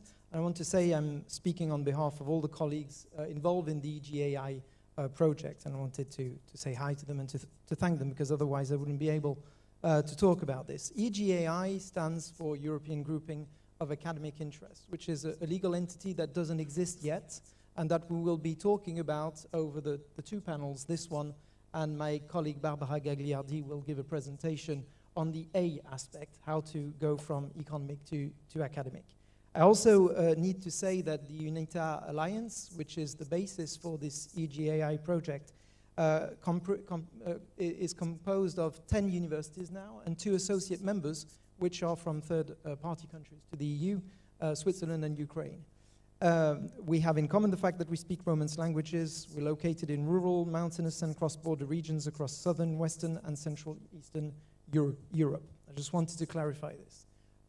And as we move towards our choice, which is different from the other one, the EGTC, as many other alliances initially, our goal was to see the legal entity as a gateway for all the activities, most of which you've mentioned before: receive funding, respond to calls for academic scientific projects, enroll students so they can follow an integrated international curriculum, hire staff, you mentioned it, award degrees, we talked about it all morning, sign contracts with public and private entities, allocate resources within the alliance.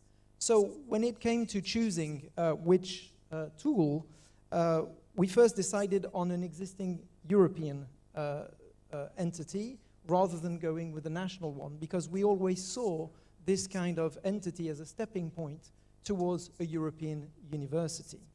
Between the EGTC and the European Economic Interest Grouping, we saw that there was a lot of advantages to the economic one, because it's extremely easy to set up. We saw that there are some procedural points with the EGTC that are somewhat complex, and because it's a private body, it is a very flexible legal tool to manage, which we've now experienced since we've set up our legal entity.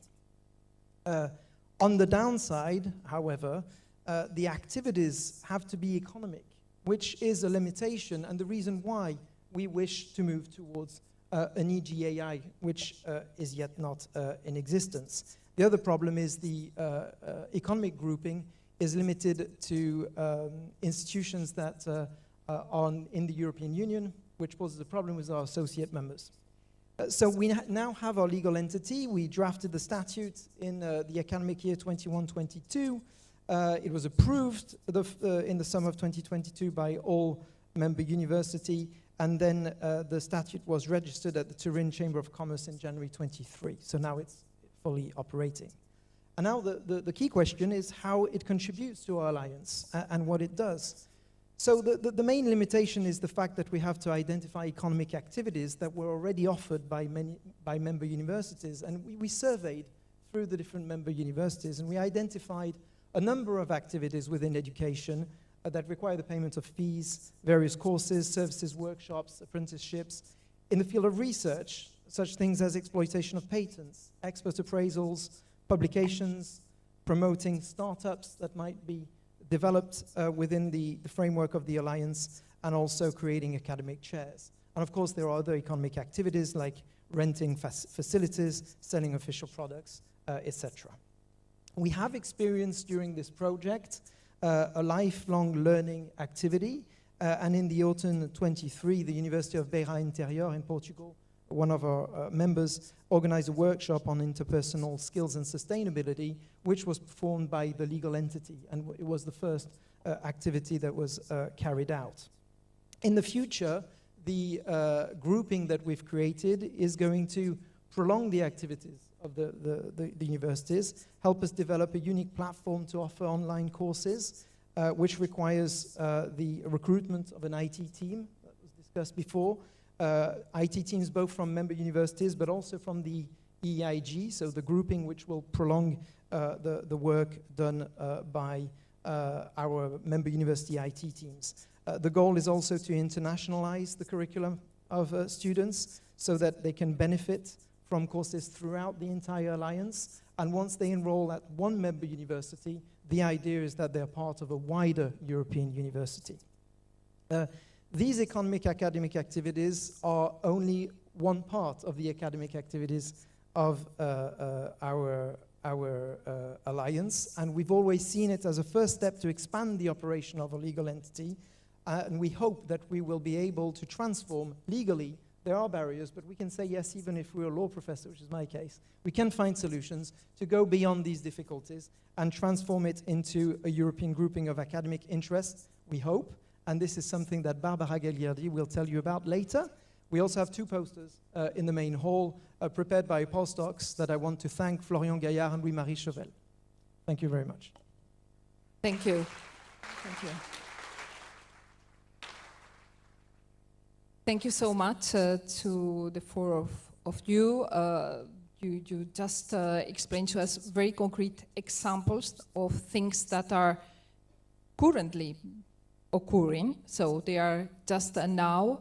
And we are going to move maybe to the future, because it's important to see what will be the future of these possibilities, all of these possibilities. Thank you very much.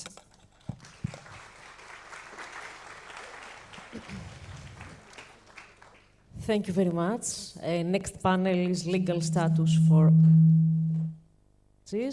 the way forward.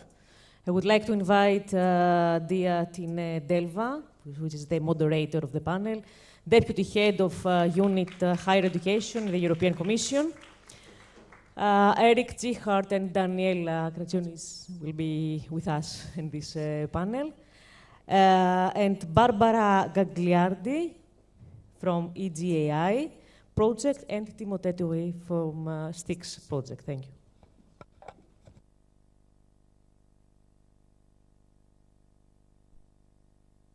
Thank you indeed. Let's now move to the continuation of the previous panel. We've heard just before about what you have been doing over the past year, but what was clear to me is that there was, for all of your projects, you saw this clear need for a legal entity at the level of your alliance. And the great benefits of the 4 projects that we have seen so far is that they are really complementary. Some of you had already legal entity at national level, 2 of you. Some of you didn't have any yet, and another one already an entity at European level. So, and you have been exploring different ways forward, and what we can try to do now is to learn from that. What we saw from the previous discussion is that none of the legal instruments currently would necessarily already fully live up to your expectations, especially if you look at the longer term ambition of your alliance. We have heard already some drawbacks, and then of course we are here in a room full of universities, also of educational experts. So what does it mean also in view of joint educational activities? What can you already do right now, and what can't you already do right now? So this is these are some of the questions on which your projects have been working, and this has culminated in quite some recommendations for possible future action at European level. And this is where I would be happy to have your insights. So I have here with me Barbara Gagliardi, Associated Professor at the University of Turin, representing the EGAI project from the UNITA European University. Eric and Daniela were already presented before. And then Timothée from the STIX project, the Secretary General of the European University of Technology. So let's now also move to the presentations, and perhaps Daniela, you could start with your results from the essay project. Thank you.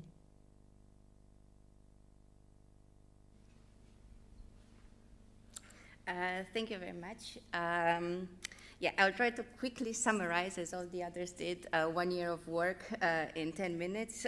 So here we go, a tour de force.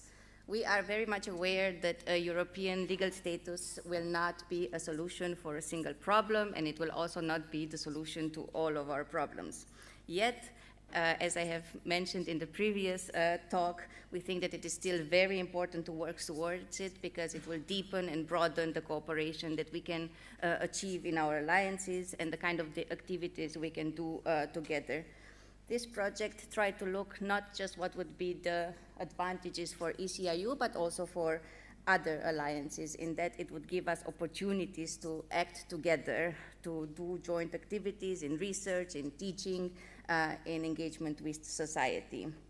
So for our project, our aim was to understand how suitable existing European instruments were for transnational cooperation in higher education, and how we can move forward with those instruments in order to achieve the ambitions of the higher education sector. Because, just to mention, these instruments were not specifically developed for higher education.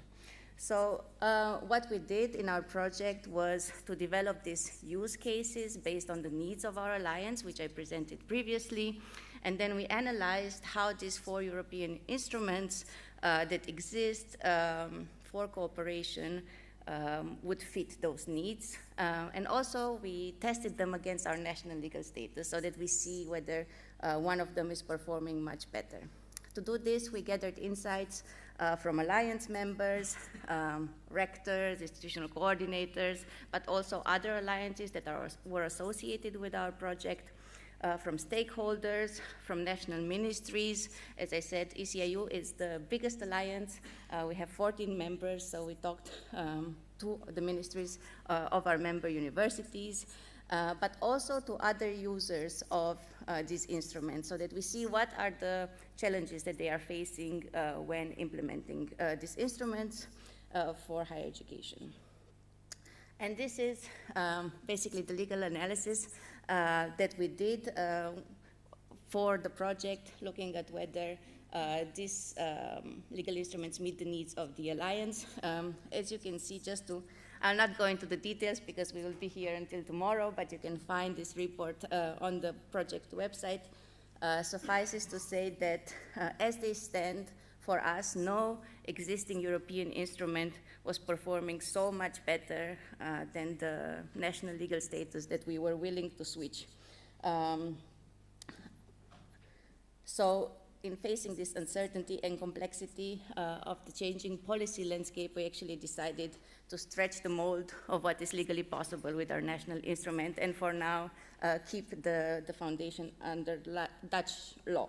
However, this does not mean that we are not very eager for European developments on the legal status.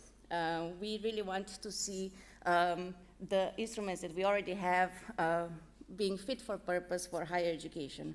So we try to understand how can we go from here? What are the future steps? So one scenario is to do nothing. Keep ECIU legal status as a Dutch foundation, and also for all the other institutions, they can keep their national legal statuses and just work within the existing boundaries and try to push them as far as possible so that they meet our needs. We think that this is fine for now, but as alliances are developing, this option is less stable, less certain, and less recognizable for our stakeholders, but also for member states. So it's not a long-term solution. It's a solution in a time of uncertainty. Another scenario, which would be our preferred scenario, would be to actually design a European instrument that is just tailor-made for higher education, so that it fits the needs of our sector and is not, mix and match from different parts. However, we are aware that this is a lengthy political process. We have heard today that there is momentum. However, for this, we would need sustained long-term momentum and willingness, which is, unlikely, given it's an election year around the world even.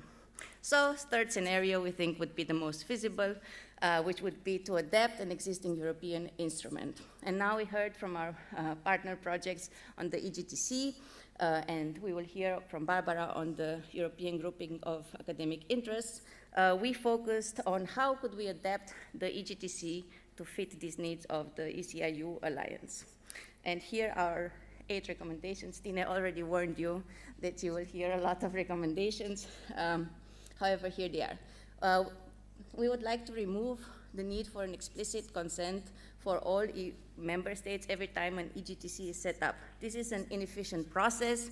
As I said, ECIU has 14 members, so asking the ministry every time for consensus, especially when one member might leave or one member might come in, it's very complicated.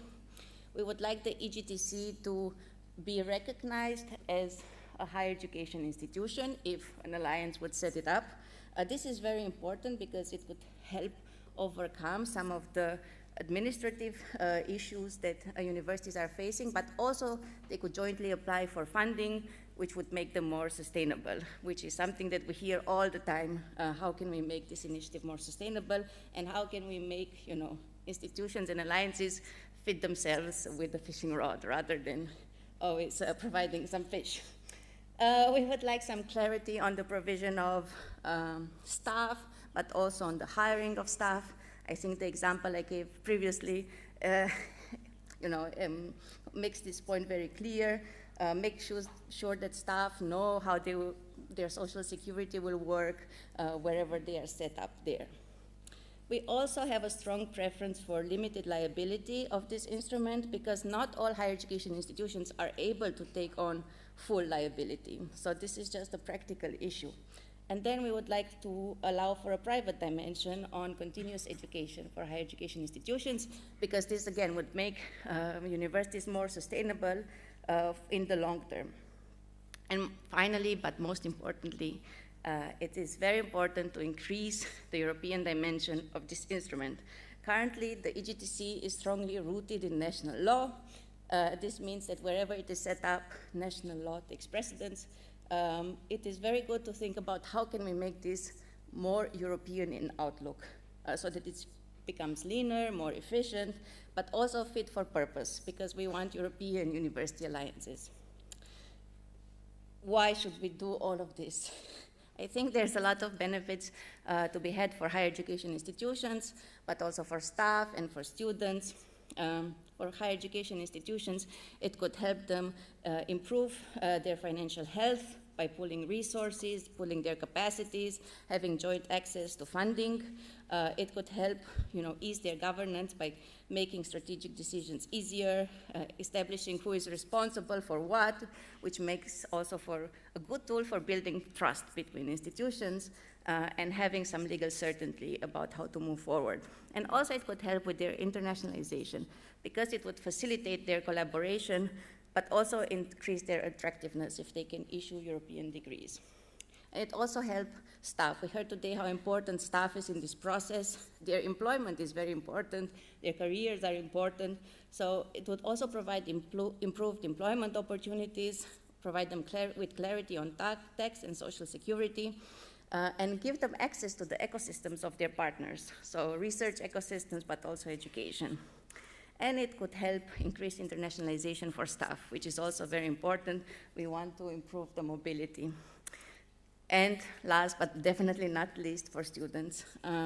They could have improved learning opportunity, increased study offer, access to learning resources, and maybe then seamless mobility, both long-term and short-term, would become a real thing because it would facilitate recognition of learning periods, but also they could graduate with a European degree, which is one of the pathways that is linked to the legal status. All in all, a European legal status for transnational cooperation would help to fulfill the ambitions of the European Universities Initiative on all the missions of higher education. And if you want to know more about ECIU's position on this, check our report on the website. Thank you so much.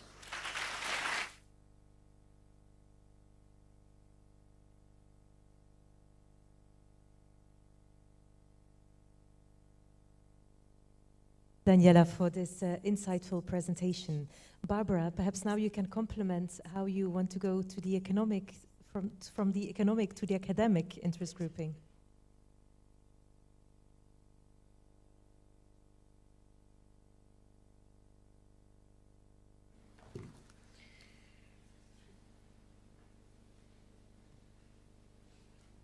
Okay, thank you very much. I'm very glad to be here, and thank you very much to the organization of this wonderful event. It's a great pleasure to present some of the results of our research during this very short but intense year of working together. Together with the DG Higher Education, which followed very intensely our work during all the year. So I will skip the first slides because they are about our history, which Alexander explained very well before. So you already know that we choose a European Economic Interest grouping, that it was very easy to establish, it is flexible and whatever. And I'm directly going to the result of the project and to, I would like to say, how to overpass this kind of grouping, its shortcomings, and what we would like to have in the future.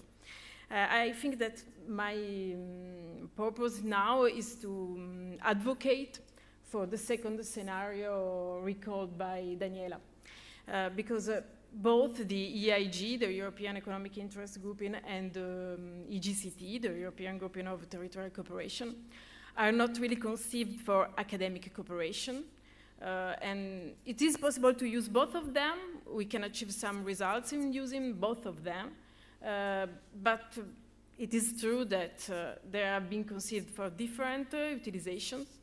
And so we really think, so this was the result of our project, that we need something specifically conceived for academic cooperation that we call the EGI, the European Grouping of Academic Interest.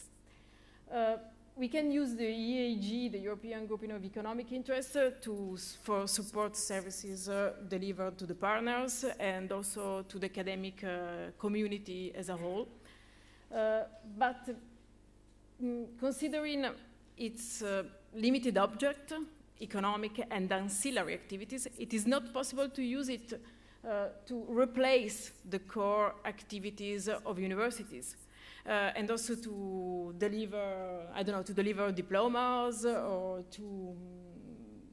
for fundamental research and whatever. And as it was stated in the recent communication of the Commission, establishing a legal entity would be the simplest and most efficient path in terms of associated costs and required resources to deliver a common diploma European degree.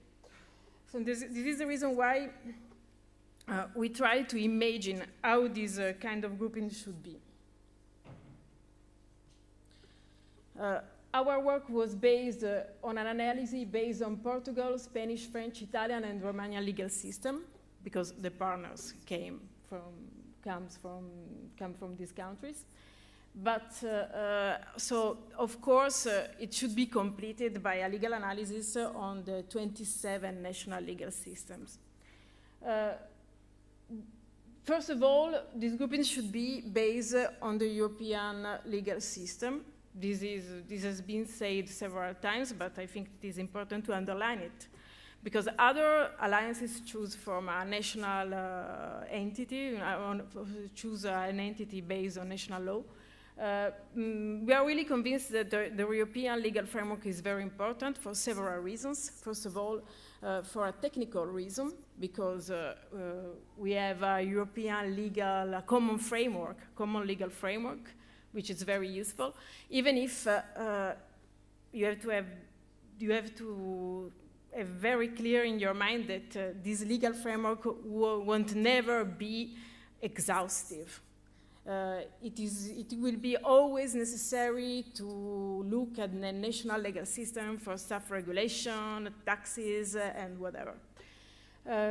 It is important not only for this technical reason, but also for a symbolic reason, because we are really convinced that the European education area needs its instruments, and that the European dimension is the right one to cooperate at the European level.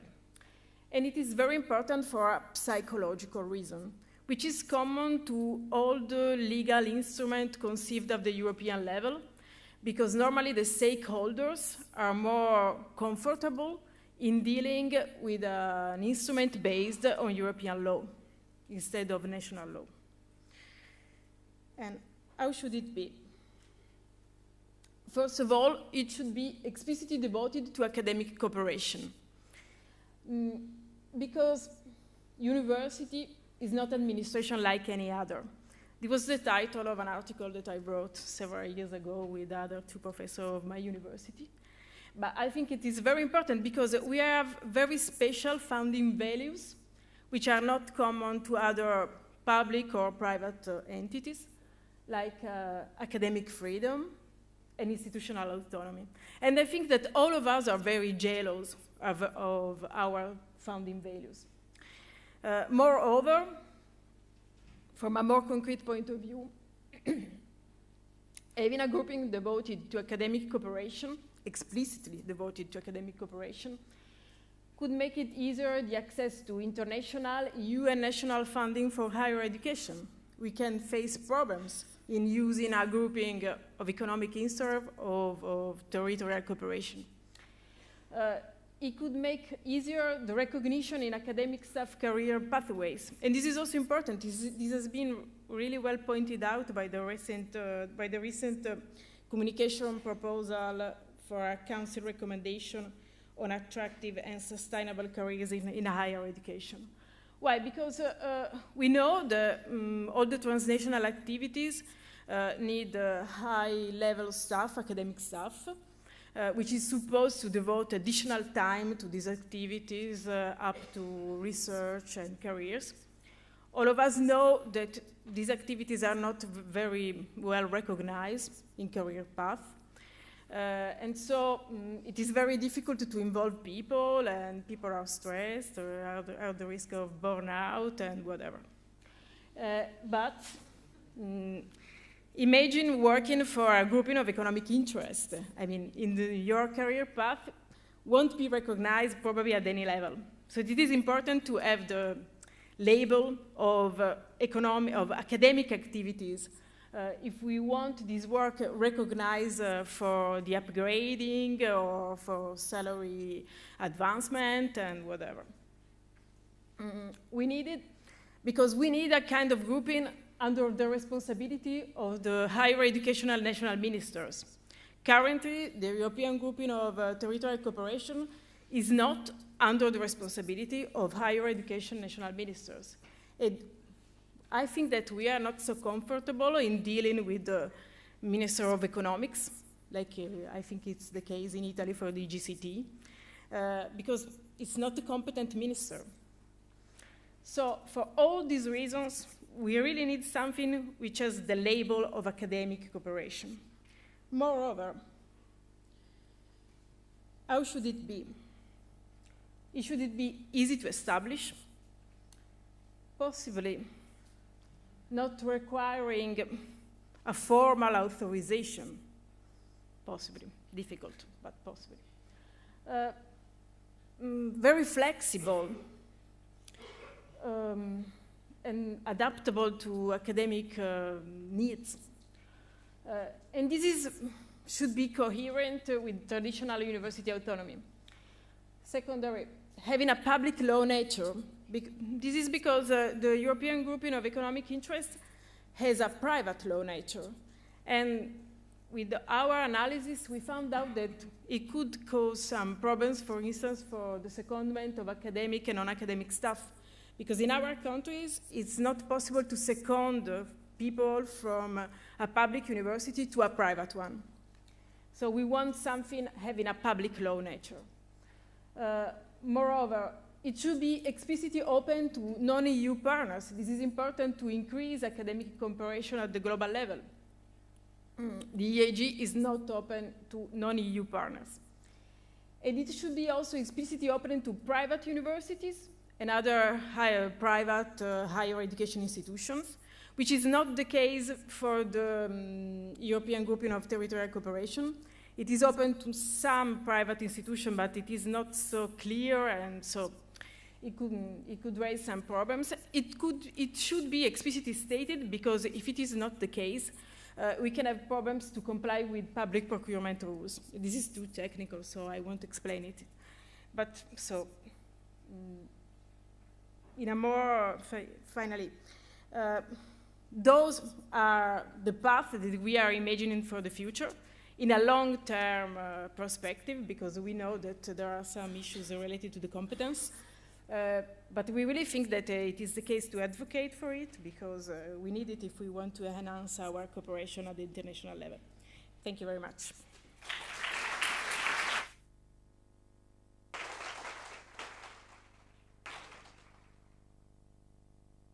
Thank you, Barbara, for this overview. Erik, if I may turn to you now. We've already heard Daniela and Barbara giving some recommendations, with Barbara going more in concreto also on the European Economic Interest Grouping. But with the University of the Greater Region, you had first, or you still have currently, an entity under Luxembourg law. You are almost finalizing the steps to set up a European grouping of territorial cooperation under European law. So how do you now see the future for your legal entity? How do you see it evolving? And what are really your needs, not only in terms of joint governance and the sharing of resources, be it personnel or financial, but also when it comes to your joint educational activities? What, if it would be you with a blank sheet of paper, what would you alter? Long questions.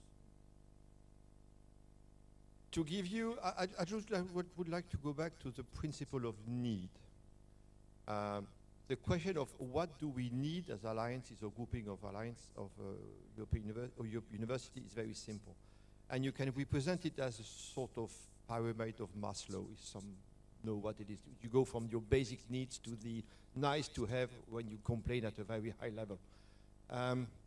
The question of that you consider is the intensity of the adequation of the current instrument to the need of the political view of having alliances. Now, I have a very pragmatic approach. For now, and I agree, none of the European public or private instrument is perfect. Now, the question is, do we cope with 95 or 92% of the regulation so that we can start to build something which will increase our value and the value which is generated by taxpayer money for European taxpayers? This is something which has to be set. Do we do that or not? Is it a way of maximizing the collaborations that we may have? Yes or no? I believe it is yes, and I could draw it also, but I lack the material to do it.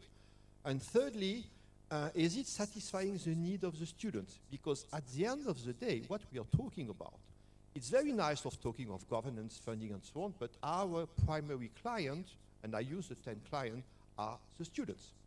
And for the need of the students, I believe, and I have enough argument to do that, that finding a solution like a DGTC, which can be adapted to a certain extent, would fulfill most of the need of the students, and of the mobility of the teachers, and of the payment of the teachers when they give courses somewhere else, and of detachment of people.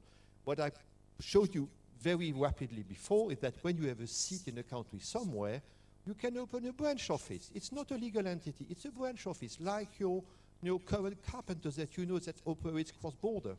It's something which is super easy. It doesn't cost money, and the people you hire in the branch office are subject to local laws. This means tax, social security, and so on, and they are protected by European law for that. So if you think about it very prospectively, most of the barriers that we may have, if you look at how company operate in general, and this is absolutely key to do, companies do have a need. They need clients and operate with clients. We have students, and we have to find the ways to operate our students correctly in a moving environment in Europe to the best of as we can. So I believe that if you take an EGTC, for example, and you convince the Council, the Commission, some MEPs or whatever, that with a discrete article in the regulation for 2013, that higher education, research, innovation, and service to society should be incorporated in this regulation in GTC, that's a way far ahead. We take a couple of years, we show up that the GTC at 90% can operate, and then you look for the 10% in the regulation to be modified. And this is very pragmatic. You satisfy an immediate need, but you can improve it on the long term. And I firmly believe that for our students, we should do that. Erik.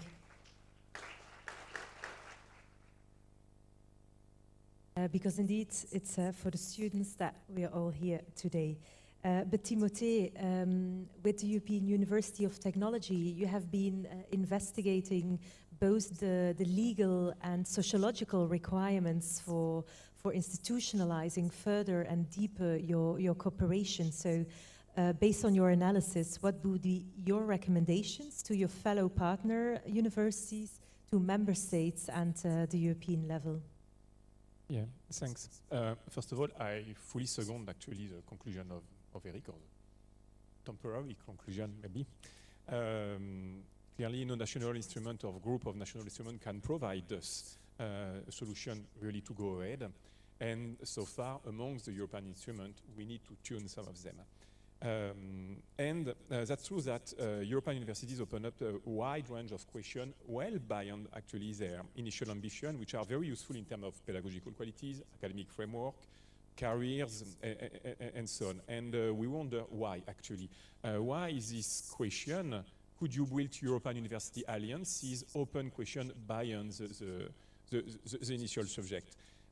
So actually we started a sociological analysis, not ended, on the question what's going on and why there is such a desire to build something together to overcome difficulties, and how our organization and ownership developed within actually these groups.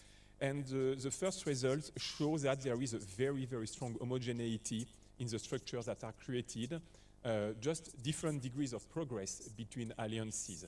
So wherever we are coming from, the kind of alliance of group, wherever we are going to, our mission statement, we are more or less building the same governance structure. Sometimes the names are slightly different here or there, the name of the bodies, the name of the people, but concretely it looks very, very close from one system to another one amongst alliances. And in all cases, actually, the needs expressed by the players, by the stakeholders, were very, very similar. And the players were clearly aware of and very responsible for actually the needs and the risks involved, as well as the building process, by the way. And furthermore, we should be conscious that when we free up such energy, we are making possible progress towards the future. And what we have seen actually is wherever the member states we were in, actually, we were more or less seeing something like the same glass ceiling. And European universities open actually this glass ceiling. That's why as we are more or less all the same problems, the same question, when we open this glass ceiling and work together, then we are trying to provide in a way the same kind of solution. So our national system no longer allowed us to tackle a certain question, and this is what we are opening right now. We need, for such a reason, actually a kind of legal playground in which we will build actually where we need to go, what we need. However, it needs to be supervised and formalized. And one effective tool would be to formally open the EGTC to academic activities, as it has been described before. This would provide a solid framework within which progress can be made under supervision of the member states, but with a global political and academic impetus. This is absolutely what we need.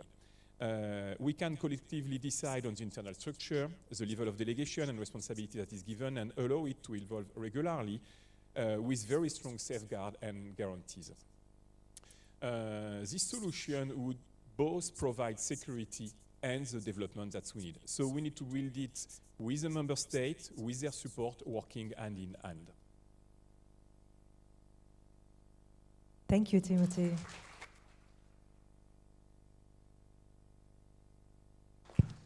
I think we have given quite some food for thought already, both to the Commission, but I think also to the member states and the partner universities. And it's great to see that after 1 hour and a half, 2 hours on the legal status, we still have a full room. And I was told that we had more than 1,000 people connected online to the event. So a special thanks also to the people connecting online. Thank you.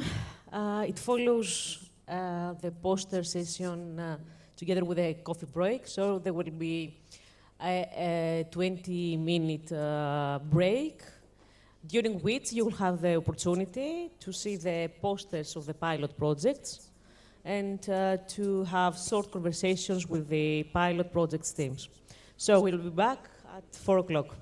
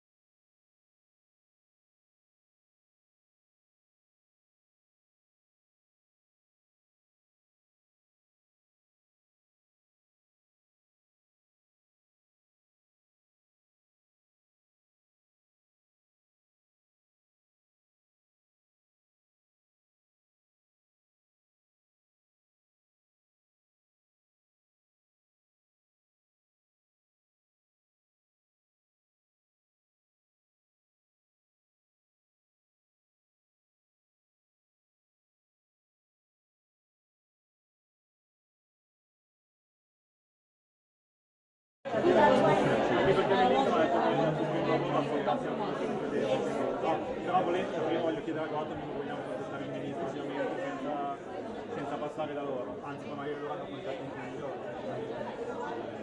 Quindi per quello che è stato prima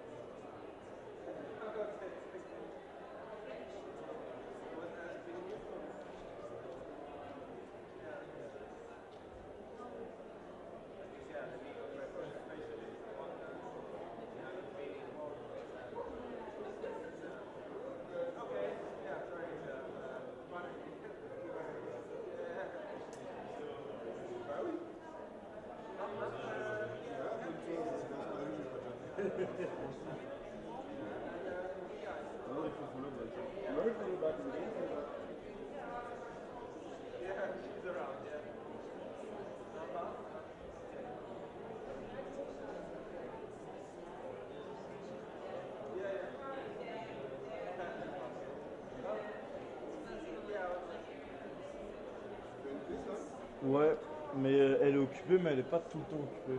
Ouais, ça.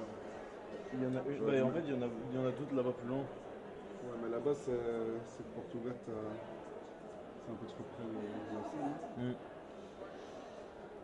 En plus.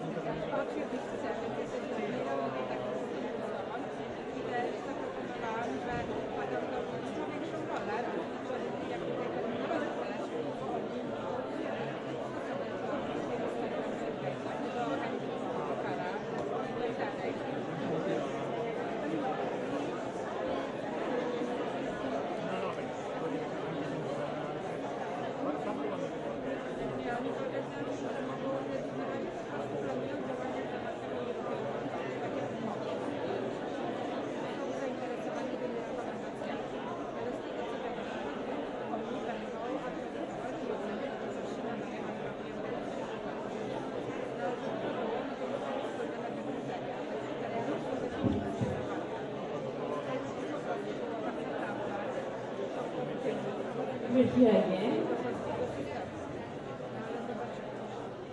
Moving forward with member states and the higher education sector. This is the title of the last session of today's important conference. I would like to invite the moderator of this panel, Sophie Eriksson-Watersud, Director for Youth Education and Erasmus Plus of the European Commission, and the speakers, Mr. Patrick Nedelec, Delegate for European International Affairs, Ministry for Higher Education and Research, France. Thank you very much. Mr. Joseph Garel, President of the European University Association. Mrs. Aurelinka Valenklein, Deputy Director of the Lithuanian Center for Quality Assessment in Higher Education and Head of Lithuanian ENIC.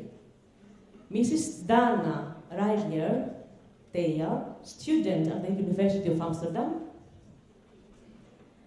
Mr. Elmar Pichel, Director General of Education, Science and Research, Austria. And Mrs. Lawrence Rees, Vice Rector of International Relations, Mobility and Cooperation, University of Mons. Thank you very much. And Mr. Peter Livens, Vice Rector International Policy, KU Leuven. Thank you. Thank you so much, Fotini, for the presentations, and I'm really delighted to be here with this high-level panel. I should say good afternoon to everyone still in the room. There's a big number, and I hear also still a very big number of participants online, so welcome back to everyone. Now we have heard a lot of the results of the 10 in total pilots, really a lot of concrete outcomes, but also ideas for the future. So this is of course really important input for the next steps. And that's why we have gathered here, I think, a really nice mix of participants in this high-level panel, because it will be a way to get together with not only the alliances and universities, but also representatives from agencies and member states. So it will be a new perspective to discuss both next steps for a European degree and the possible legal status. And we have seen really the diversity and the richness of the pilots, but somehow I have the feeling that there are some commonalities that seem to be shared, that despite the different starting points and the different approaches to the analysis, there are many insights that seem to go in the same direction. Some say that they see the start of a journey. I mean, the journey has started already, but clearly the journey starts to take shape and go in possibly the same direction, because this cannot be done alone. This is clear. Some say that we need to go fast. Others are still analyzing and considering, but the direction is clear. Some refer to the European degree as a clear momentum and a transformative journey that will make happen all these changes that have been committed from member states already since many years already.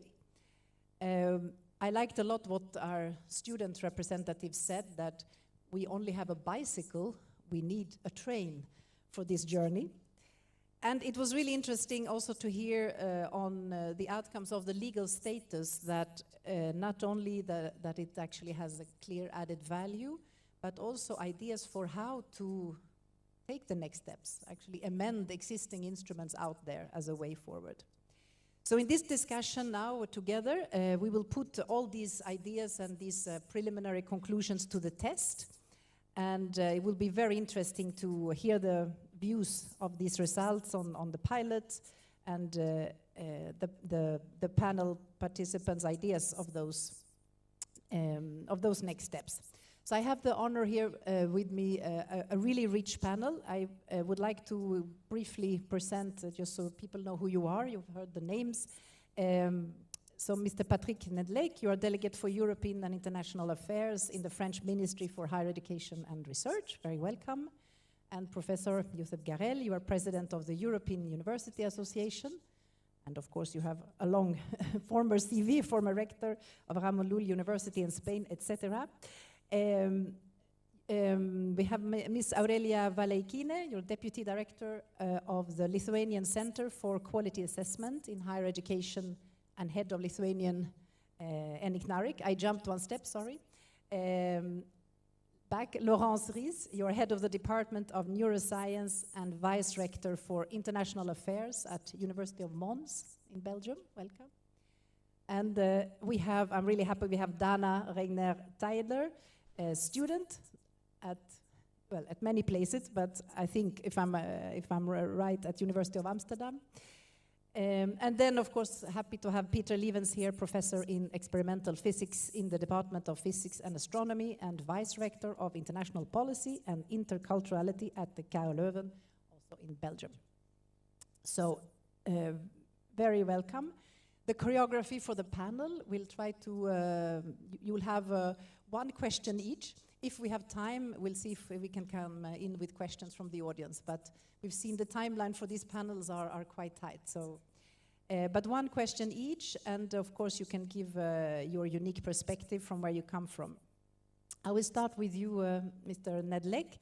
And a discussion here is a bit of a bridge between the recent past, or the past and the future, if I put it like that.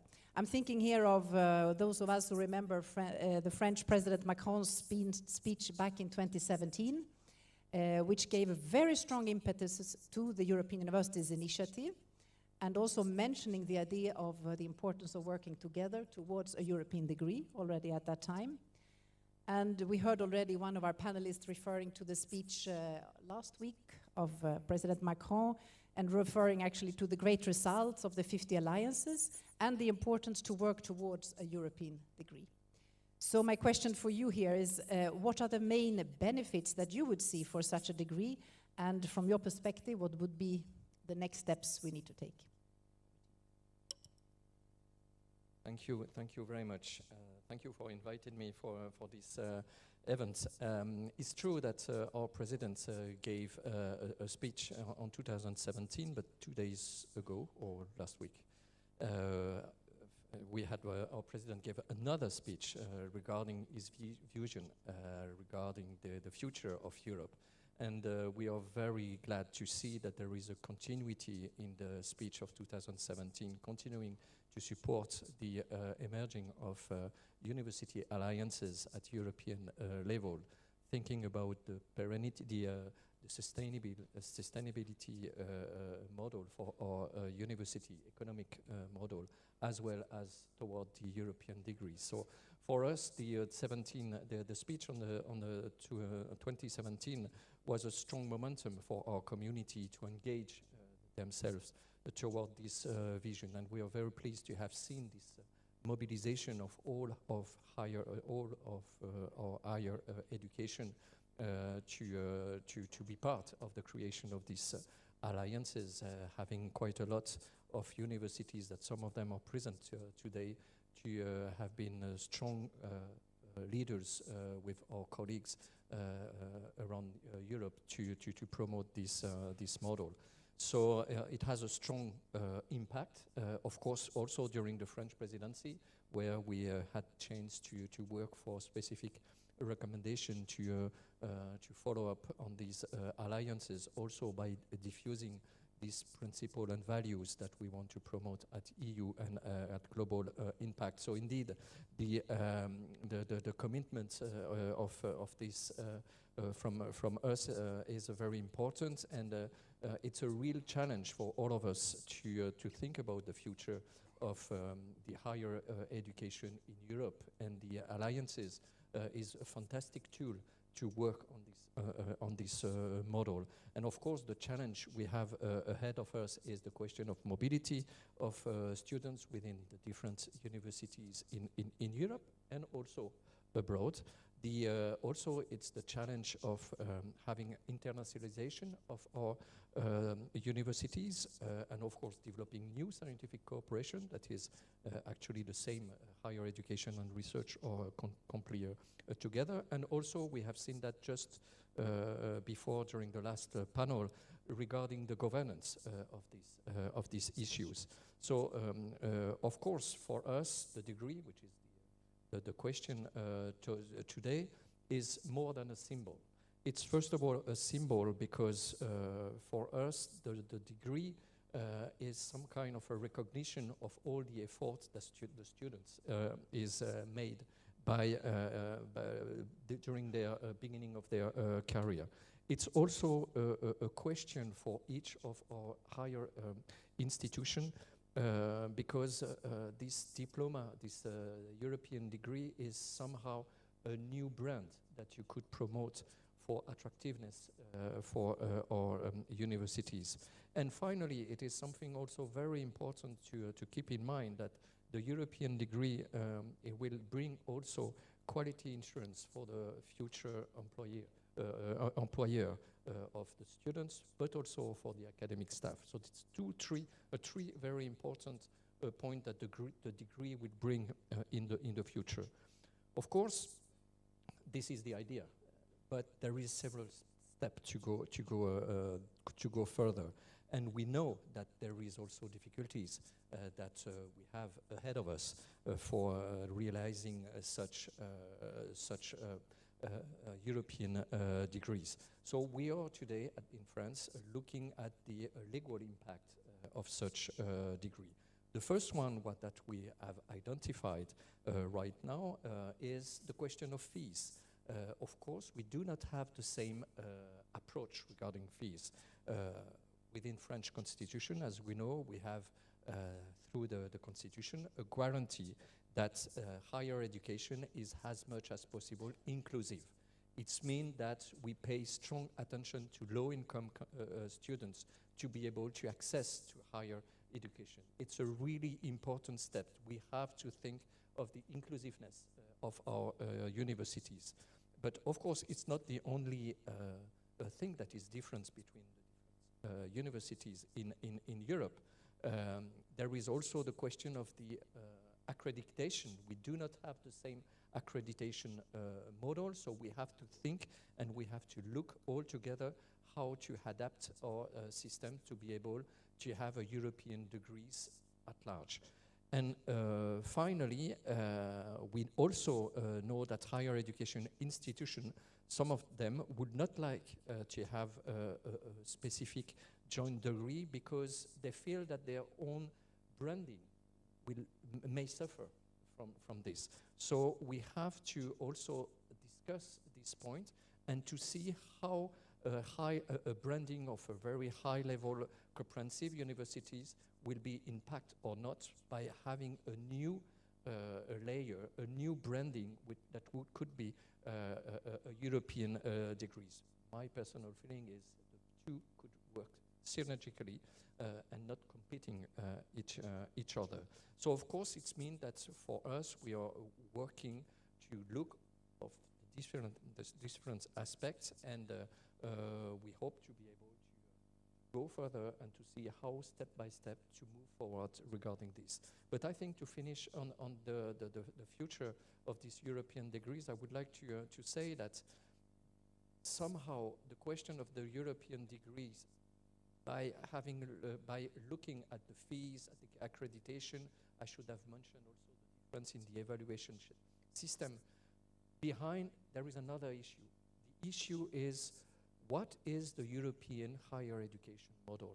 We know that there is a well-established higher education model in North America, in the Anglo-Saxon way, which to summarize, which means that this higher education system is fully supported by families.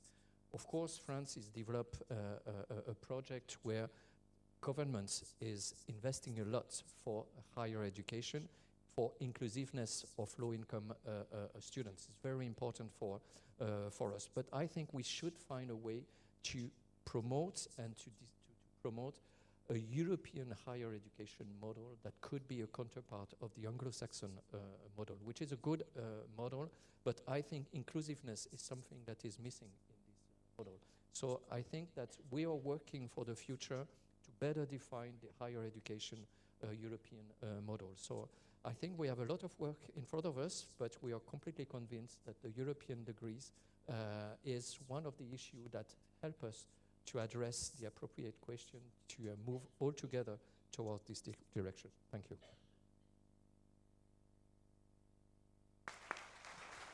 Thank you so much. This was really insightful, and thank you for being so structured here, that also having already identified the potential legal issues that would be relevant from a national authority perspective.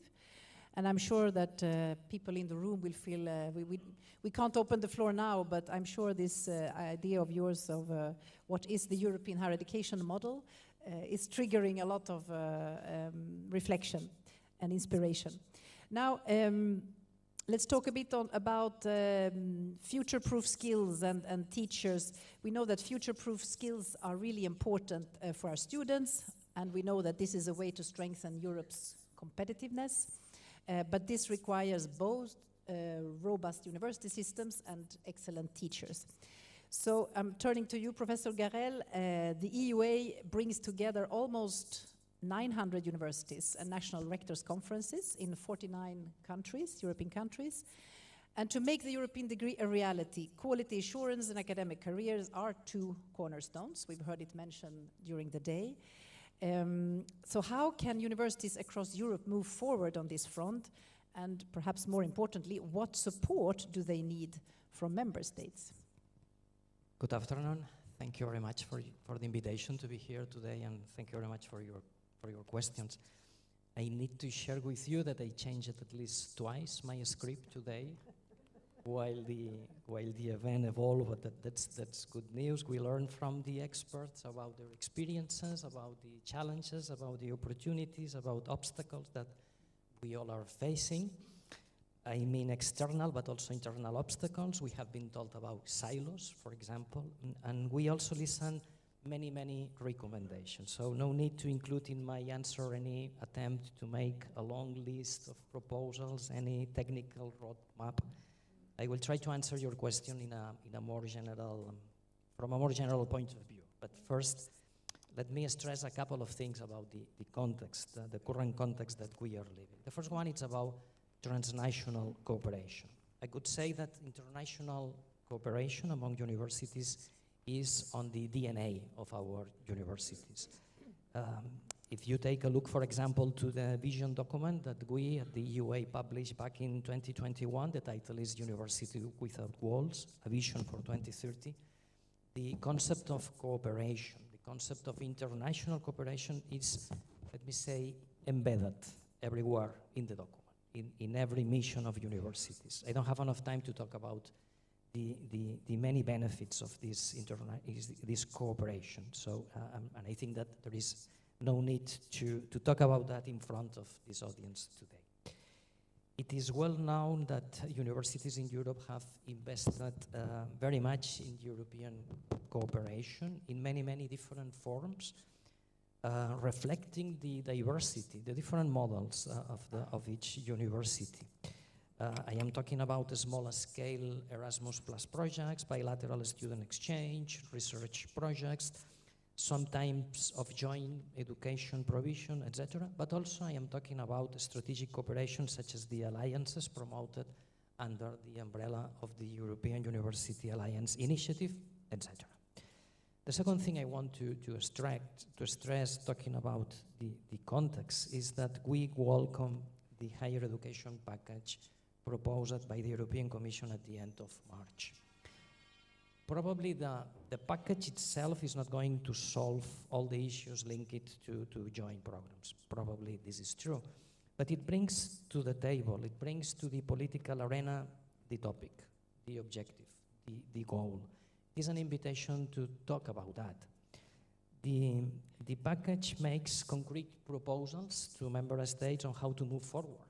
It's very important if you take into consideration the multi-level governance approach of the European Union. I am going to talk about a little bit more about that later.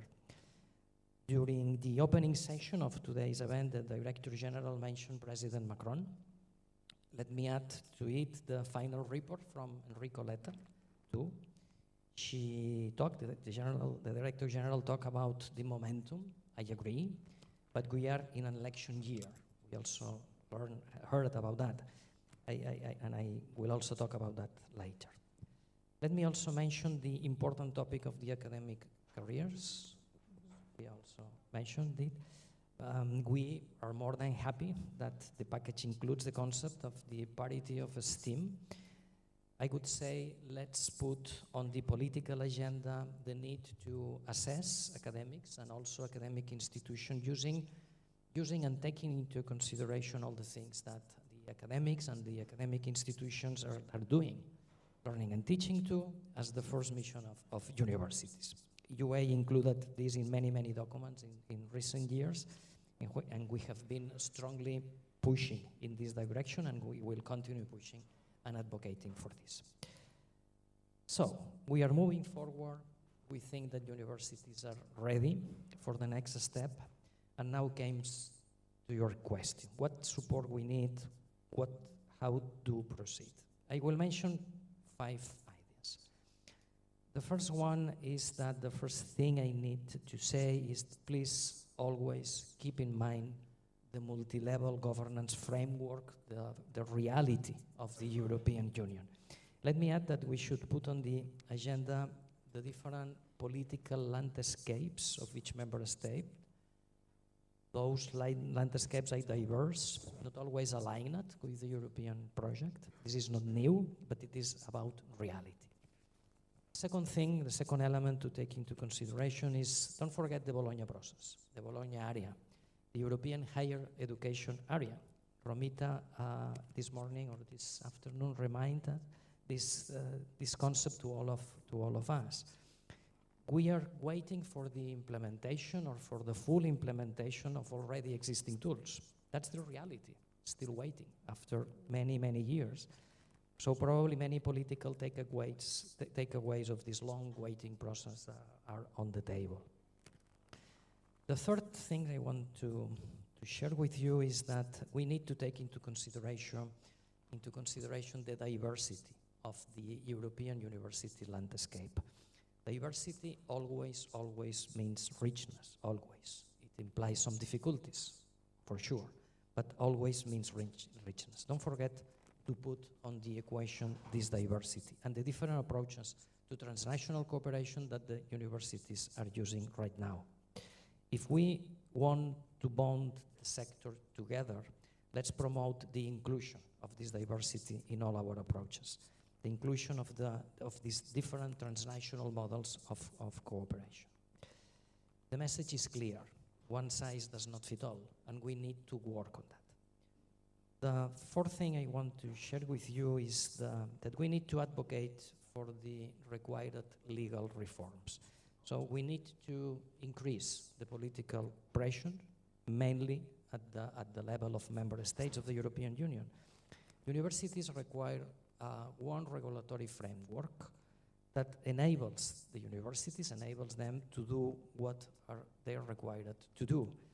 This is not about only goodwill and enthusiasm. This is also about having the legal tools for doing what are we required to do.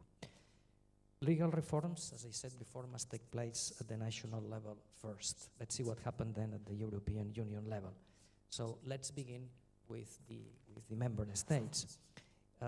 In the context of the European Union elections, I think that we are living in an excellent opportunity for talking about this.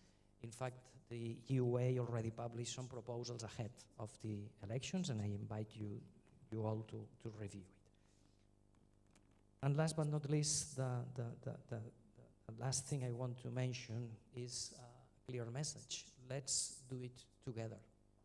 And by together, I mean the European Commission, all the European Union bodies. In general, if you want, obviously the member states, the different stakeholders, the quality assurance agencies, the employers, the students, and obviously the universities.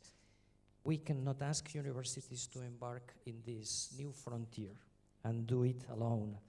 We cannot ask universities to do all this without the necessary political, economical, social, regulatory support. So let's do it together.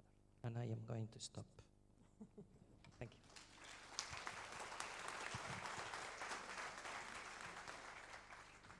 Thank you so much, Professor Garel. Really insightful messages. And you mentioned here, I'm thinking of doing this together, pushing for legal reforms and respecting the diversity. And all this boils down to what has been committed to in Bologna.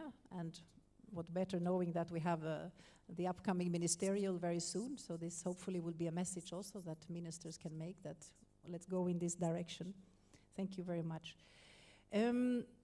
So I want to zoom in now a bit on quality assurance, this topic that has come up a lot during the day. And there's a lot of things to say there, but we haven't yet heard from a real expert. I'm sure we are all pretend to be experts, but somebody really like you, Ms. Valekainen, really working in the National Quality Assurance Agency. I think you have a lot of insights to share with us. In the end, we're talking about trust in our systems.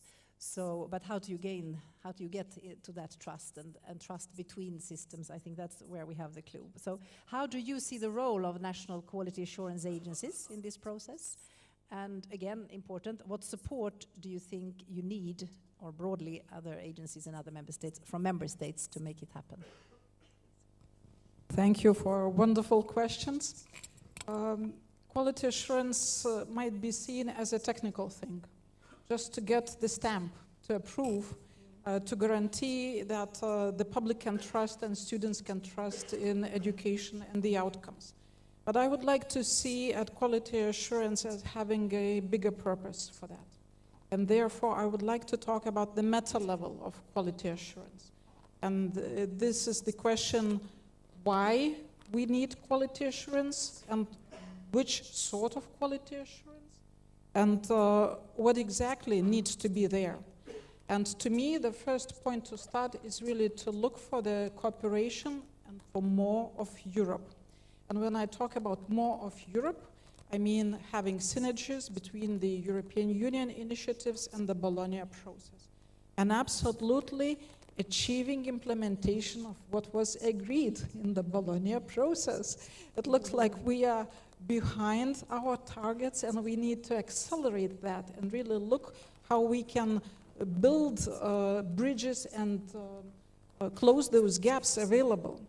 Then the second issue about why the European degree and what is the role for quality assurance agencies, I would like to say that I wish to see the revision of the standards and guidelines for quality assurance in the European higher education area, contra perhaps to some of my colleagues in quality assurance, which are saying that we already have too much on our plate. I believe we do not have enough on our plate. And what I mean, what we are missing, I would like to see the strengthened citizenship and Europeanness dimension. With the most recent developments in Europe and around Europe, we see how important it is to cherish and to protect democracy, academic values and freedoms, and the idea of what Europe is, the united Europe, peaceful Europe, and building our capacity for the strategic autonomy of Europe. This was mentioned, and this came also in the speech of the French president just very recently. As it was chilling the message and the question from the colleague asking, where is European engineering? My question is, where is Europe in terms of resilience and defending itself, its democracy, its people, its education? We have dictators who are dreaming about the country from Vladivostok to Lisbon. This is not about stopping in Ukraine, not stopping in Poland or in the Baltic countries. It's really about the entire Europe. There are no limits for dictators. So we need to be resilient, we need to respond and to be fully engaged as citizens in protecting Europe and the idea of Europe. So this is what needs to be, well, on the meta level to be had in mind. When we talk about European degree, there was a fear of elitism and leaving some students behind. So my question and my quest is really to talk more about internationalization at home and how we can reach each of the students studying in a joint degree program, in a regular program, whatever program there is, so that we have this extra dimension of the Europeanness. And then moving to the operational level, I would like to again see more cooperation and engagement.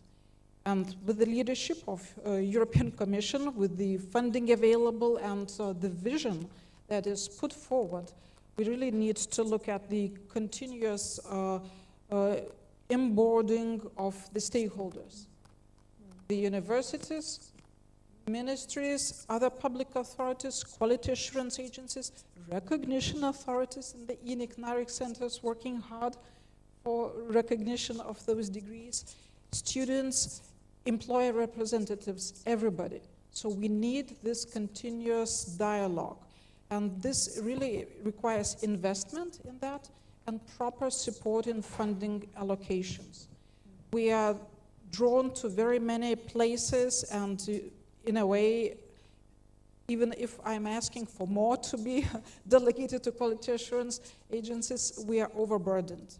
So we really need to have proper resources so that we can deliver what is expected from us. And in terms of the real quality assurance, I would say we need to close the loop. And by closing the loop, we need not only strategies, but full implementation, monitoring of implementation, and coming back to solve the issues which are still not solved. To really look why we are there, still stumbling, what needs to be done.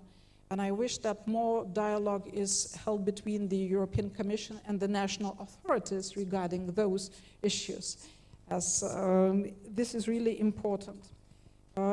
In terms of the policy lab, I really am looking forward, because from the country perspective, we are always looking for learning from each other, peer learning and support, sometimes benchmarking as well. These are very important tools. And to conclude, I would like to wish all of us to dream bold, to work hard, but also to enjoy each other.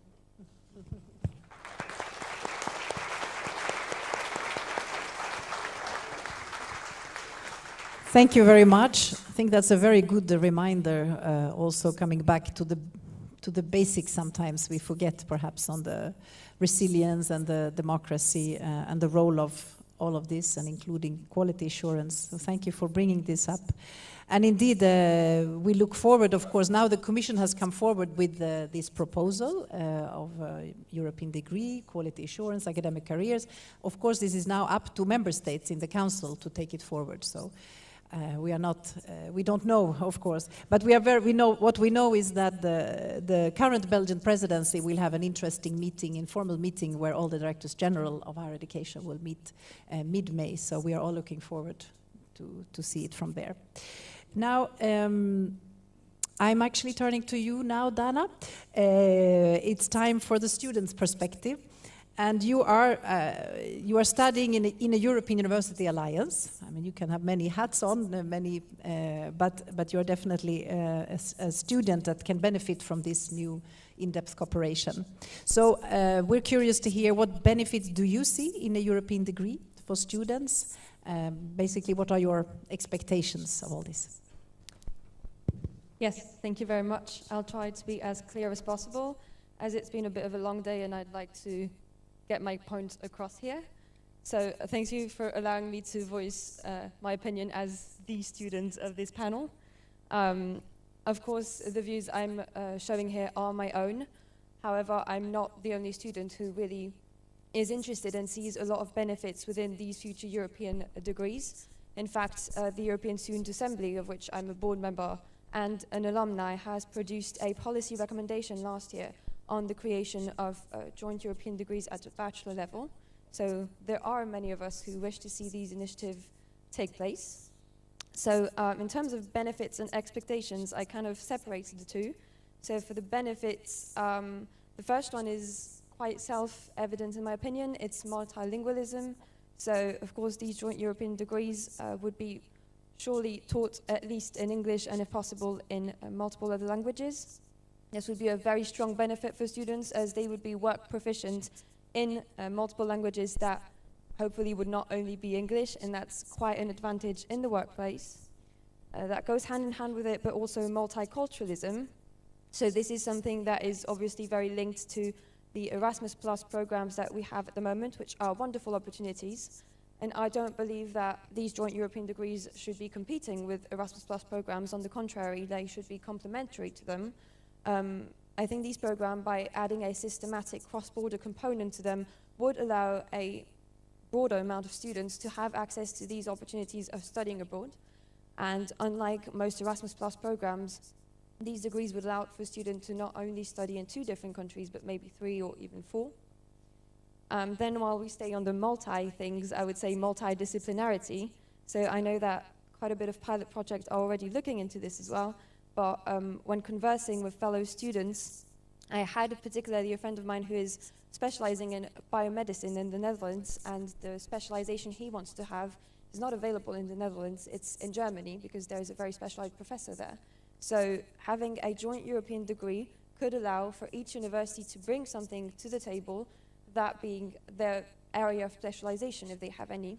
And so we would effectively create a degree which offers a teaching that is unique to this degree and would not be available should the students choose a solely national degree.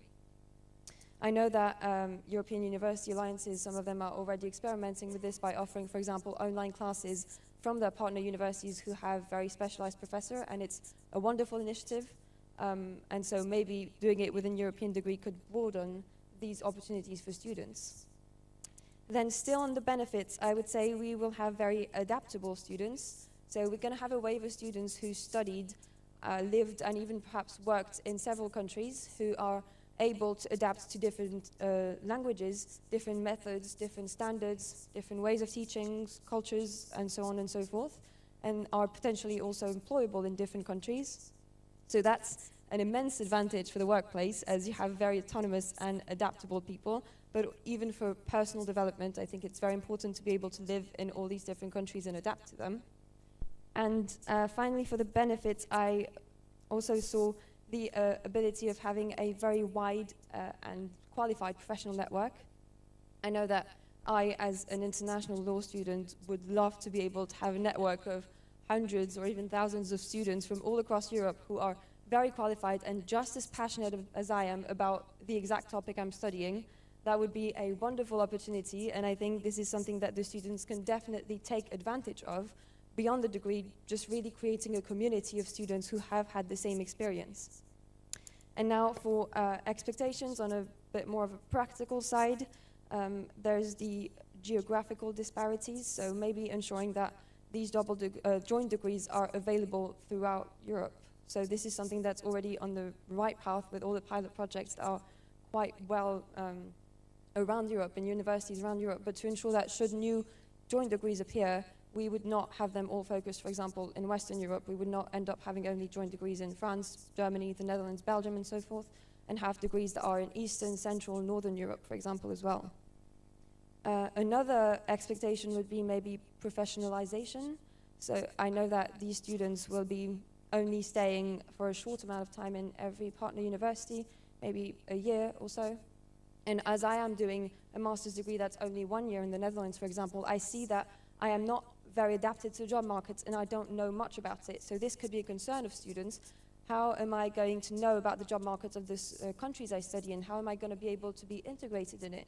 So for these joint European degrees to offer any sort of initiatives that could help students connect with the workplace where they're studying, so for example job fairs or internship or anything else, could be very reassuring for students as well. Another one would be inclusivity. So of course these joint European degrees would probably come at a certain cost, financially speaking. It's been mentioned multiple times before. So ensuring that students from low incomes, from low socioeconomic classes have access to it is primordial to ensure that we have all socioeconomic classes represented in them.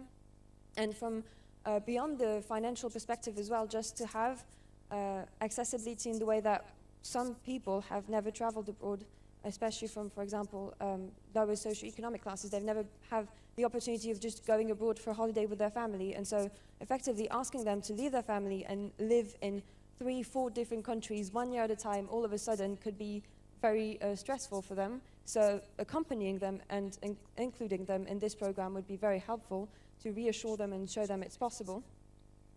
And last on the expectations, but clearly not least for me, is a clear communication around this degree.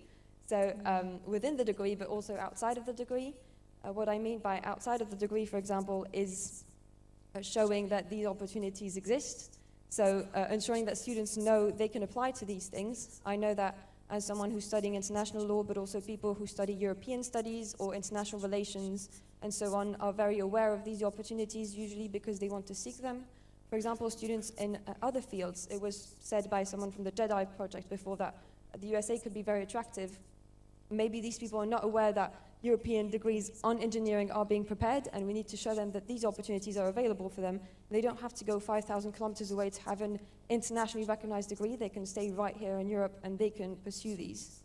And clear communication within the degree, that's also something very important. It's to be clear to the student on what they're going to receive, especially since they're going to put a lot of effort into these degrees. They need to know what they're going to receive. I know that I, for example, did what could be considered as a joint degree at the high school level. I did a Franco-German degree, and I knew very well as soon as I started that I was going to get a French degree and a German degree. I knew that I would get the same opportunities in France and in Germany, the same availability for workplace, for moving abroad, and for studying in Germany or in France. Both were really the equivalents. And then I moved to the higher education, and all of a sudden, joint degrees became very blurry as a concept. And so, for example, in the master's in which I study, there's a so-called joint degree or joint program or joint track. It depends on which website you look into. And so this joint program, some would think that it delivers 2 diploma, one for each partner university, or 1 diploma that's available in both countries. But in reality, it only delivers 1 diploma, which is available in only 1 university. So it's kind of confusing. And this clarity is something I think you all owe to the students. They put a lot of effort, and they deserve to know what they're getting in the end. So these are my personal view again, but I think every student has different views, and you'll get to hear all about them once these joint European degrees are truly launched. Thank you. Thank you so much, Dana. Important messages, very attractive, it seems, for employers, apart from the students, but also a message perhaps to the universities here that be good in making the joint programs visible, communicating about them. Thank you very much. So now we are going to, we hope our technology will work well, but we go back to the member state perspective here. And Austrian universities have a long tradition of European and international cooperation. And actually many of them took part in the piloting phase. So we therefore ask Director General Pichel what he sees as the main benefits of a European degree and what would be the next steps to make it a reality. So we are looking forward to hear Mr. Pichel and the view of Austria. Let's listen to his answer. Ladies and gentlemen, dear participants of this conference, we are here because we are Europeans, all striving to offer the best for our students and for the higher education sector. We share the same aims and visions, and we live in a strongly interconnected and rapidly developing world. Therefore, in my view, just as we have the euro for the European and global market, we also need a strong academic currency in Europe and from Europe to the world. With the ECTS, we have already been successfully using the right small coins for several years. Now it is time for the big notes.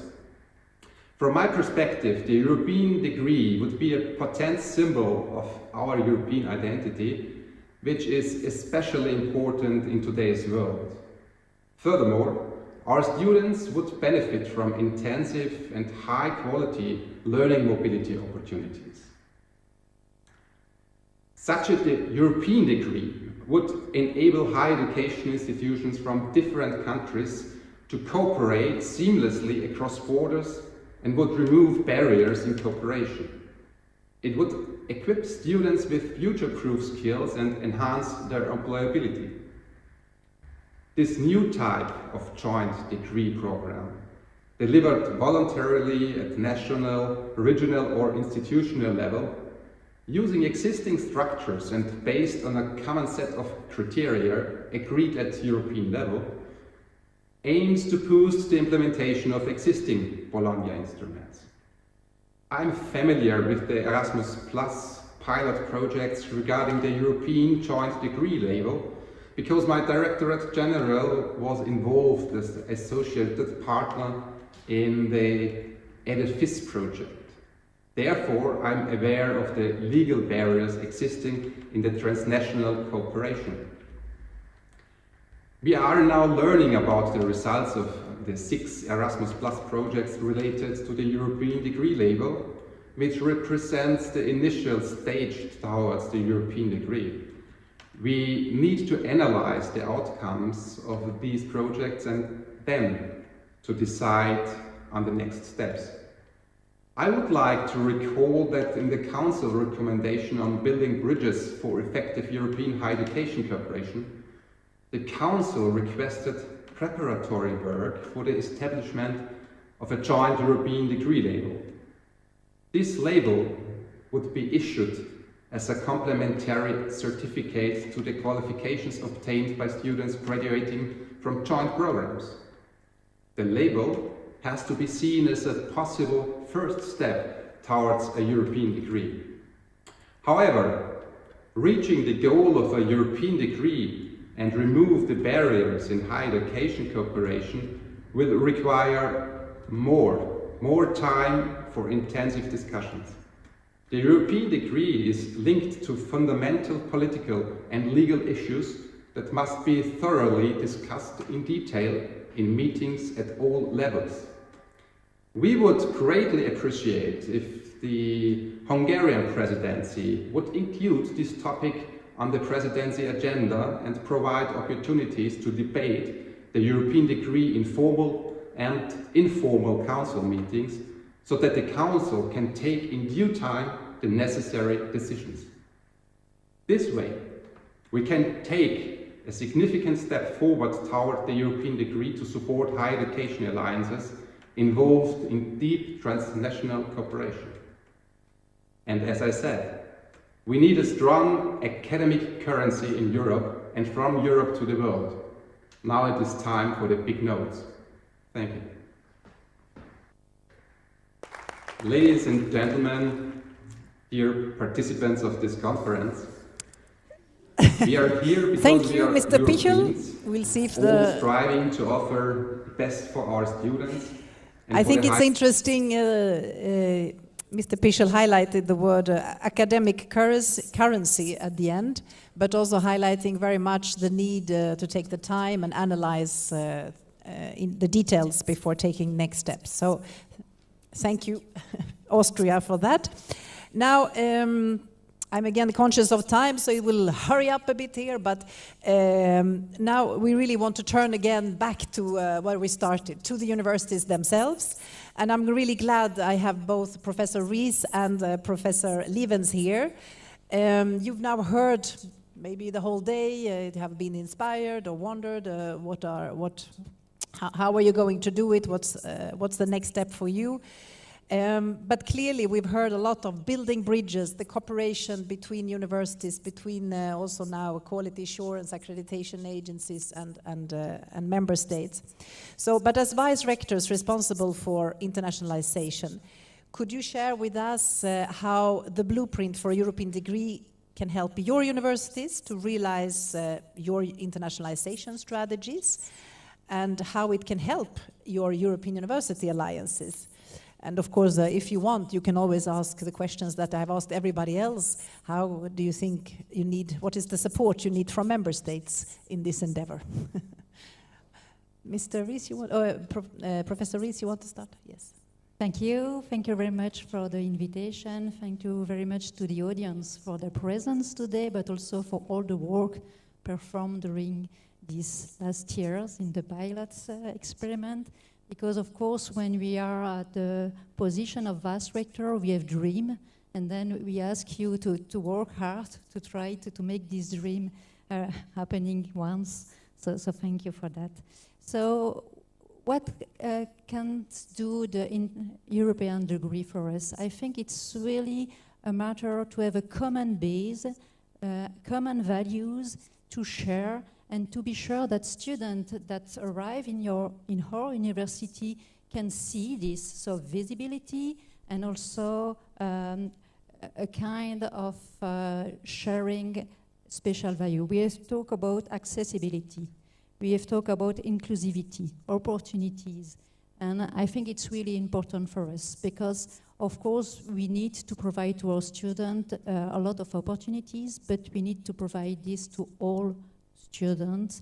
And at the University of Mons, we have a strong,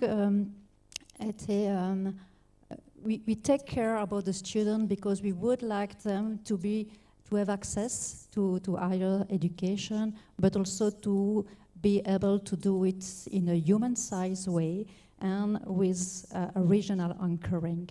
And so the European degree could help us to open the doors towards other countries, other cultures, other language, but also to stay attached to their region and to be able to come back to Belgium afterwards, to work in Belgium maybe, to work also outside in other country, but to have also the possibility to stay and to bring something to the society. And at the level of the Alliance, so for the Alliance at the moment, what is proposed, so Erasmus Mundus or double degree, is not enough for the ambition of the Alliance, because Alliance really would like to have an European campuses where all students belonging to these campuses can really think together, work together, share ideas, and you say that it's really important to be able to talk to all the students that could share the same ideas and the same passion for your studies. And this is a dream, of course, to have this European campus, maybe virtually, because not everybody can move at the same place, so maybe it can be partly virtual, but at least a place where a student can think, work, and think to the futures. Because all students are the future citizenship of the world, they are the future researcher, future teacher, future policymaker. So we really need to take care of them. And about quality assurance, I think it's really important, right? Because it's a lot, we think that it's really difficult to reach this type of level, and it's a lot of burden because a lot of administrative stuff. But once you have access to this quality assurance, that you can be sure that when you send a student abroad, he will receive a certain type of education, a certain level of education, and you said that it's really important to know what we can have at the end of your journey. And I think that the quality system helps students to know what they can reach at the end of their journey and how they will be able to reach the market and to work for the society at the end. And I think it's really important. I will not be too long because I know that we are short in time, and I will let my colleague take the floor. Thank you, Professor Rees, for that. Thank you for respecting the time. We are indeed a bit short of time, but Professor Levens, over to you.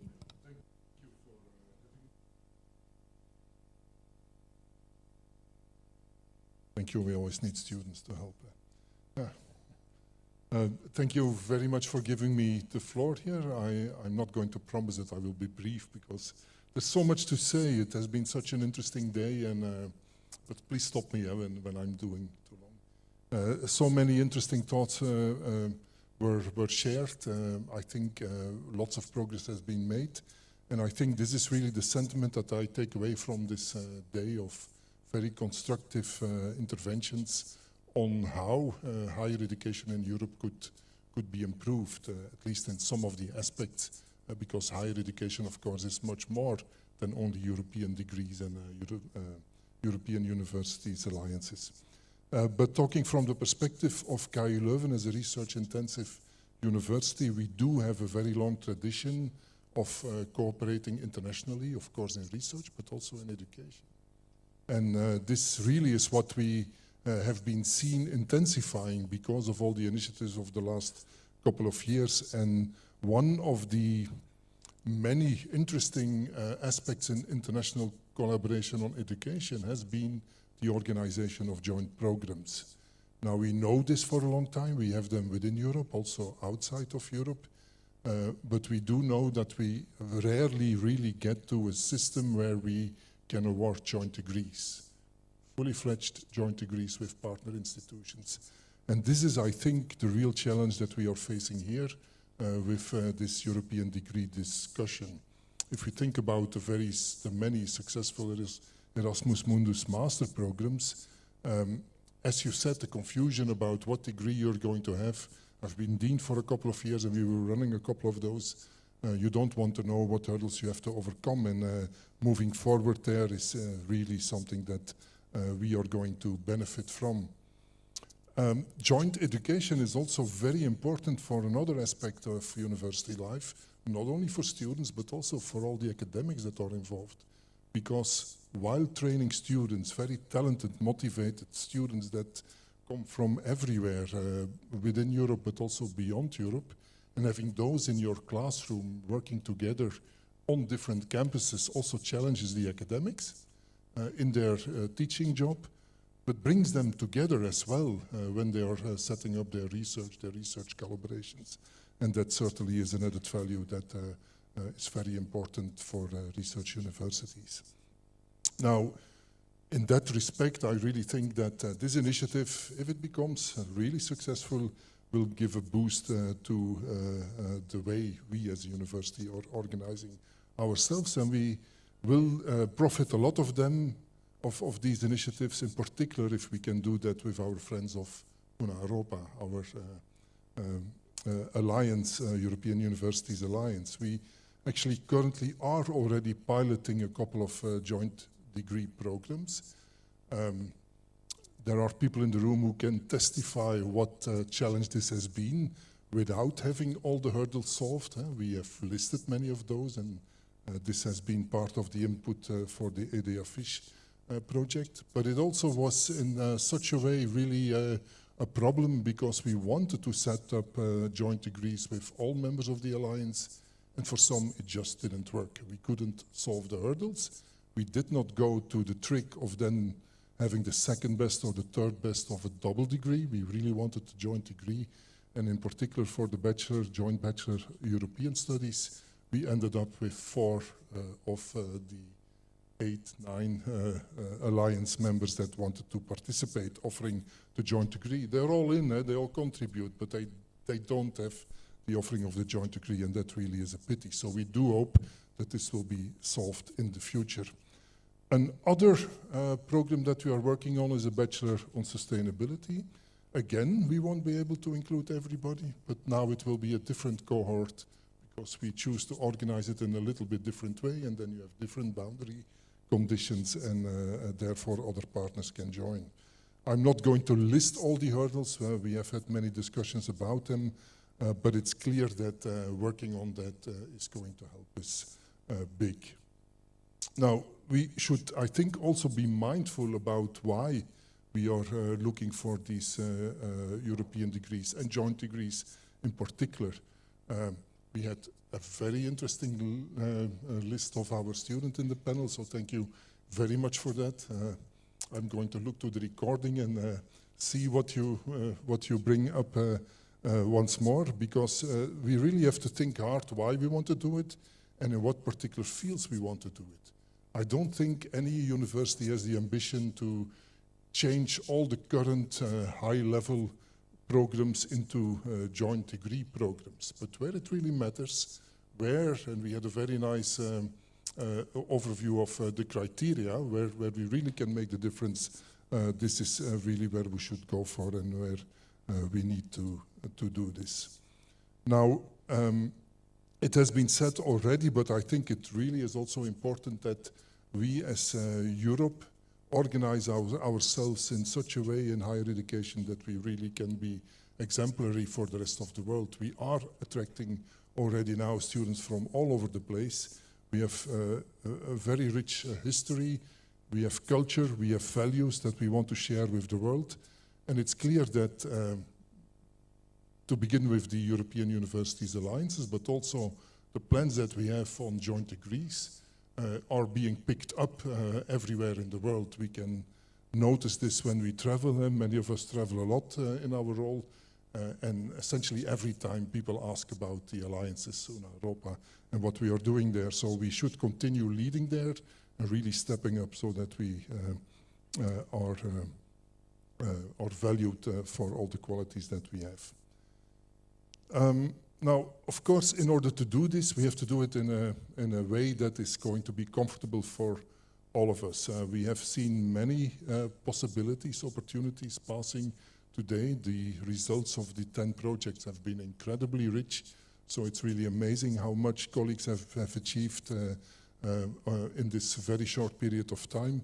But some of the conclusions are maybe at this moment in time a bit too ambitious, I personally think. If we need to develop everything and all the ambitions that has been listed, we are going to have a hard time not only to convince the member states, who have to be very, very active, I think, and we will urge them to do so as much as we can as universities, but also all the other stakeholders, including universities, probably have to go a bit too far than what is currently possible. We do appreciate, however, that the European Commission is leading the way and is going to urge us to take steps and to eventually, in the years to come, to change the soft laws in more regulatory frameworks at the European level. We'll see what is going to happen there. But it's very important that the European Commission is taking the lead and brings all stakeholders together, as has been pointed out in the higher education package. So we are very supportive of that. And in particular, the European Degree Policy Lab and the European Degree Forum are initiatives that we are looking forward, and as universities we certainly will contribute as much as we can. Actually, we are within UNAROPA not so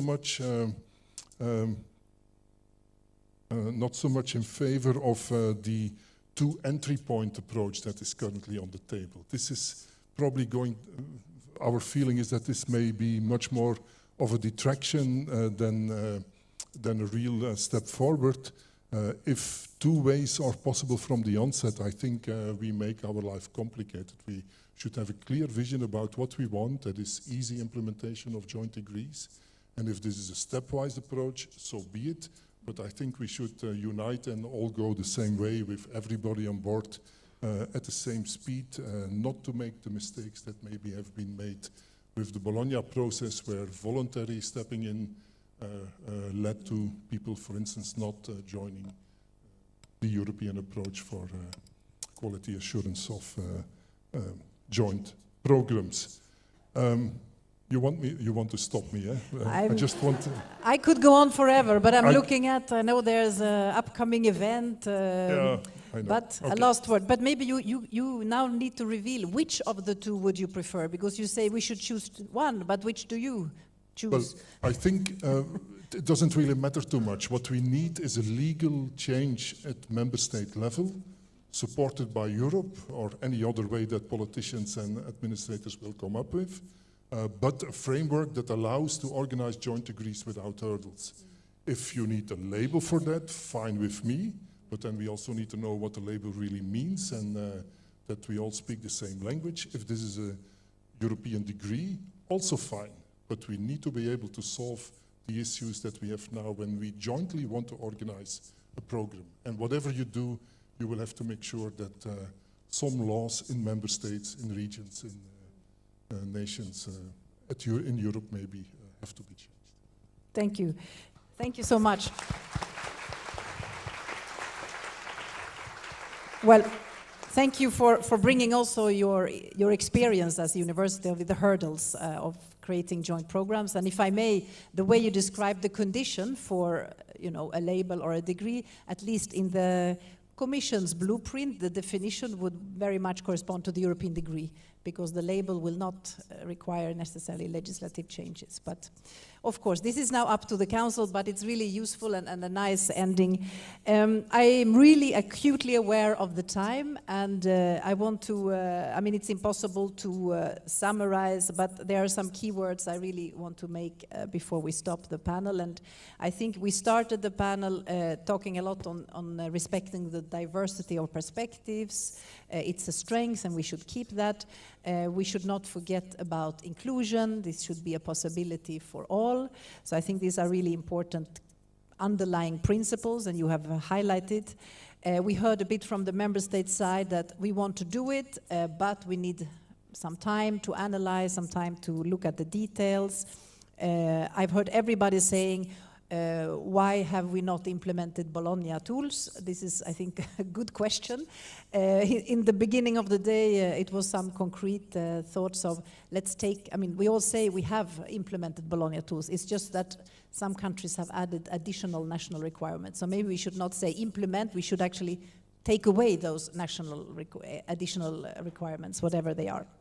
You have also highlighted, and I think this is an important message for the whole day, that we cannot do this. Nobody can do it alone. We have to. This is an exercise where we have to join forces from all the actors on the ground, and it's great to have the quality assurance perspective. And this will not happen without agencies like yours.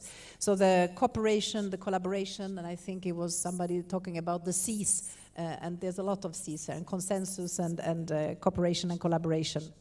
Member states together with the higher education sector, and it goes without saying the Commission is happy to facilitate, and I don't know if I dare say taking the lead, but certainly facilitate and push hopefully in a good direction that is workable for all.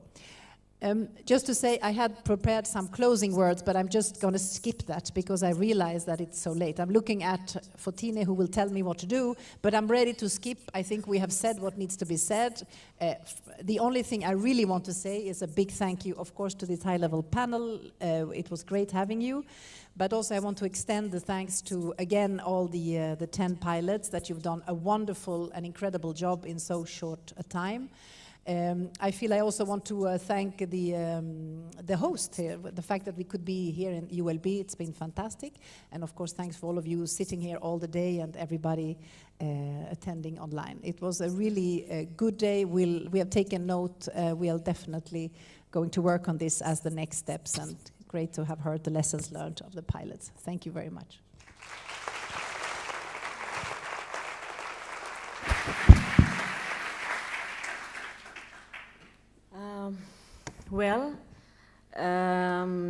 Dear Sophia, on behalf of the SMART project of Civis Alliance, it was really our honor and pleasure to co-organize this important event with the European Commission. Thank you very much.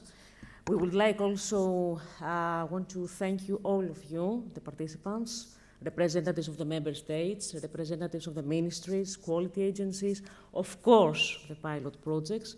It was really our pleasure to organize this important event.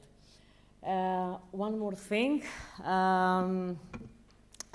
you are kindly requested to scan this QR code to fill in a particular form regarding the evaluation of the current event. So, we're okay. Nice. Thank you. So, it follows a joint session with the title Reaching Out to the Wider Higher Education Community, linking with the event of Belgian universities in the framework of the Belgian presidency. So we're going downstairs, outside, in order to go together to this event. So, thank you once again, and then follows a networking cocktail. Thank you again for your presence here, because I would like to say that your presence at today's conference proves that very important steps have already been taken to pave the way and to make the blueprint for a European degree reality. Thank you again.